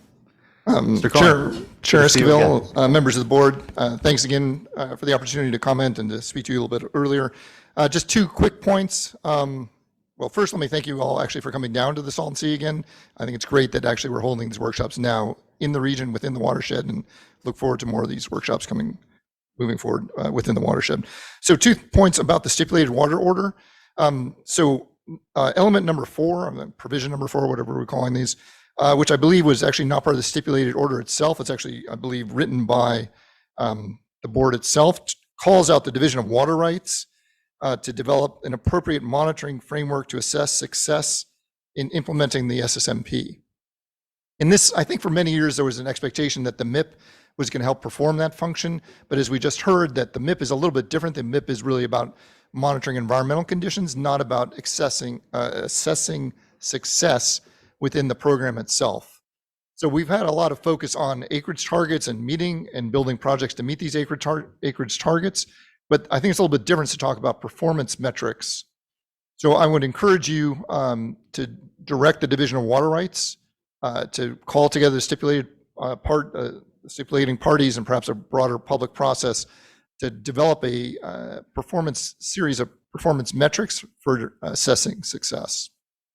And then my second comment, there was a mention earlier by the SSMP team about breaking out acreage by vegetated habitat. Maybe I misheard that, but just looking at provision number 25 in the order, specifically excludes vegetated enhancement projects as habitat projects. They're certainly invaluable as dust suppression and provide some ancillary benefits for terrestrial species, but they should not be considered part of meeting the habitat or the aquatic habitat projects. Thank you. Thank you. Really appreciate those good comments, Mr. Cohen. You may have a comment from another board member, Board Member Firestone. I was just going to say my understanding of what they said was that there was 3 categories they're going to break up. And so one was habitat, one was kind of interim dust suppression, and then the other was dust suppression, including vegetation projects, but that wasn't going to count as habitat. But anyway, I see nodding. That was my understanding of what they said. And then just to clarify on your point on performance metrics, so what I understood was there may be individual projects performance measures, and there's the MIP, which is more broadly, but you're looking for something specific to the SSMP performance. Yeah. No, understood. But that's the piece that you're saying hasn't been done as those other 2 have, but this broader, what is the SSMP, is the piece that you're saying is missing, right? Thank you, board member. Thank you, Mr. Cohen. Next, I'd like to call up, well, I apologize. I think a couple of folks do have their hands up. Art Gertz, I do have you as commenting. I'll have you go first here as part of that first tranche of public forum folks, even though I imagine you do have a Salton Sea comment. So do know I am moving to you here within the lineup. And then also a hand up from Maria Nava-Froelich. I'll go to you in a moment after I first go to Lionel Mars, who was supposed to be next to speak. And then I'll quickly go to you, Maria, in case there's something you need to flag. And then Mr. Gertz, feel free to put your hand down if you're looking to simply comment on the Salton Sea item. I'll make sure and be calling you here in a moment. Okay, next I'd like to then call up Lionel Mars, who is next, and then we'll be followed by Nathan White and then Stephanie Martin. Yes, good afternoon, board members. Thank you for having this public hearing, and thank you for having the hybrid option. My name is Lionel Mars. I am a resident of California. I'm here to comment on the Salton Sea. Every year, the state falls further behind on its goals. The greater the threats are to health, communities, and wildlife at the sea. As an environmental advocate, I care about the future of the Salton Sea, and the Californians from all over the state, just like me, understand that we have a moral imperative to fix a growing crisis there for our communities and for wildlife. Because California, in the previous decade has faced, climate change, hot climate, and due to drought, and it's very important for us to work together on protecting the environment, the species, wildlife, and to help come up with solutions that will benefit the people and the environment. So I just want to express my concerns to the board. Thank you. I yield the balance of my time. Thank you, Mr. Mars. I really appreciate your comments here and participating in this discussion and flagging, again, your concern around falling behind on acreage targets. I think we're all really dedicated to make sure that the state continues to live up to those commitments. So just thank you. I appreciate the participation. Next, we'll go to Maria Nava-Froelich. Will be followed by Nathan White, and then Stephanie Martin and Sandra Ramirez. And after Sandra, Art Gertz. Good evening, everyone. Good evening. I want to talk a little bit about the Salton Sea, some comments, my humble opinion. First of all, my name is Maria Nava-Froelich. I'm the mayor of the city of Calipatra, and I'm a community advocate, formerly living in Nyland. Want to say a couple things. The Salton Sea is California's most polluted inland lake, has lost a third of its water in the last 25 years. New research has determined a decline in the Colorado River flow is the reason for that shrinking. As the sea shrinks, winds pick up sediments from the increasingly exposed dry lake bed and spread them into our surrounding communities, which are mostly low income, making asthma and other respiratory diseases worse. The smaller lake is also more polluted and saline, which reduces habitat for fish and the birds. It's been almost 2 decades since the state said it would take on the liability to address these issues as part of the QSA details. It's been underperforming in its short-term responses and wrestling with what would constitute a long-term sustainable solution. The state has been rightly criticized for not making much progress and not engaging much with local communities during the first decade or so in this process. Most recently, the state, with new leadership and positions such as yours with the California Natural Resources Agency, has upped its game. And so, we're happy about it.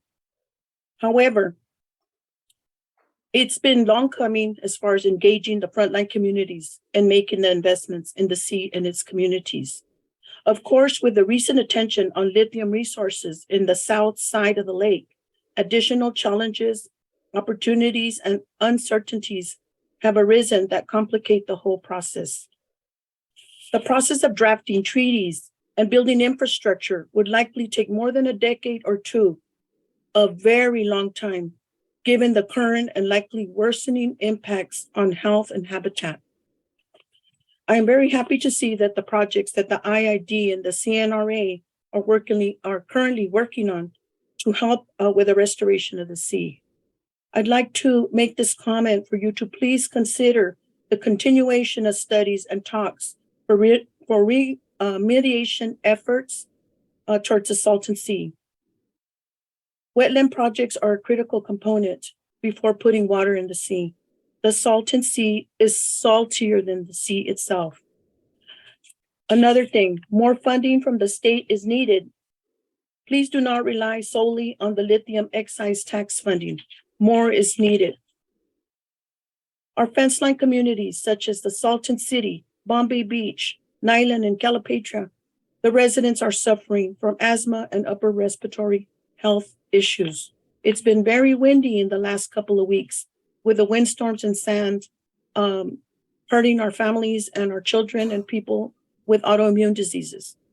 Finally, I want to thank the California Natural Resources, the agencies, and the partner agencies, and the panelists that spoke today, and I do plan to participate tomorrow and make my voice heard. But I thank you so much for holding the Salton Sea workshop in the Imperial Valley here at IBC. And thank you for your time and appreciate all of you that are participating. It means the world to us here in the North End and the Imperial Valley. Thank you for your time. Thank you, Mayor Nava-Froelich, and apologies. We should have had you up a little earlier in the queue as an elected official. And thank you for participating tomorrow in the panel. Really looking forward to that participation. And thank you for your very good comments.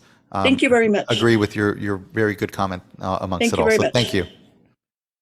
Next, thank you. Thank you. Next, I'd like to call up Nathan White, who will be followed by Stephanie Martin, then Sandra Ramirez, and then Art Gertz.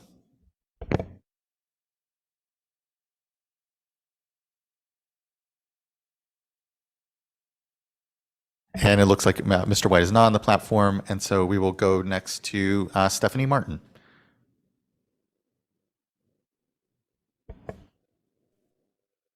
Thank you. Good evening, everybody. My name is Stephanie Martin, and I live in Desert Hot Springs, the west side of the Coachella Valley, but I formerly lived in Coachella, and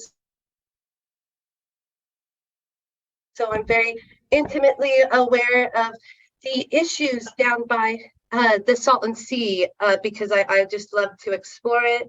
And I just want to express my thanks to everyone pooling their resources, knowledge, expertise, and necessary science, the surveying, its community engagement, the data collection. Thank you all. It's going to take a village truly to get on this. And I just want to uplift what I heard earlier in that I too feel the cohesion, the entities, between everyone, and I feel like the train of progress is starting to move. And I love the the Species Conservation Habitat Project. It seems promising to the goals of the phase 1 goals here. So I also appreciate the recognition that the Salton Sea restoration efforts are very much a scientific experiment. Our desert region is so unique, and our biodiversity deserves unprecedented attention in the scientific realm toward real long-term solutions. It's my opinion that the 10-year plan is an impressive goal, okay? And it's my understanding to get anywhere close to the initial goal line, this should theoretically connect it to the long-term, long-range plan at the end of the day anyways. So I feel like we're just trucking along, and I'm wowed. I'm very happy with what the progress I have seen. Since I kind of jumped on this, I missed the deadline for the 2018 RFP, but when I was researching this with the mind to throw my hat in the ring for the 2021 RFP, it's fascinating. Everything is very fascinating. And what it comes down to, in my opinion, again, is that ocean water import assumes the Salton Sea is changeable in nature, when reality, nothing really supports that scientifically, and it's furthest removed from the short-term and long-term goals here. So those voicing their opinion against UC Santa Cruz's independent study could have a maybe greater appreciation for objectivity and scientific research. So if your heart is set on ocean water import, it severely narrows the range of actual possibilities of what we have in our desert region, and what we kind of informally termed as scientific experiments, if you will. So when I was looking at this, I like this. The goals are very clear, and we can make this happen. And I thank you all for your dedication and your time. Truly, thank you so much.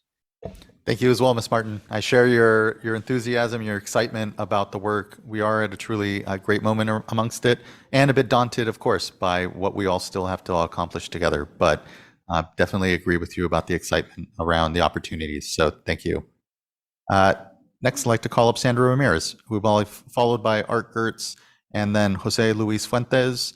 And I'm not sure if the person is he is on the platform, Chris Cockcroft. In case Mr. Cockcroft, you actually wanted to comment on something that's not the Salton Sea, you'll be the last speaker. So next, I'd like to go to Sandra Ramirez.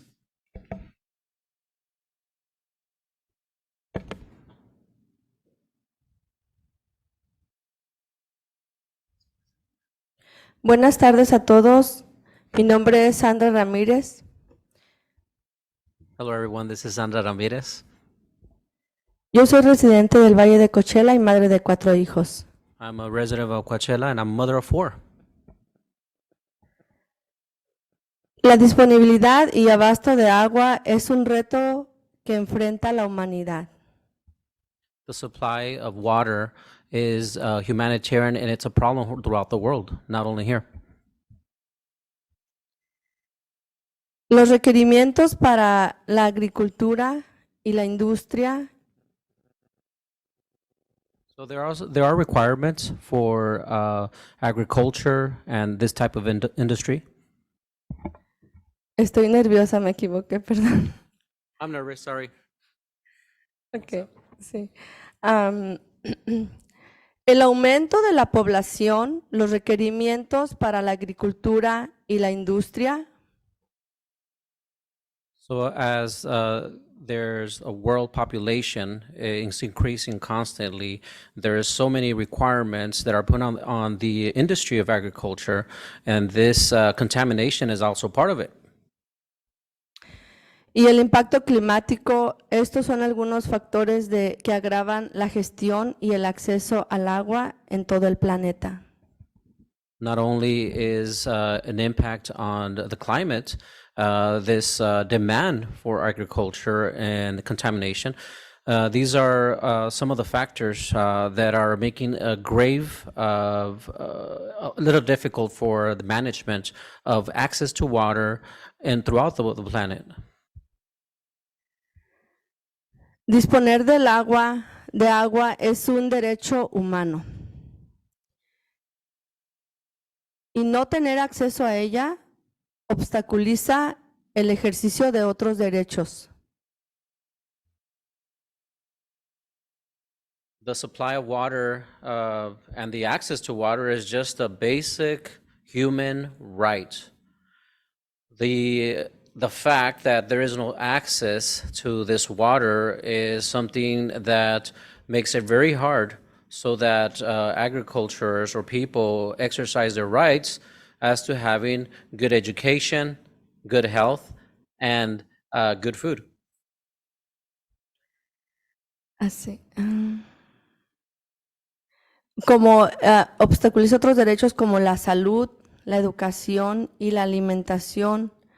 Con el lema de la valoración del agua, la Organización de las Naciones Unidas designó el 22 de marzo para promover la reflexión sobre el valor que le damos al agua.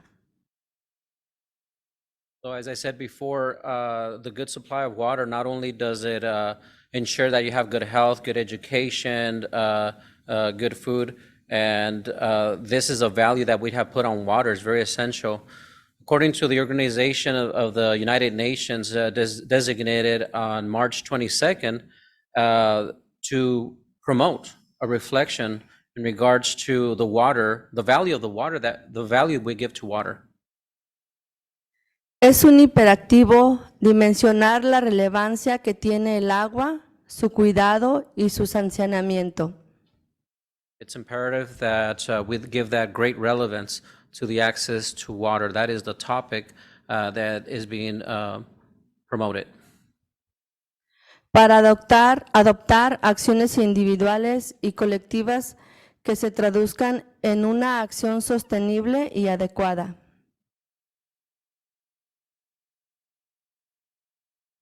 So we want to adopt these actions not only as individuals, but collectively. And this translates in sustainable actions and adequate vital liquid, such as water.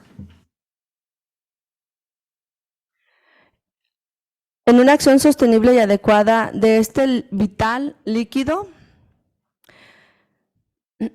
a mí me da inseguridad pensar que ya se esté hablando de sequías y no veo planes de resanamientos del agua. So it's very concerning to me as an individual that needs access to this water, and constantly I am hearing about this drought. What happens is that this causes insecurity, personal insecurity, and I see a lot of plans, a lot of projects that are being talked about.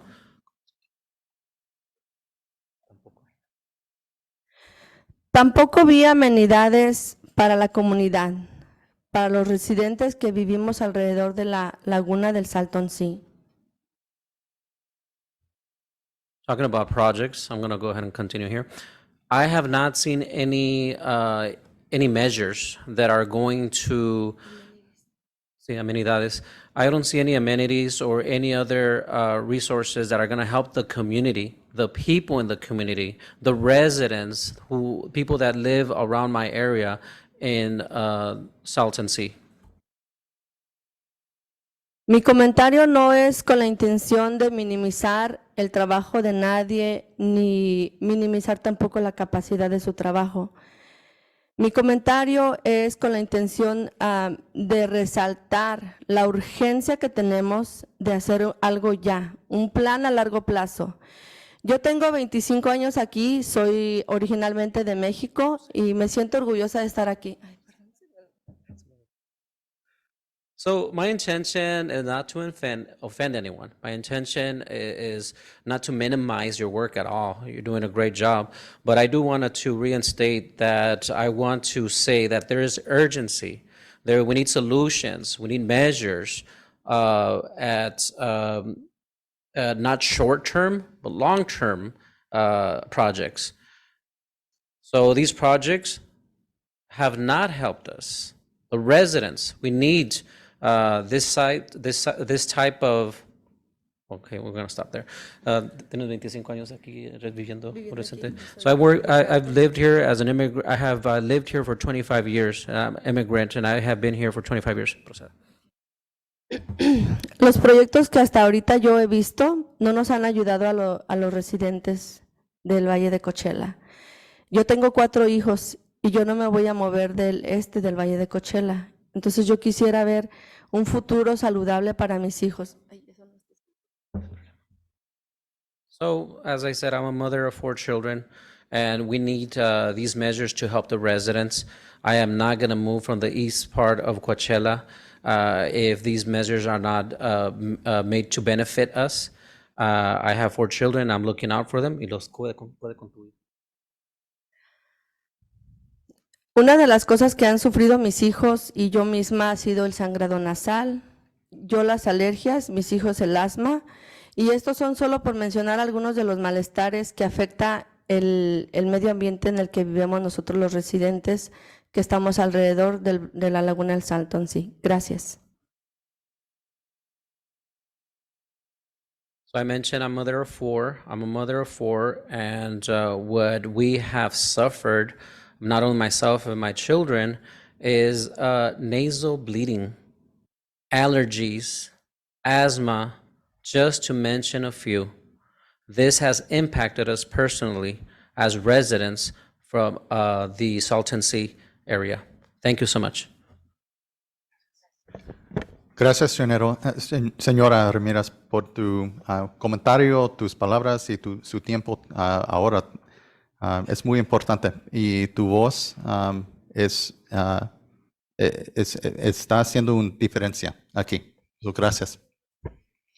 I just thank Senora Ramirez for her comments and emphasize that her voice does make a difference here amongst our discussion. So, gracias. Next, I'd like to call up Art Gertz, who will be followed by Jose Luis Fuentes, and I believe our last commenter will be Chris Cockcroft.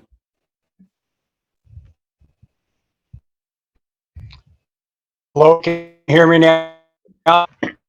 We can, Mr. Gertz. You're breaking up a little bit, but we'll should be able to hear you okay.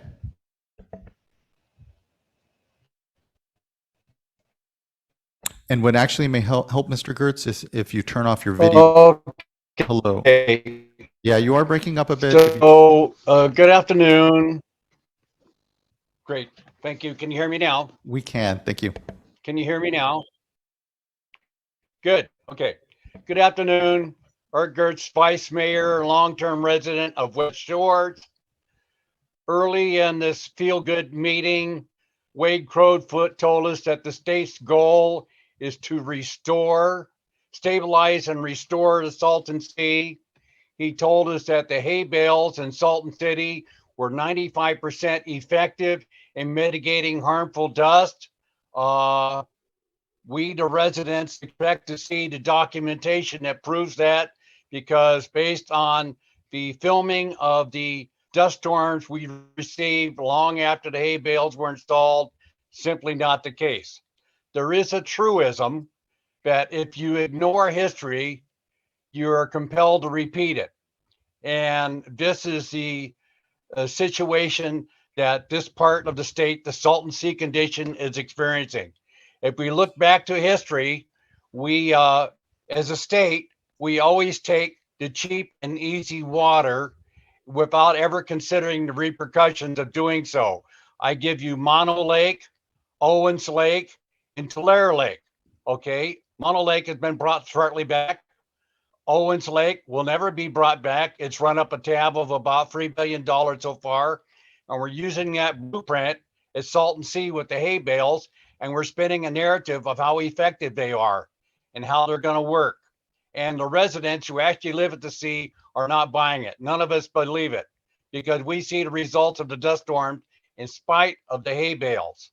The problem is we took the water from Mono Lake and these other lakes, and now Tulare Lake, and Tulare Lake was turned into towns and farmland, and now possibly thousands of nut-bearing trees are going to die because of the floods, because we took the water and then developed an area that was to be a natural lake.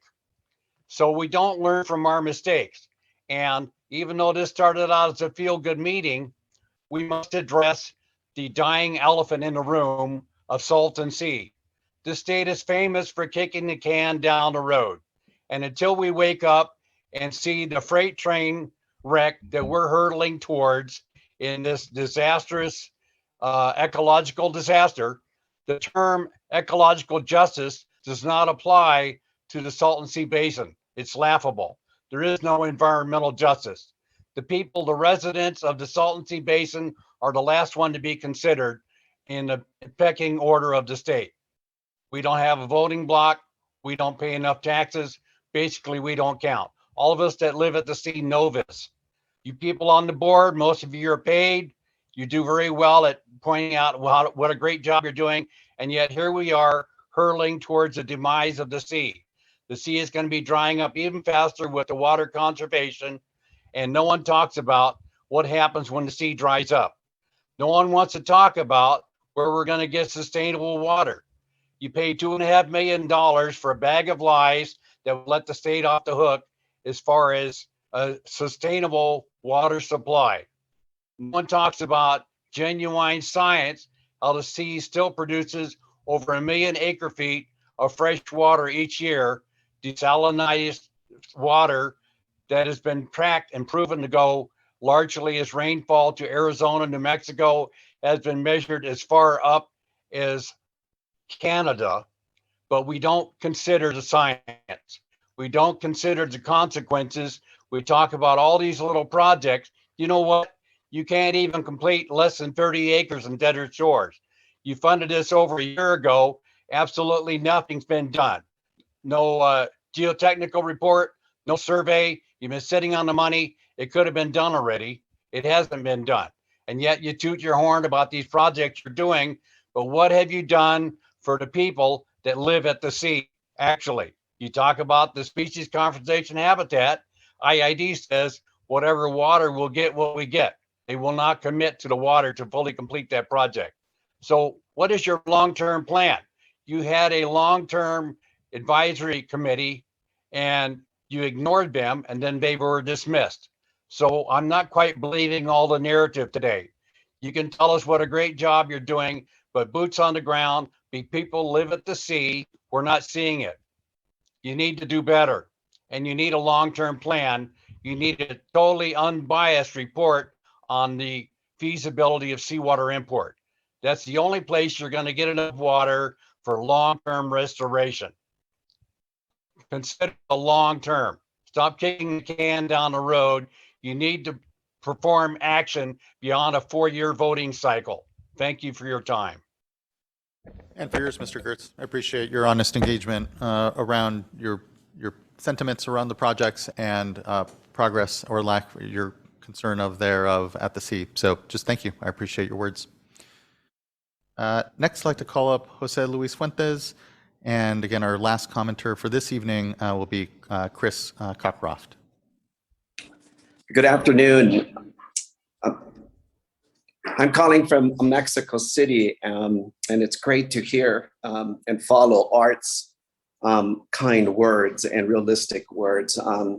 I'm the legal director for Rostros y Corazon, a nonprofit 501c3 based in Salton City.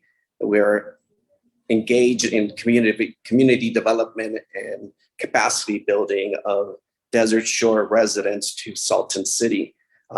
Our concerns are similar to Art's, in which you have a Hispanic population, majority Hispanic population, low income farm workers who are not receiving environmental justice from this organization or any of the state's organizations. They're just being marginalized and not looked at. In the opening comments, I did not hear one person talk about Desert Shores or mention Salton City. They're just forgotten. North Shores, Bombay Beach, Nyland, small communities, they deserve help, but no one mentions the large Hispanic population, working class population, the folks that bring your vegetables to your homes. No one talks about them. And we're here to talk about them. And you all should be looking at how are you going to help them, because them are the ones who are receiving the PM10s, the PM2.5s. You have the monitoring stations, you have the data, you have the population size, but yet the projects there have not been started. You're starting projects where the money is going to be in the future down in Nyland area with the lithium. But what about Salton City? What about Desert Shores? What about Salton Sea Beach? What about Vista Del Mar? They're right there on the front lines receiving the PM10s, the PM2.5s, exceeding federal standards for air qualities. And we would like you all to start considering getting these projects started on the West Shore side. Not only the projects that Art's mentioned that's been funded and still not off the ground, but then there's the clubhouse, there's Thule.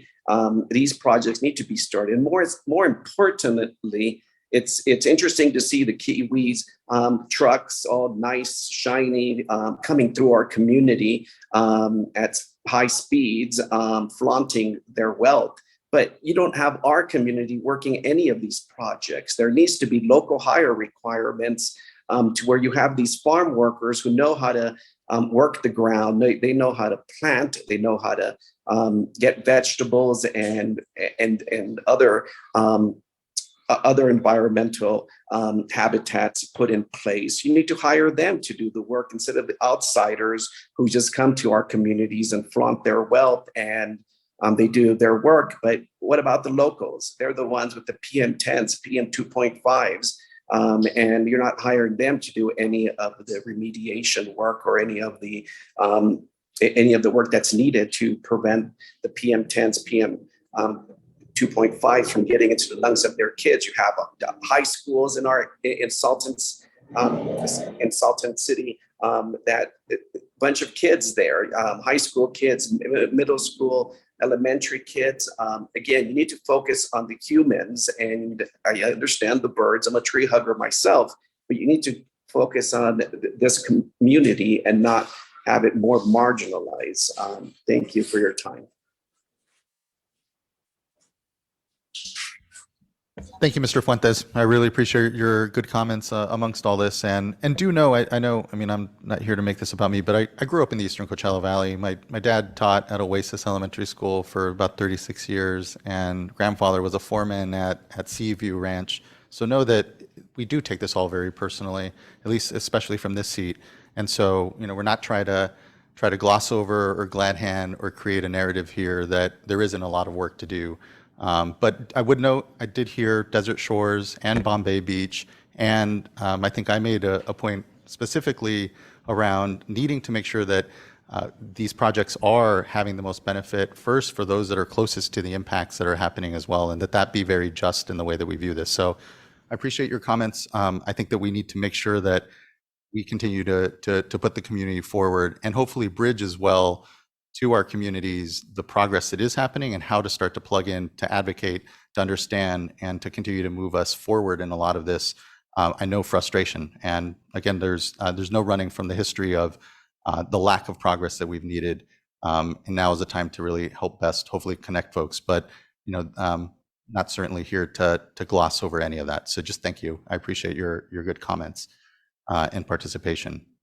I think next, our last commenter for today, and looking forward to tomorrow's continued discussion here around what are a lot of complex issues and continued community voices amongst it. But for today on comments, I think we have our last commenter, which is Chris Cockcroft. Hi, could you guys hear me okay? We can. Good evening. Okay, hi. Hey, Chairman Esquivel, how you doing? I'm doing well. Good to see you. Librarian on the bookmobile at Oasis back in the day, and at Torres Martinez. So that was a few years ago. I had red hair then, but I wanted to give some macros that are not in the 2022 annual report by the state. First of all, we didn't have an assistant secretary for 17 months. Second, the state just lost $169 million because it didn't spend the money. Third, the state is falling farther and farther behind in its acreage targets. Fourth, current water import report is being challenged and will definitely lose. I mean, have you read Jenny Ross's comments about that report? I believe that they will clearly show that that was just unacceptable. Let's see, am I on fifth or fourth? The long-range plan. The long-range plan had 4 months. I listened in on Zoom all those 5 months of meetings. The first 5 months were a total rehash of the old plans that all failed for lack of resources or one thing or another. There was only one session of 2 hours devoted to the water import scenario.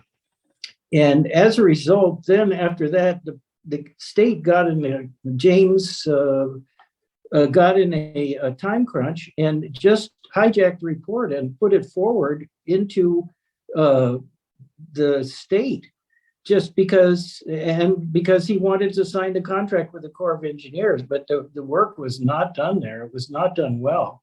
And I believe you got some challenges on that too. At least you should have. And I thought you ought to be aware of that too. And the next one, sixth, fifth, I don't know. The Imperial Streams Report is very prejudicial. Just the title itself is an in-basin illusion that probably is not justified. I mean, you can't call something before it's even been started an Imperial Streams project without inferring the New and Alamo rivers.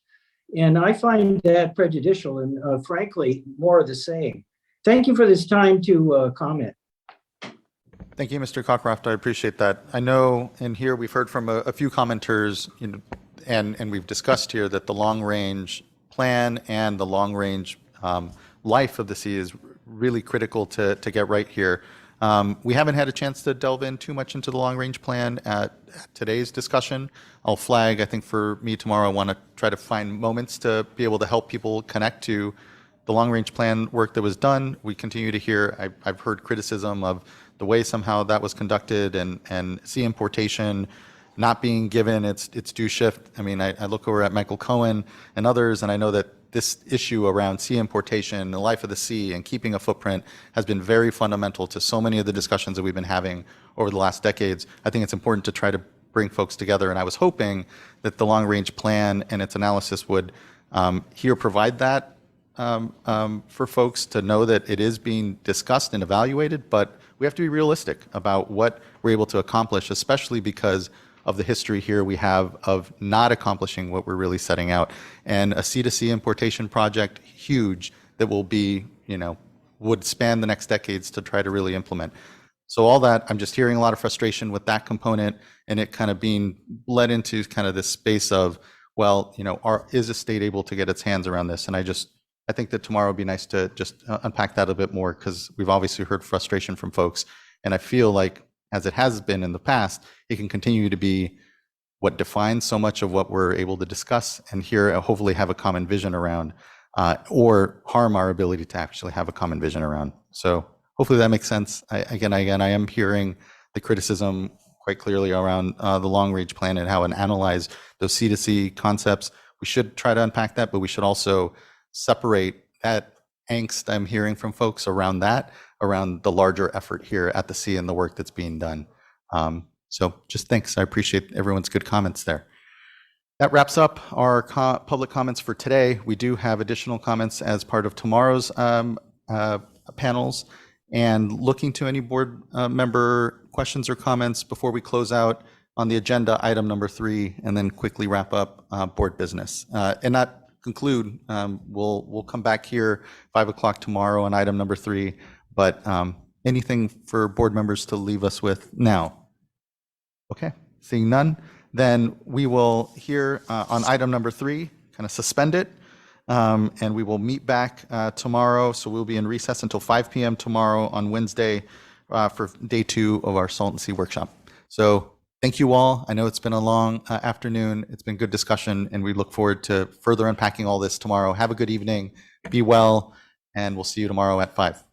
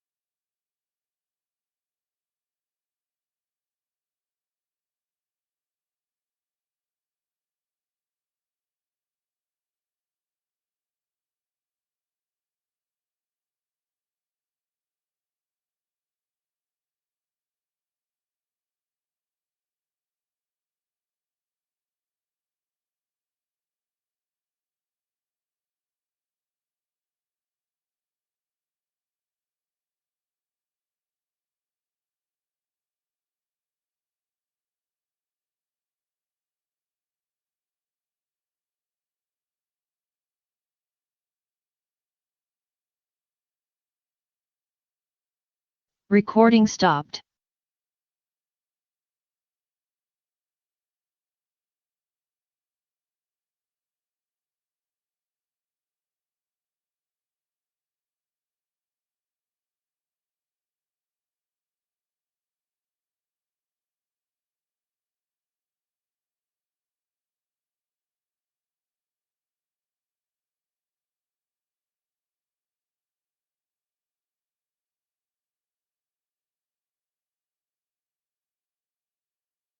Recording in progress.